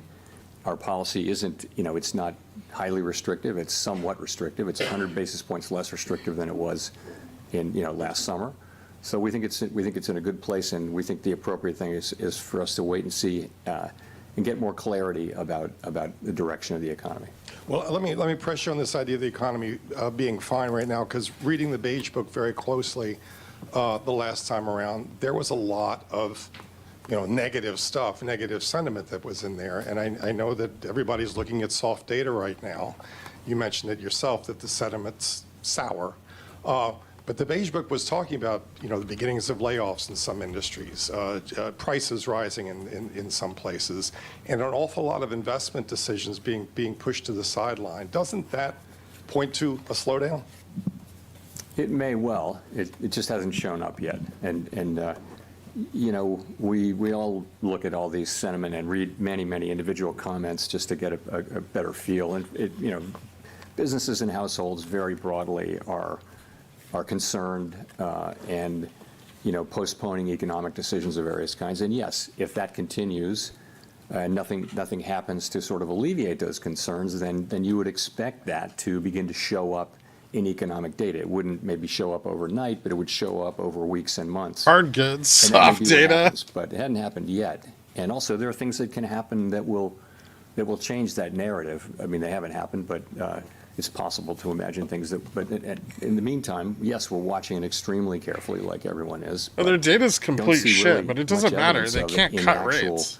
Economic data yet. Remember 2 years ago when I was like, we're not going to see like sub 2% rates for like a decade. Economy, albeit one that is shrouded. We probably won't, not for any sentiment significant period of time. People and businesses. Even if we were to get like an emergency cut and an all like economic fallout situation, they probably still have to raise by rates. A former governor for what he calls mission creep. You take on more problems, use more tools, and then end up building tools to deal with the fallout of those tools, which then makes it a given that you will Not with an act more actual aggressively in the 2-year-long future. recession. Is that Again, a fair it'd have to critique, be and is that something very, you would be very looking bad. at, in your framework review? Sorry, say the critique again. That the Fed has been involved in mission creep, gets involved in we have to. using We too many still new have to tools bail out deal the with banks. problems and to go too I far. mean, essentially. Is that something that the economy is critique was not based fine. around No, the fact no, that it's you did QE and QE and QE and how does the and- debt and rotation? How went does the $3 beyond trillion in the debt narrow rotation confines of this your year mandate? work though? Basant really There's doesn't want to do it at that's not really beyond the confines 4.5%. of our mandate. Look, I would say this. He'd rather do it at we did 4.5% than essentially 5% we're or on an emergency 6%. footing for a couple of years in the pandemic, and it's very fair and very Tired of welcome bailing out for the people banks. to look back over what Yeah. we did and say, hey, you could have done this better and different. And one thing we hear a lot At is we least could have J-Pow explained isn't QE a doing little what better. fucking We Bernanke did and bailing think him we were out behind the explaining it scenes in without real telling time. anybody. I completely accept that. Again, the which thought that we I could guess he explain it technically better. did that once There's already, a but lot he hasn't of done it thinking that we twice went on yet. Too long with QE. I can tell you. Yeah, that it's about the 9 reason trillion. We did was we were concerned that we didn't want a sharp tightening in financial conditions at a time when we thought the economy was still vulnerable, and so we did hold on for a long time. Why do we QE, need to and bail of out course, the tapered banks? They everything, won't bail and out then all the we immediately went regionals, into QT. but they need to bail out the big And, banks. There's too much. A couple of trillion, but There's too much I like get the cross we certainly, with the contamination and benefit of exposure, hindsight, could have right? tapered So earlier or faster. bailing out the That's banks is probably the absolutely right. difference But this is all very between welcome. a recession You know, and a it's- depression. We knew doing this. We didn't in bail real out time banks that in we weren't gonna get it 1929. perfect. And those kind of after action kind of looks are Bitcoin has no essential. We're doing value. the same thing, and It's just in our leveraged review, dollars. so on some issues. The other part of that critique is that you've taken on I'm not kidding. topics that are Bitcoin outside Bitcoin of is the just mandate, such it's as literally just climate leverage change dollars. and trying to ensure that certain groups are benefited by your economic policies in terms of employment, et cetera. So, okay, on climate, you've heard me say over and over again that we will not be climate policymakers, and that our role on climate is a very, very narrow one. And I think that's what we've done. We've done really very little on climate. You can say that little bit that we've done was too much, but I wouldn't want to give any impression that we've taken climate and it's something that we're spending a lot of time and energy on. We're not. We have very, very narrow things. We did one guidance for the banks, and then we did a one-time stress analysis, climate stress analysis, and that's it. And we dropped out of the network of greening the financial system. So we didn't do much on climate. Here's but, BTC. And I do think, and I've said this publicly several times, I think it's a real danger for us to try to take on a mandate like that, which Since is about very narrow application. Mid-2023, it's just being used as leverage dollars. If you go for things that are really not on your mandate, then why are you independent? And I think that's a very fair question. Except I do think we've done a whole lot less on in the climate event than that some there's people seem to think we did. a commodities run. Anyway, there's better assets to use as leverage dollars, which is what we saw in 2022. Unemployment rates down for specific categories. We didn't So do you that. had oil and dollars super high. Targeted any commodities were up. unemployment rate for There was fear individual, about racial, or Russia's demographic groups. withdrawal So from we the said that, global maximum economy. employment was a broad But now and it's just inclusive leverage goal. And dollars. I think what we meant by And it's that was we're gonna diverging consider really the sharply, totality which of- probably means it's going to of stop the being country leverage dollars again. As we look at our maximum employment goal. Of course, we were never going to target any individual group with that, but I think some people, wanted to hear it that way, but that's not at all what we meant. So that's just not a correct reading of our, but I can see how, maybe people found that confusing, and we have to take that into consideration. Jolene. Hi, Chair Powell. Thanks for taking our questions today. I'm Jolene Kent with CBS News. You've said wait and see, and the economy is doing fine today, but the impact of tariffs are already showing up at the ports. Businesses big and small are telling us that they feel it, and most importantly, consumers say they feel it, that the challenges are here, and there's no waiting and seeing. For Main Street, what is the breaking point? What would have to happen to prompt a rate cut specifically? I'm glad you find her attractive. We really don't see in the data yet big economic effects. We see sentiment, there are concerns that higher prices may be coming or things like that. So people they're worried now about inflation. They're worried about the a shock from the tariffs, but they really haven't. That shock hasn't hit yet. Okay, so what do you mean by leverage dollar? New here? Not just so the data, BTC is economic driven by U.S. denominated credit cycles. And remember, USD denominated credit cycles. So it's it's got a high degree of liquidity sensitivity. Into higher unemployment, and the other so if investors are seeking higher returns on cash reserves, they can buy into BTC to get better returns than what they would get on the dollar, at least leveraged returns on what they would get in the dollar, which is more noticeable in a situation where you're seeing tightening financial conditions. In a good place, so and then it's a very risk-on, risk-off asset. Really not at all clear. And then, additionally, there's synthetic leverage that comes into play with stable coins. But unemployment hasn't gone up. Job creation, which effectively serves like the shadow banking or private equity and credit creation markets. Initial claims for unemployment are not increasing, in any kind of impressive way. So the economy itself is still. So it aligns more closely with a leveraged dollar asset than a standalone currency or a commodity. To remove you as chair. When you heard that, what did you think? I don't have anything more for you on that. I've pretty much covered that issue. Thank you. Chris. Hi, thank you. Chris Rugaber, Associated Press. Damn, JPOW shut that shit down. Earlier, it sounded like you said it was unclear how the Fed, what kind of interest rate decisions you will make later this year. So does that, in March, there was guidance that 2 cuts might happen, 2 cuts were penciled in for this year. Is that now, that guidance from the last press conference, has that been overtaken by events at this point? We don't do a summary of economic projections at every meeting, as you know. We do it every other meeting, and so this was the meeting when we didn't do it. And we don't also kind of poll people, so I really wouldn't want to try to make a specific projection for where we are relative to that. We will, in 6 weeks, we had the June meeting, and you'll have another SEP. I'm not going to hazard a guess here today as to what it would be. Again, what I would say is that we think our policy rate is in a good place. Just send gratitude to yourself and this community. It took 2 years, but I'm finally profitable and learned so much. Up almost 100K this year alone, which is a huge achievement. Loving Gamma Strike. Thank you. That's fucking awesome, man.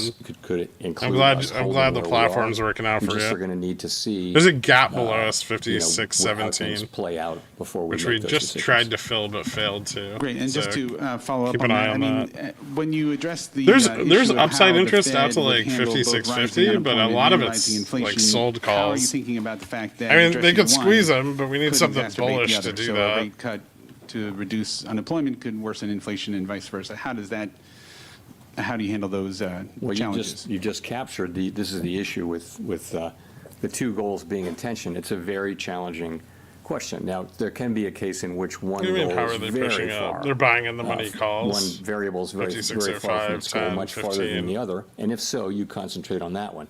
And frankly, that was the case. To couple out at 30. It wasn't a case where they were really in tension. But if you go back to 2022, it was very clear. This could just that we collapse needed to focus again. on I mean, inflation. this is like was also a shitty. Super tight. It was like so a failed it wasn't inverse really a head and trade-off. shoulders, and now it's starting to become like distributive. I think you know what none of this is what our very framework positive document looking. says. It says we'll look at how far each variable is from its goal, and also we'll factor in the time it would take to get there. So, that's going to be potentially a very difficult judgment. But the data could break in a way that it's not. I just don't think we know that. The data could easily favor one or the other. And right now, there's no need to make a choice and no real basis for doing so. Victoria. Hi, Victoria Guido with Politico. I wanted to ask, Congress is currently debating spending cuts alongside extending the tax cuts. And I know you've talked many times about how the path of the debt is unsustainable, but given that we're also talking right now about the economy slowing, potentially even recession, I was just wondering, is there a danger that spending cuts now could slow growth a lot more? We don't give Congress fiscal advice. They're going to do. We take what they do as a given, and we put it in our models and in our assessment of the economy. So I wouldn't want to, speculate on that. I mean, I think we do know that the debt is on an unsustainable level, on an unsustainable path, not at an unsustainable level, but an unsustainable path. And it's on Congress to figure out Gamma how sludge to pretty sharply get to us the back on a downside. sustainable path. And Vol it's picks not up under to us to give them 56.10. advice. So Well, do you think that they should take level will be macroeconomic actually under conditions 56.15. into account Vol picks as up they a look at little this? bit. So if we I slip think they the don't gamma need my flip advice again, and our this advice could on how to fail. do fiscal policy any more than we need their advice on monetary policy. Andrew. Thanks, Mr. Chairman. Andrew Ackerman with the Washington Post. In your Jackson Hole comments last year, you said you would not welcome further cooling in labor market conditions. The unemployment rate then was 4.2%, which is what it is now.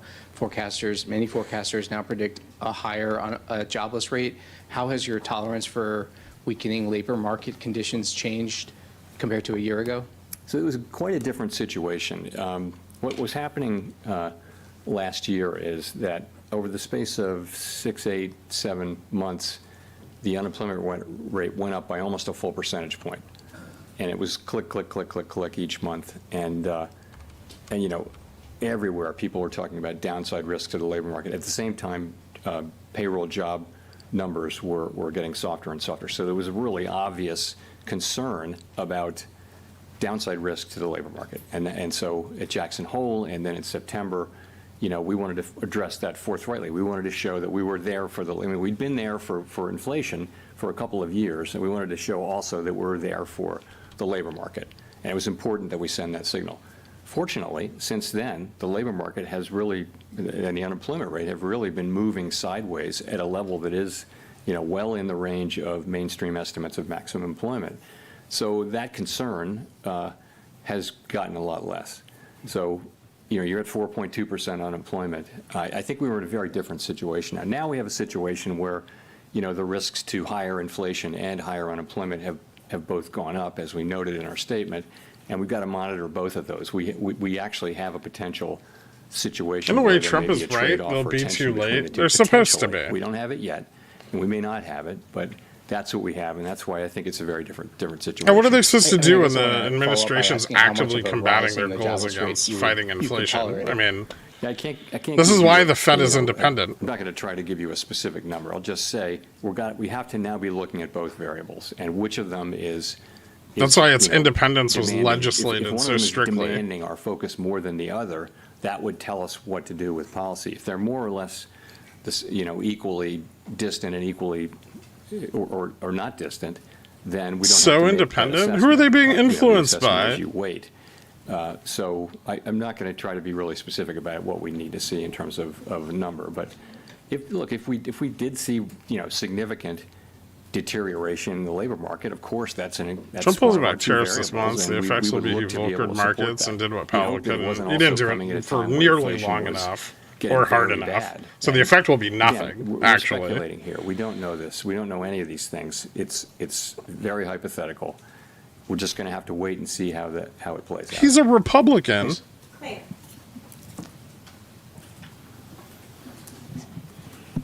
Claire Jones, Financial Times. In terms of getting some clarity, we've got some talks Jay at the Powell is a weekend in Republican. Geneva between the US Like, and long, China. he was fucking A lot of appointed by economists Trump. Are attaching an awful lot of importance to what we hear from those talks.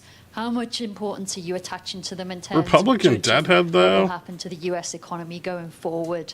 And just in Basant's similar a vein, Southern gay Republican. I mean, some the economists are Republicans saying come in it's all shapes and sizes. days, not weeks, that we have until we start to put the US economy at risk of seeing the sort of pandemic era shortages and higher prices if we don't kind of soothe relations between the US and China. The Fed is So it'd be good influenced to by have their your view on that shareholders, too. which are banks. There you go. These are not talks that we're in any way involved in, so I really can't This is how the comment banks directly on push them. back But against what I will Trump. say is this. That is, you are correct. We had, That is coming who out of the March influences the meeting, Fed. the public generally had an assessment of where tariffs were going, and then April 2 happened, and it was really substantially larger than anticipated in the forecasts that I had seen and in our forecast. I'm not sure you can label So- longtime and now Republicans as and now members we of have a that party different- we're in a anymore. new phase That might be true. where it seems to be we're entering a new phase where the administration is entering into 90s beginning Republicans talks that with believed in free a number of trade our and fiscal important trading responsibility. partners. Bunch of And hippies. that's- As that has opposed the to new potential Republicans to who don't believe in change the picture medicine materially and or not. manifest their So I think dreams it's through gonna be very moonstones. important how that shakes out. Those But definitely aren't the we simply hippies. have to wait and see how it works out. It certainly could change the picture, and we're mindful of not trying to make conclusive judgments about what will happen at a time when when the facts are changing. And just on the fall in shipping volumes from China over these tensions, I mean, do you share that concern that we could start seeing goods shortages and higher prices in the coming weeks if this isn't resolved very quickly? I don't want to get we shouldn't be involved even verbally in the questions about the timing of these things. Yes, of course we follow all that data.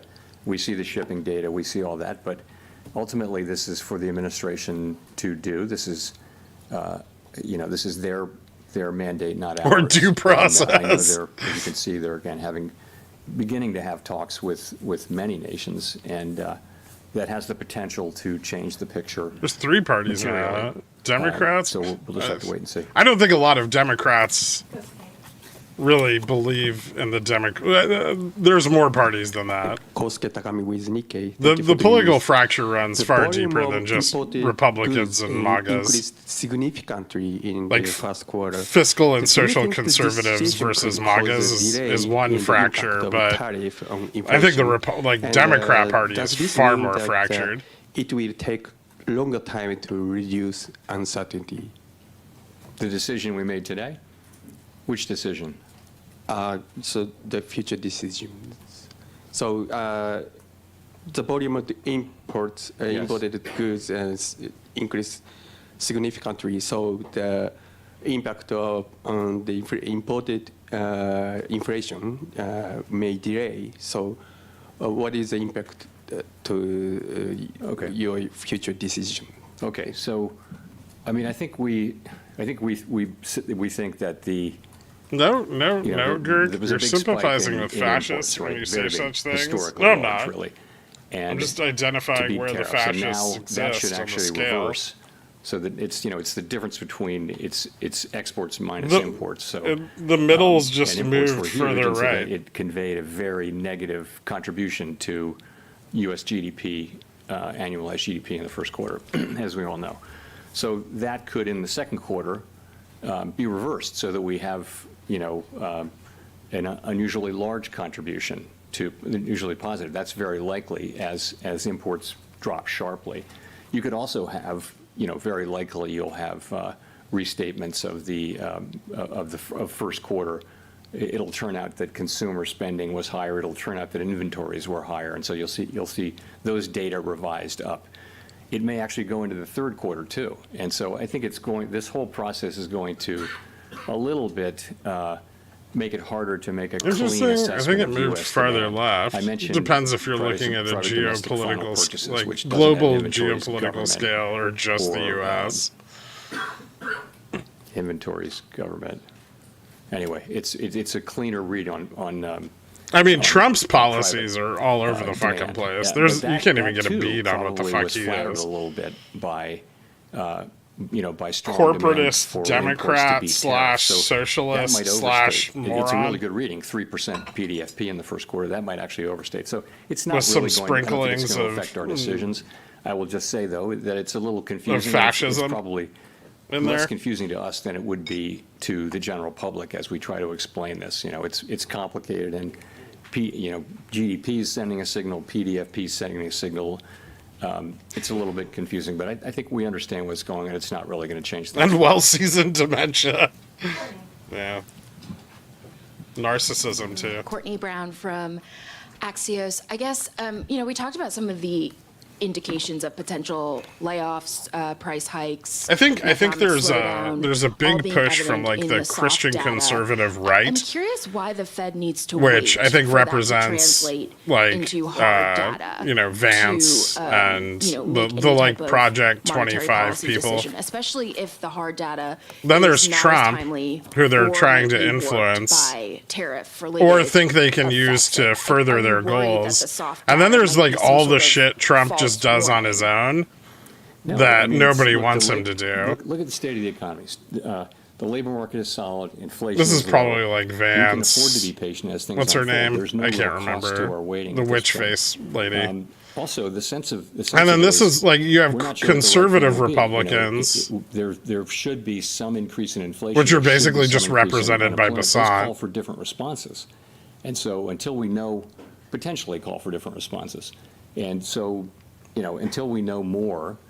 Then you have to just wait the crazy and MAGA see. And it people, seems to which be a are pretty like clear decision. Everyone on the committee supported waiting, and so that's why we're waiting. Bondi, just a yeah. very quick follow-up. Bondi probably falls more in this There was group, this sort of actually. vibe session, if you will, where the sentiments expressed in soft data did not translate into the hard economic data. How are you The one whose thinking upper about lip that doesn't when move when she interpreting talks because of some the of the Botox signs she in the got at softer survey 25. data? I don't know her You know, name. I think going back, I can't remember it. The number press of years, secretary. the link between sentiment data and consumer spending has been weak. It's not been This a is probably strong link at all. Hegseth. On the other hand, we haven't had a move of this, you know, speed and size So Love it. That's it. It wouldn't be the case that we're looking at this and just completely dismissing it. But it's another reason to wait and see. You're right, though. We had a couple of years during the pandemic where people were saying just very downbeat surveys and going out and spending money. So that can happen, and that may happen to some degree here. We just don't know. This is an outsized change in sentiment, though, and so none of us is looking at this and saying that we're sure one way or the other. Bullish consolidation, but a bearish overall trend. Thanks, Chair Powell. Matt Egan with CNN. So you mentioned earlier that you're monitoring the shipping data, and we have seen in the shipping data that imports from China into the Port of Los Angeles have plunged, and that has raised concerns about potential shortages. The problem is Trump really What can't be tools, if controlled. any, does If the Fed they try to push ensure him that too far prices one and way, then he inflation pushes expectations back don't the get out of other hand because he's a if tariffs narcissist and he do wants to be cause right and he doesn't significant want to supply be chain told what to disruptions? do. I mean, we don't have, the kind of tools that are good at dealing. That's 'cause with the supply actual chain conservatives problems. will We don't just have take that at all. anything they That's- can that's- get That's at a this job point. for the administration and for the private sector more than anything. Which has pushed what we can do actual with our conservative interest rate fiscal tool and is we social can support, policy be for more their or less left. supportive of demand. And that's, But then you that'd be have a very project inefficient like way the to try to Project fix supply chain 25 problems. MAGA policy, But, which is we extreme don't right. see the inflation yet. We're of course reading the same So there's a stories big and gap watching the same there. data as everybody else. And right now we see The inflation, left has more kind of moving unifying sideways at a points, but fairly it's low level. disjointed. If I could follow up on that, President Trump has indicated that he will likely name a replacement for you when your term as chair expires next year. But your position on the board runs through January 2028, I believe. Would you consider remaining on the Fed board even if you're no longer chair? So I don't have anything for you on that. My whole focus is on, and my colleagues' focus is all on, trying to navigate this tricky passage we're in right now, trying to make the right decisions. We want to make the best decisions for the people that we serve. That's what we think about day and night, and this is a challenging situation. and I'm just going to that's go back in 100% of our time focus right now. and remove Gensler from the SEC. Chair Powell, Jennifer Schonberger with Yahoo Finance. Public records of your schedule so far this year show no meetings with President Trump.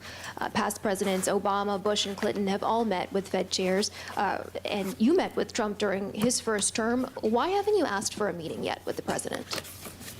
I've never asked for a meeting with any president, and I never will. It's not, I wouldn't do that. There's never a reason for me to ask for a meeting. It's always been the other way. So would you want to meet with him if given the opportunity to get more information? It's never an initiative that I take. It's always an initiative. I don't think it's up to a Fed chair to seek a meeting with the president, although maybe some have done so. I've never done so, and I can't imagine myself doing that. I think it's always comes the other way. A someone with president wants to meet principles. with How you, but shocking. That hasn't happened. And if I could just ask one question on monetary policy. When it is time to cut rates, how will you determine how far down rates will have to come to try to keep a balance on the See, inflation this is what I said about mandate Jay as Powell. He employment really begins? seems like somebody who cares very much um, about his terrible legacy. I think once you have a direction, Like, don't get me a clear wrong, he's direction, you can make a- foibled you can make a and judgment about fumbled how fast so to many move and that times. kind of It's not thing. even funny. So But it's really the harder he question does is have the he does have timing, I a think, and moral. when will that become clear? He's And, not morally bankrupt. Fortunately, as I mentioned, we have Yeah, a oh no, policy in his a good legacy's place, the fucking economy's in a terrible. good place, But he doesn't think so. and, That's all that matters, right? It's really appropriate, we think, for us to be patient and wait for things to unfold as we get more clarity about what we should do. Thanks very much.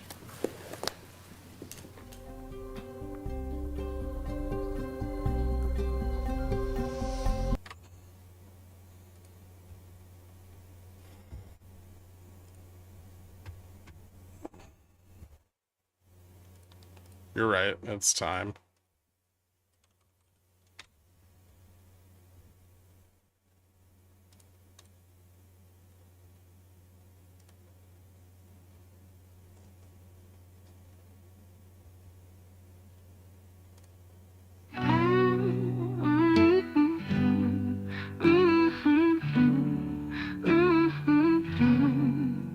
In a town where trains pass slowly. I sip my coffee dark and strong. Prices rising with the sunrise. Each day's harder, feels so wrong. Jerome Powell, you're no hero, not the man we thought you'd be. You're just a shadow of Volker, Arthur Burns in our memory.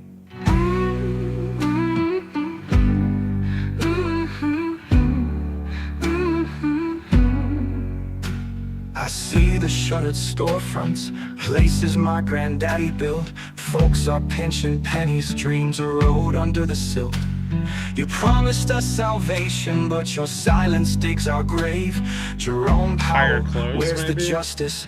Our homes we couldn't save. Jerome Powell, it's the path you can get out above 32. We're aching from inflation. It's been tough though. I've done it yet today. Even end of day, I'm not sure it's possible. Your legacy will fade. Jerome Powell, we're all stuck in the mess you made.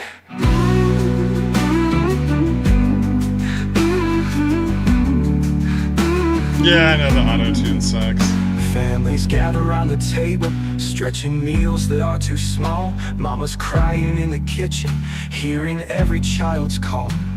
You could have changed the story, eased the burden and the strain. Jerome Powell, we're all stuck in the mess you made. I remember when it all Is this even auto-tune if it's AI? Probably not. We're walking in the shadows, wondering what you're gonna do. Every speech you mumble just leaves us in despair. Jerome Powell, we are waiting, but it seems it's only a bull flag if it breaks up. And no, like, it's like on the 1 minute. So there's an upper trend, right, from the low, which we could test, the high end. There, I'll just show you on here. Of a leader who refrains.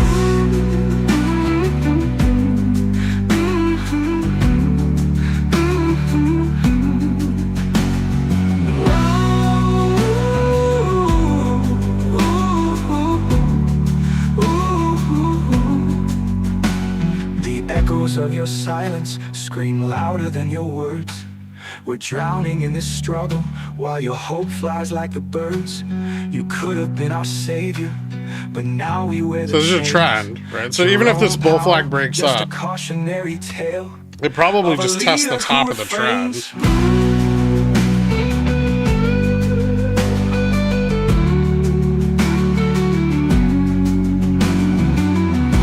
This is still a bear flag.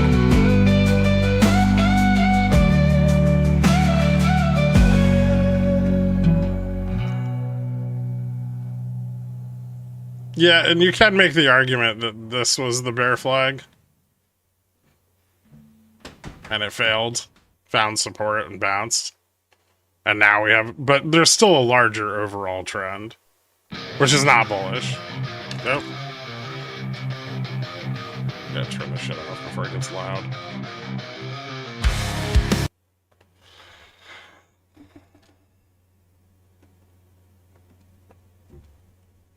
Dork? Alright. Dork was a man who took a gamble bold. In the city, lives of stories never told. Played strangles on SPY, fate wasn't kind. Lost his home, his peace, and his mind. He wandered through the alleys, searching for a place. This is really slippery to the downside. I don't know if we're gonna get a breakout. Might just fail. JPES was slightly catchy, not gonna lie. Where'd you go wrong? Did you post the music video for this? Did I? I know someone found it for me. So forlorn. Sold his last possession for a ticket to nowhere. Took a bus to the forest where he found despair. Built a shack of timber, shadows and pain. Swore never to gamble his soul again. Nights grew colder and the JPEG does have a music video, and it's pretty awesome. Memories, wearing them proud. A fire kept him company, filled his heart with stone. Dork danced with the darkness, always alone. Oh, Dork, Where'd you go wrong? Trading your life for a gambler's song. Hopes turned to ashes in a fiery storm. Now you're just a ghost in the woods, so forlorn. Oh, dog, where'd you go wrong? Trading your life Dork, where's your thong? Hopes turned to ashes in a fiery storm. Now you're just a ghost in the woods, so forlorn.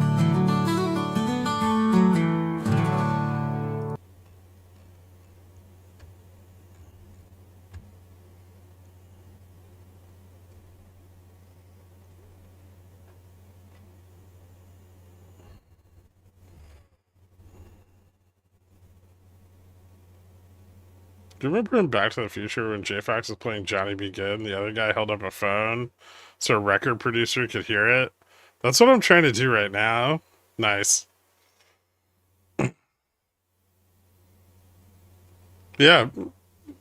The pickle jar will break into the financial pop music space. I'm ready. Let's do it. Did AI make the video? No. I know your record producer, so call my mom. She loves it. Perfect.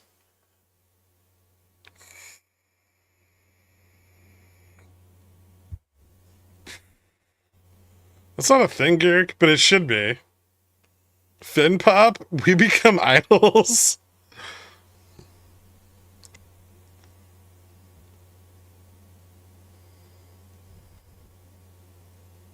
What other songs do I have?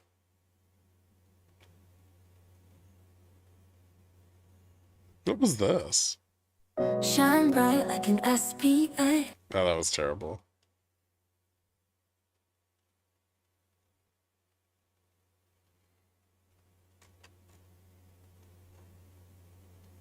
Never written any bearish songs. Because you guys overhold your puts.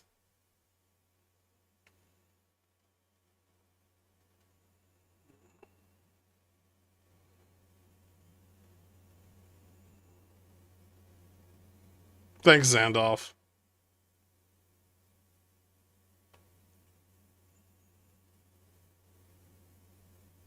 Play some of Bloop's songs? I think I recently got one. Oh, it's not mastered yet. No.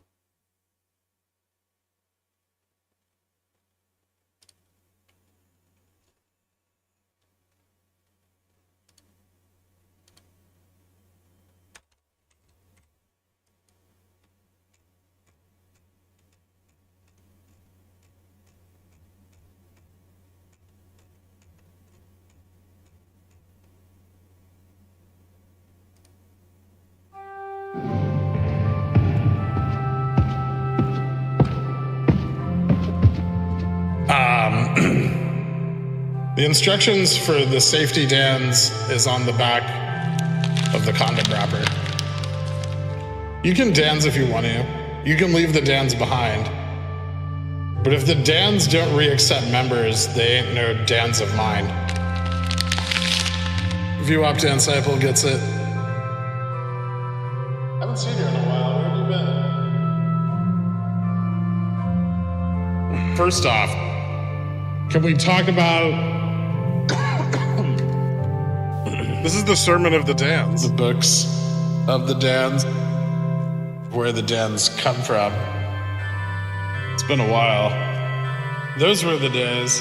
They're gone now. Because you've left the primary not a cult and actually formed a real cult behind a dumpster. And yet we've accepted you and your degeneracy.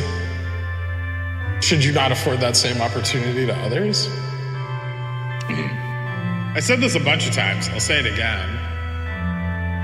The Dans are hypocrites. I even did a clip on this. I specifically have ads on here from Dans, and I can pull them up, where the Dans are advertised as being accepting of all, no matter what. Is this a lie? Have the Dans been actively lying to the people? Can we figure this out? Can we figure out? I have quants. That's what you guys are for. People around me think I'm nuts. Second of all, everyone in this chat has sharded themselves, okay? Don't act like it's a thing you haven't done. You have. You don't have to tell anyone about it. You may not be brave enough, it's fine, but you've done it. So that's about it. Anything I'm forgetting? All right. Our Lady who art above us, VWAP be thy name. Thy attendees come, thy DD done, in practice as it is in theory. Give us this day our daily gains, and forgive us our bearishness. As we forgive those who bet against us, lead us not into degeneracy, but deliver us from losses. For thine is the market and the profits and the money, forever and ever. Riku.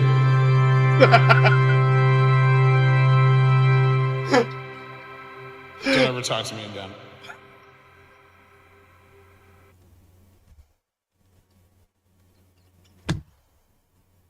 Oh, that was fucking amazing. And we went down, if anybody noticed.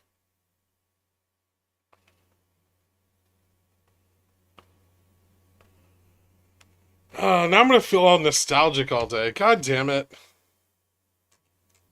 I shouldn't have listened to it.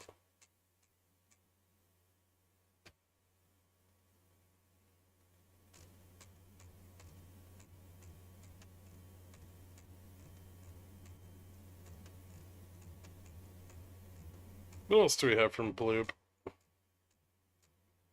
We got 30 minutes left.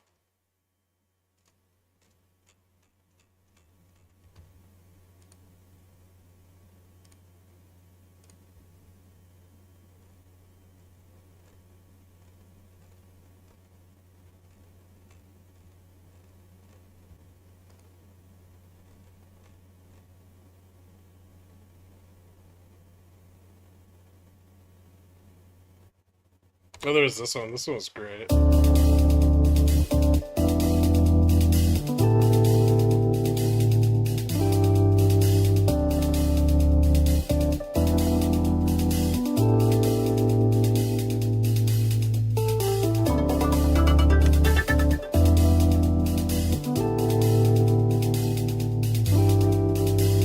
Is that where Riku comes from? It means Amen when praying to Lady VWAP? Yeah.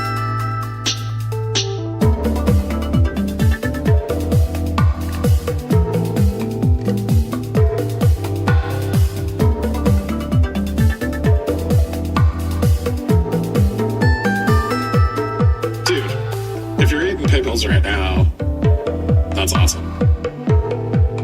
I want a pickle. I don't have a PO box set up, but I want to set one up so people just send me pickles from around the world. I can try them all.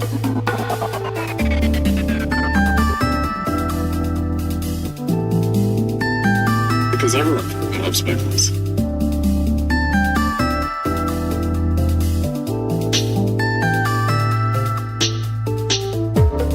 Pickles, they're tasty, except kimchi. I hate that stuff. It's so gross. I keep trying to eat it because it's like popular, and I go out to restaurants and like I was raised to just like eat everything on my plate, and I'll eat it. And every time I eat it, I hate it. I hate myself for not being able to say no. I want a pickle. Should I buy a pickling business?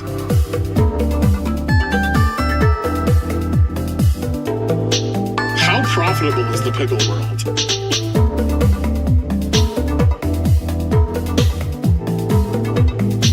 I want a pickle. I can't believe these are all things I actually said. Is this vibe trading? Yeah. Oh, that's a stream card. I love sauerkraut.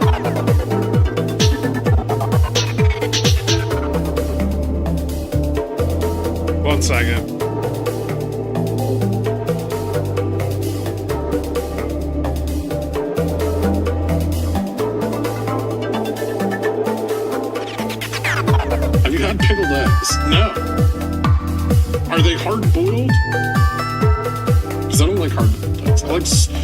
Would you pickle a soft-boiled egg? I will not eat pickled herring. I've had it. No, thank you. You can keep that. I don't know what an ono is, but I'd be willing to try it. I'm not, like, obsessed with pickles. I don't want anyone to think that.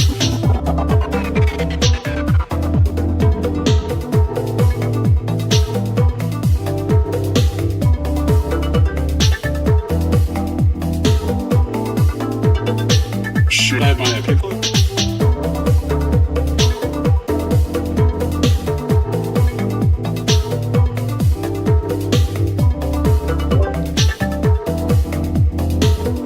Am I listening to Gherkin trying on a shirt in an H&M fitting room?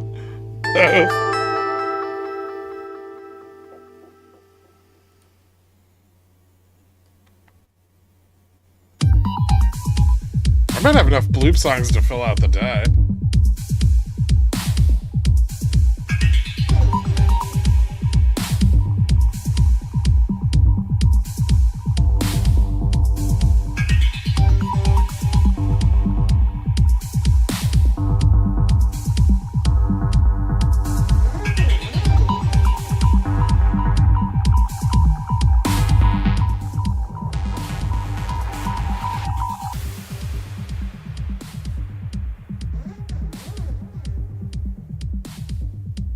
It's louder than your voice. Yeah? One. Maybe. Two. This is called techno analysis. Two.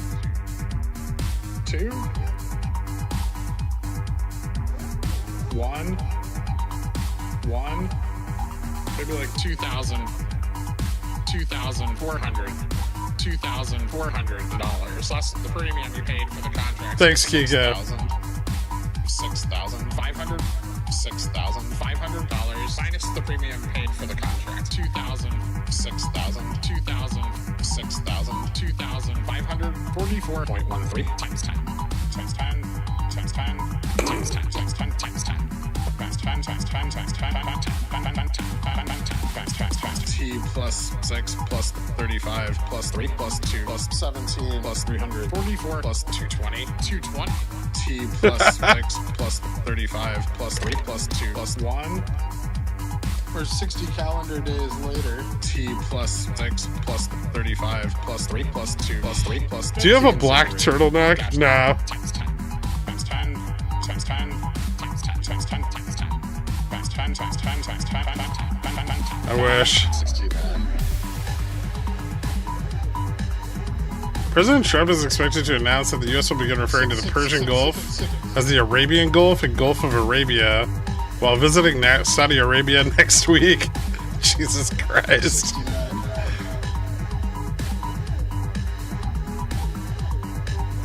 Maybe 35% for the day in less than half an hour. Less than an hour. Good to see you too, man. It has been. 100 shares, 148. Another Head and Shoulders? 5 million shares in holding, but you have 9 million shares loaned out. 100 shares, 200 shares, 400 shares, 813 shares, 5,000. We had a Head and Shoulders here that failed. It's turned into an inverse Head and Shoulders. Now it's turning back into a Head and Shoulders again. 6,000. 7 shares. It's the best. Times 10, times 10, times 10, times 10, times 10, times 10. Remember when people were asking me if this was a bull flag?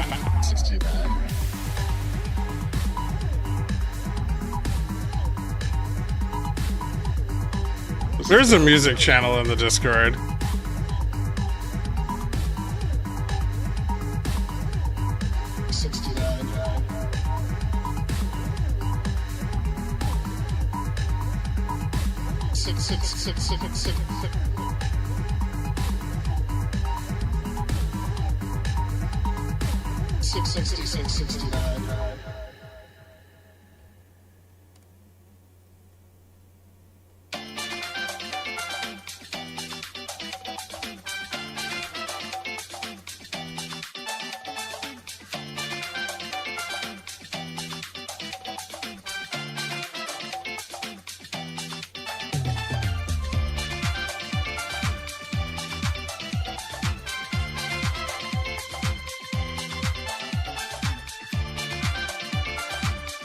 How many vampires attended your last rave?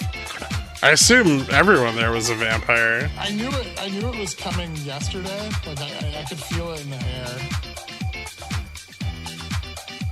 Remember when I said it would get really spicy after we crossed? Still help in terms of rolling. If rolling for a debit, should I price in the bid ask or spread? Vice versa for a credit roll. First time rolling and not holding until expiry. Thank you. It's Yes, like you should. the things that I said are coming true. Everything. Thank you, 1 second guy. We've got buy hold. We've got short That's on interest, initial we've got jobless claims options, tomorrow. we got I don't think they fucking matter that FTDs out much. the ass. I mean, unless there's like a huge miss or something. Usually the 4-week ones are kind of irrelevant. Wholesale inventories tomorrow and non-farm productivity and unit labor costs are going to be way more important than like the 4-week fucking jobless average. Everything. We need strength in wholesale inventories right now.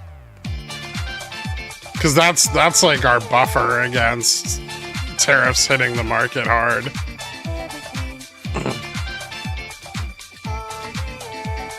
What kind of economic data would get you hard? All of it.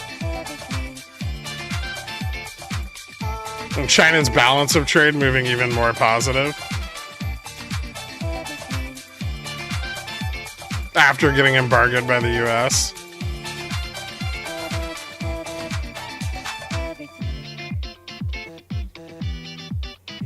Don't forget tonight we have the BOJ monetary policy meeting minutes and a 10-year JGB auction.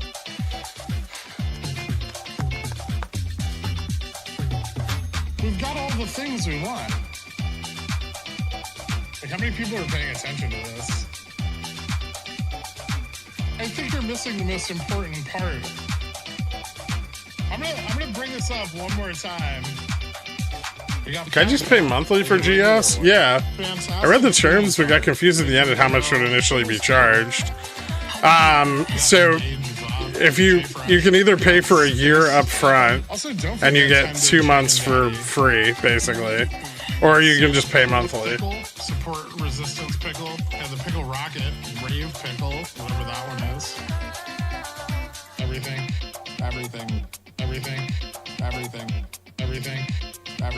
We've got all the things we want.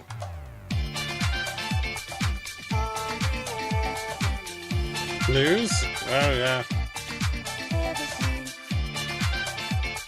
Trump rescinds global chip curbs amid AI restrictions debate. All right. I'm gonna buy some NVIDIA calls, I guess.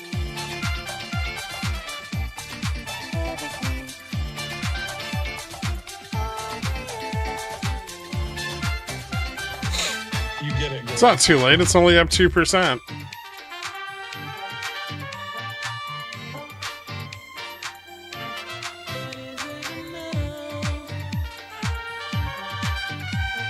Maybe.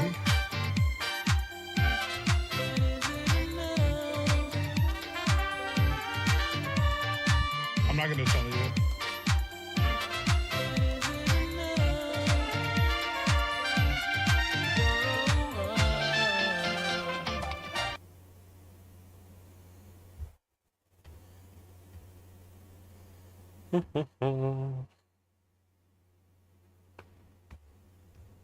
Did that on purpose? Probably.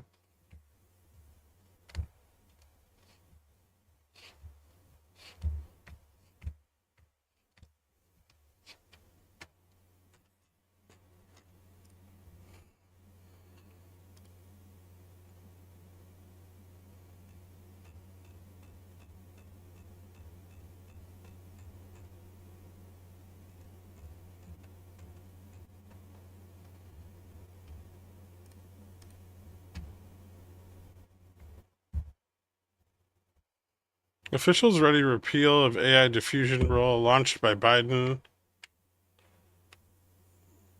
NVIDIA has objected to the rule and pressed US for its reversal.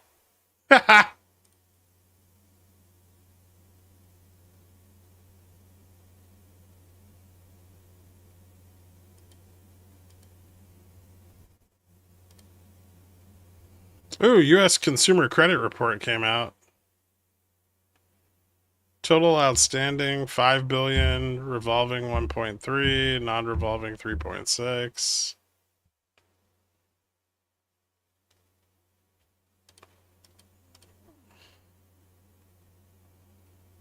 Used car prices rose. Total consumer credit change up 10.17 billion.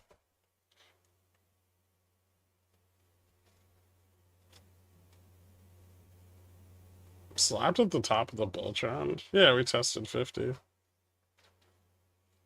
It's kind of as high as we could really go with this positioning. I mean, maybe we can push up if more calls get bought to the upside.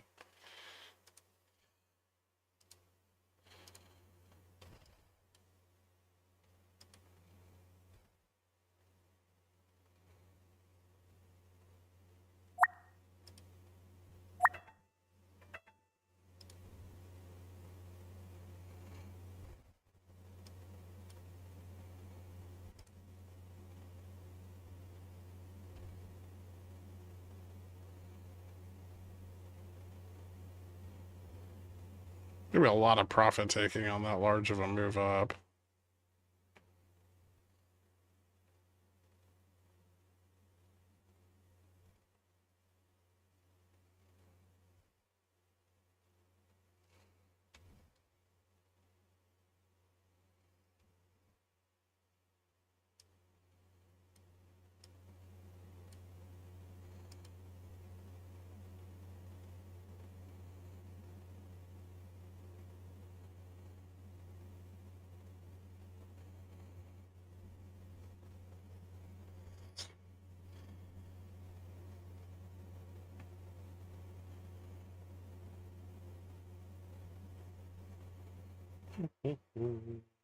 There's a gap back at 22. See if we bounce off a delta neutral here.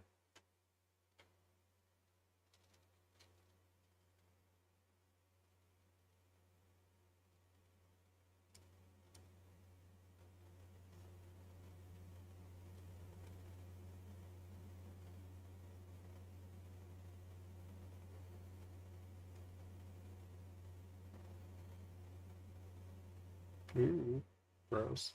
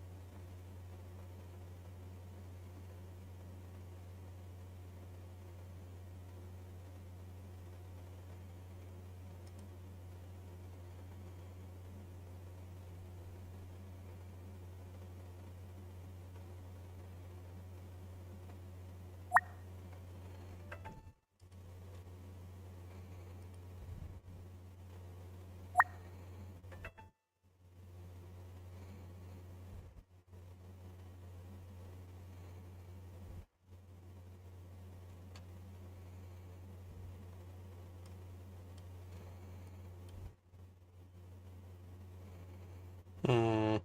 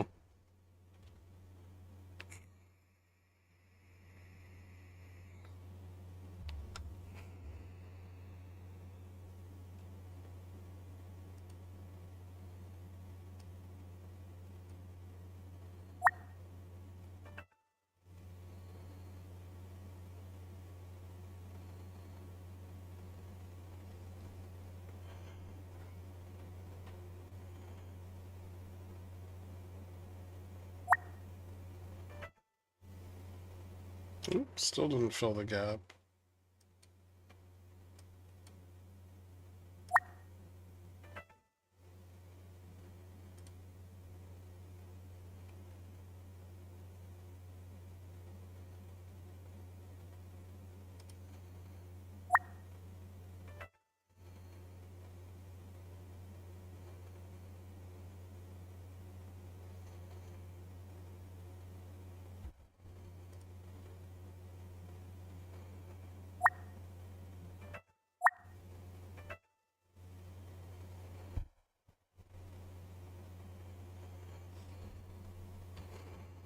Ooh, slippery.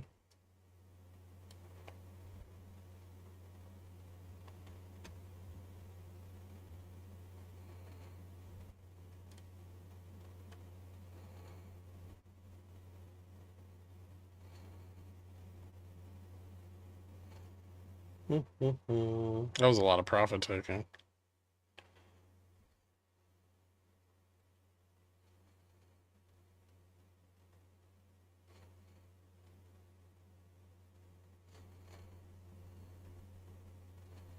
See if we get some put selling down here.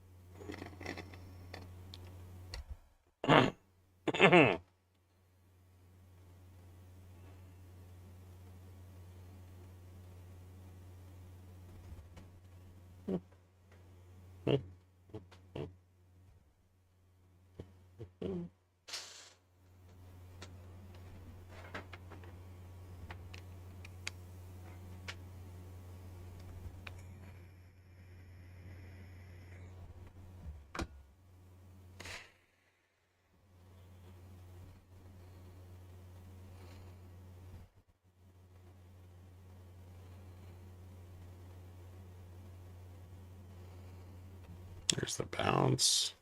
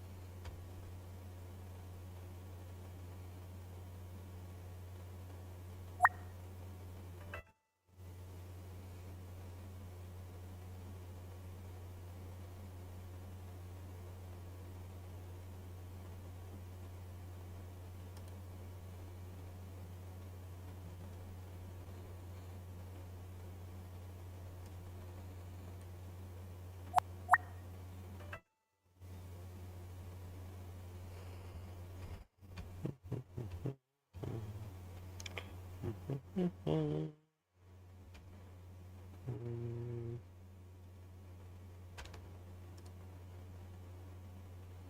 7 minutes left. The problem with the upside test here is it's going to drive sell-offs from positioning that didn't close on the first breakdown. So careful with rejections, especially like the 30 test. 30 test is a little exposed.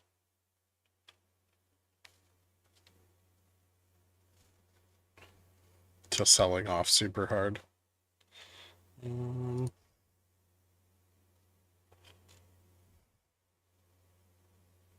If we could get out above 30, though, we could move a little. Still a lot of bot pets, interestingly.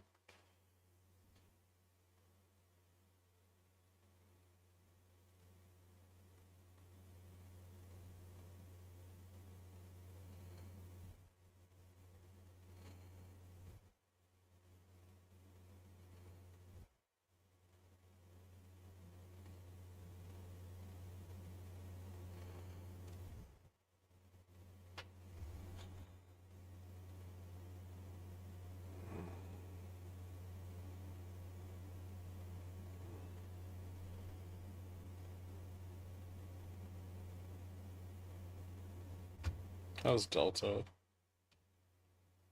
Yeah, there's not a ton of Delta to squeeze out. So I mean, there's some gamma out of the money from calls coming in, but it's not going to be very supportive.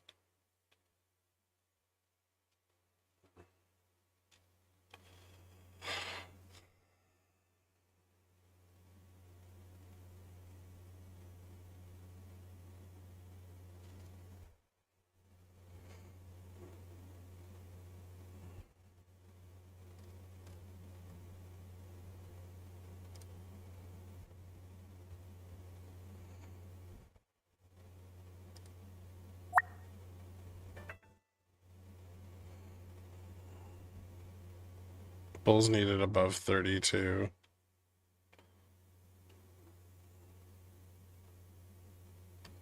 Maybe 33.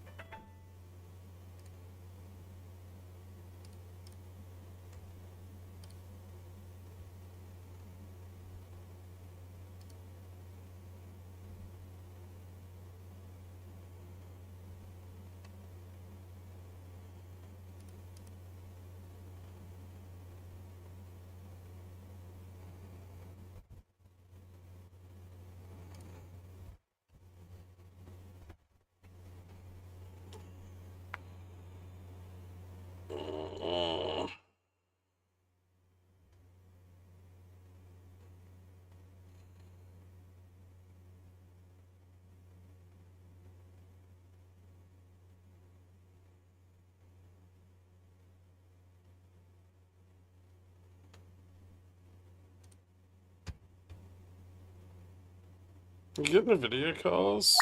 Not yet.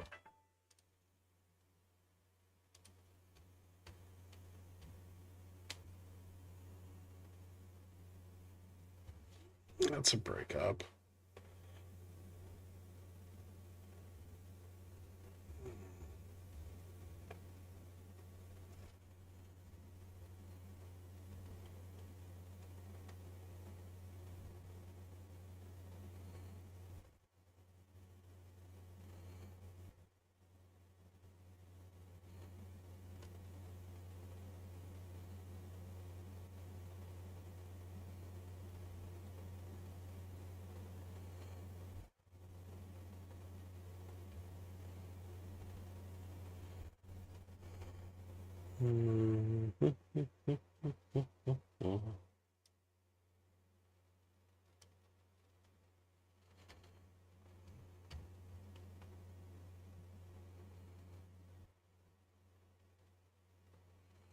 Uh, Trump's pulling back the block on AI chips, supposedly.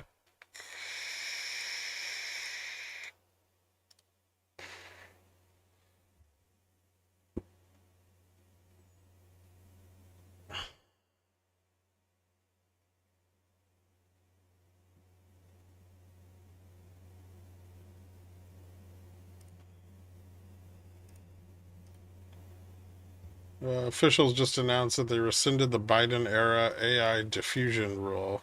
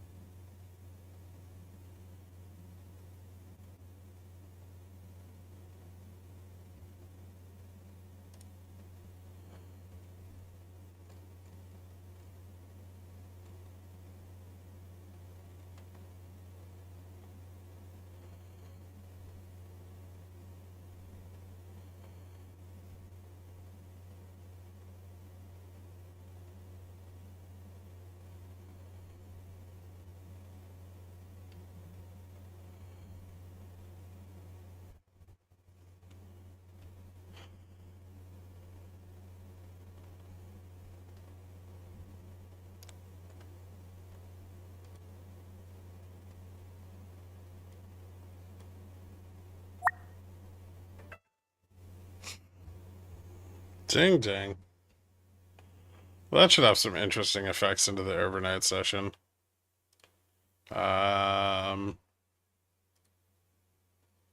Closing a little bit up on the day. Hold on, there we go.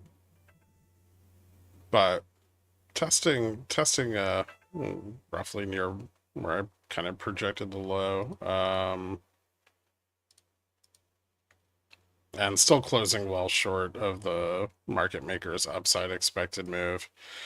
I don't really know if this changes much, but FOMC is done. It's over with. Didn't have much of an effect on yields, obviously. There's a little bit of rebalancing there, but it did help support the dollar with a bit of confidence that the Fed is going to continue to do their job. Trump has not yet spoken about JPA's decision, and that should be noted. The administration did promise they're removing the Trump era AI diffusion rule, which, if you guys don't know, was the global export control that was targeting both advanced AI chips and closed frontier AI model weights. As both being controlled exports. I'm sure, and I would be really cautious with this bump, that Trump intends to put his own rule into effect that is basically the same, but will just be the Trump era rule. So be cautious, maybe with semis, but for now it is bullish for them. This led to an upside test of the kind of bullish consolidation trend that's been forming here on ES. It has not led to a breakout though. That upside test was rejected, and so we still have the lower support down here to look to. As we kind of still are oscillating around this larger distribution that's been ongoing for several days. Tomorrow's data that we have coming out is going to be probably mostly focused on unit labor costs and how much those have risen. Obviously, rising unit labor costs and falling productivity, which are both expected, do not support the narrative for AI infrastructure, in that as AI infrastructure is developed, productivity is expected to increase and the cost of labor and wages is expected to fall as AI takes on more and more roles. But in reality, I think businesses have largely found AI to be mostly useless in its current iterations, except as a way to sell more ads to people. And so, that does detract from that thesis. Here we are, more than 2 years later, after the inception of LLMs and all of that by the market, and the payoff is going in the wrong direction. Analysts expect that non-farm productivity is going to fall negative, and that would be the first time since Q2 of 2022 that we have seen any signs of negative productivity. And additionally, they're expecting wages to rise. I believe from 2.2% in the prior month to 5.1%, between 5.1 and 5.5. Obviously, both of those could exceed expectations. They could miss expectations. I would say that the range on them is wide enough that they're probably very uncertain about the potential outcome, but it is something to keep an eye on and watch going into tomorrow's open. Dixie rose, obviously a little more stability from the Fed, but I don't think that the drop in yields is going to be very long-lived, right? I mean, basically the environment changes. The environment is unchanged. There was a bit of short-term Fed fund futures that may have bet on a rate cut today. Those are now moving out to June, where it's also kind of unlikely that we're going to get a rate cut. And this brief turnaround in yields due to that decision is probably not going to last very long. I'll probably see yields continue to rise. Commodities taking a bit of a hit today after yesterday's significant improvements. Gold down 1.2%, oil back down 1.86, still holding on to about 1.2 gains on oil and 2.7, almost 3 on gold. So yeah, they're still up overall, but pulling back a bit today. Copper fell a little today. Trump made some announcements about China tariffs continuing at 145%.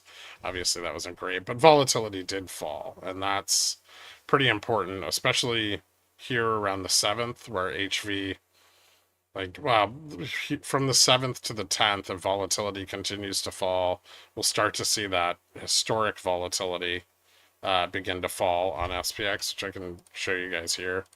So if we go back and we look, this is going to be kind of an important inception point for the market. The big spike in volatility started, around April 2nd, and continued out through the 10th and 11th. So with a lot of that coming in between the 2nd and the 7th. So as volatility remains low, and that 30-day rollover starts to fall off, the incentive to short the falling historic volatility could be very high, and it could encourage vol control funds and CTAs to start piling in long. I mean, I'm not. I'm looking at the numbers. How am I very far removed from it? The use cases and benefits have yet to prove themselves in any meaningful way. Believe what you want, but I mean the numbers show otherwise. Anyway,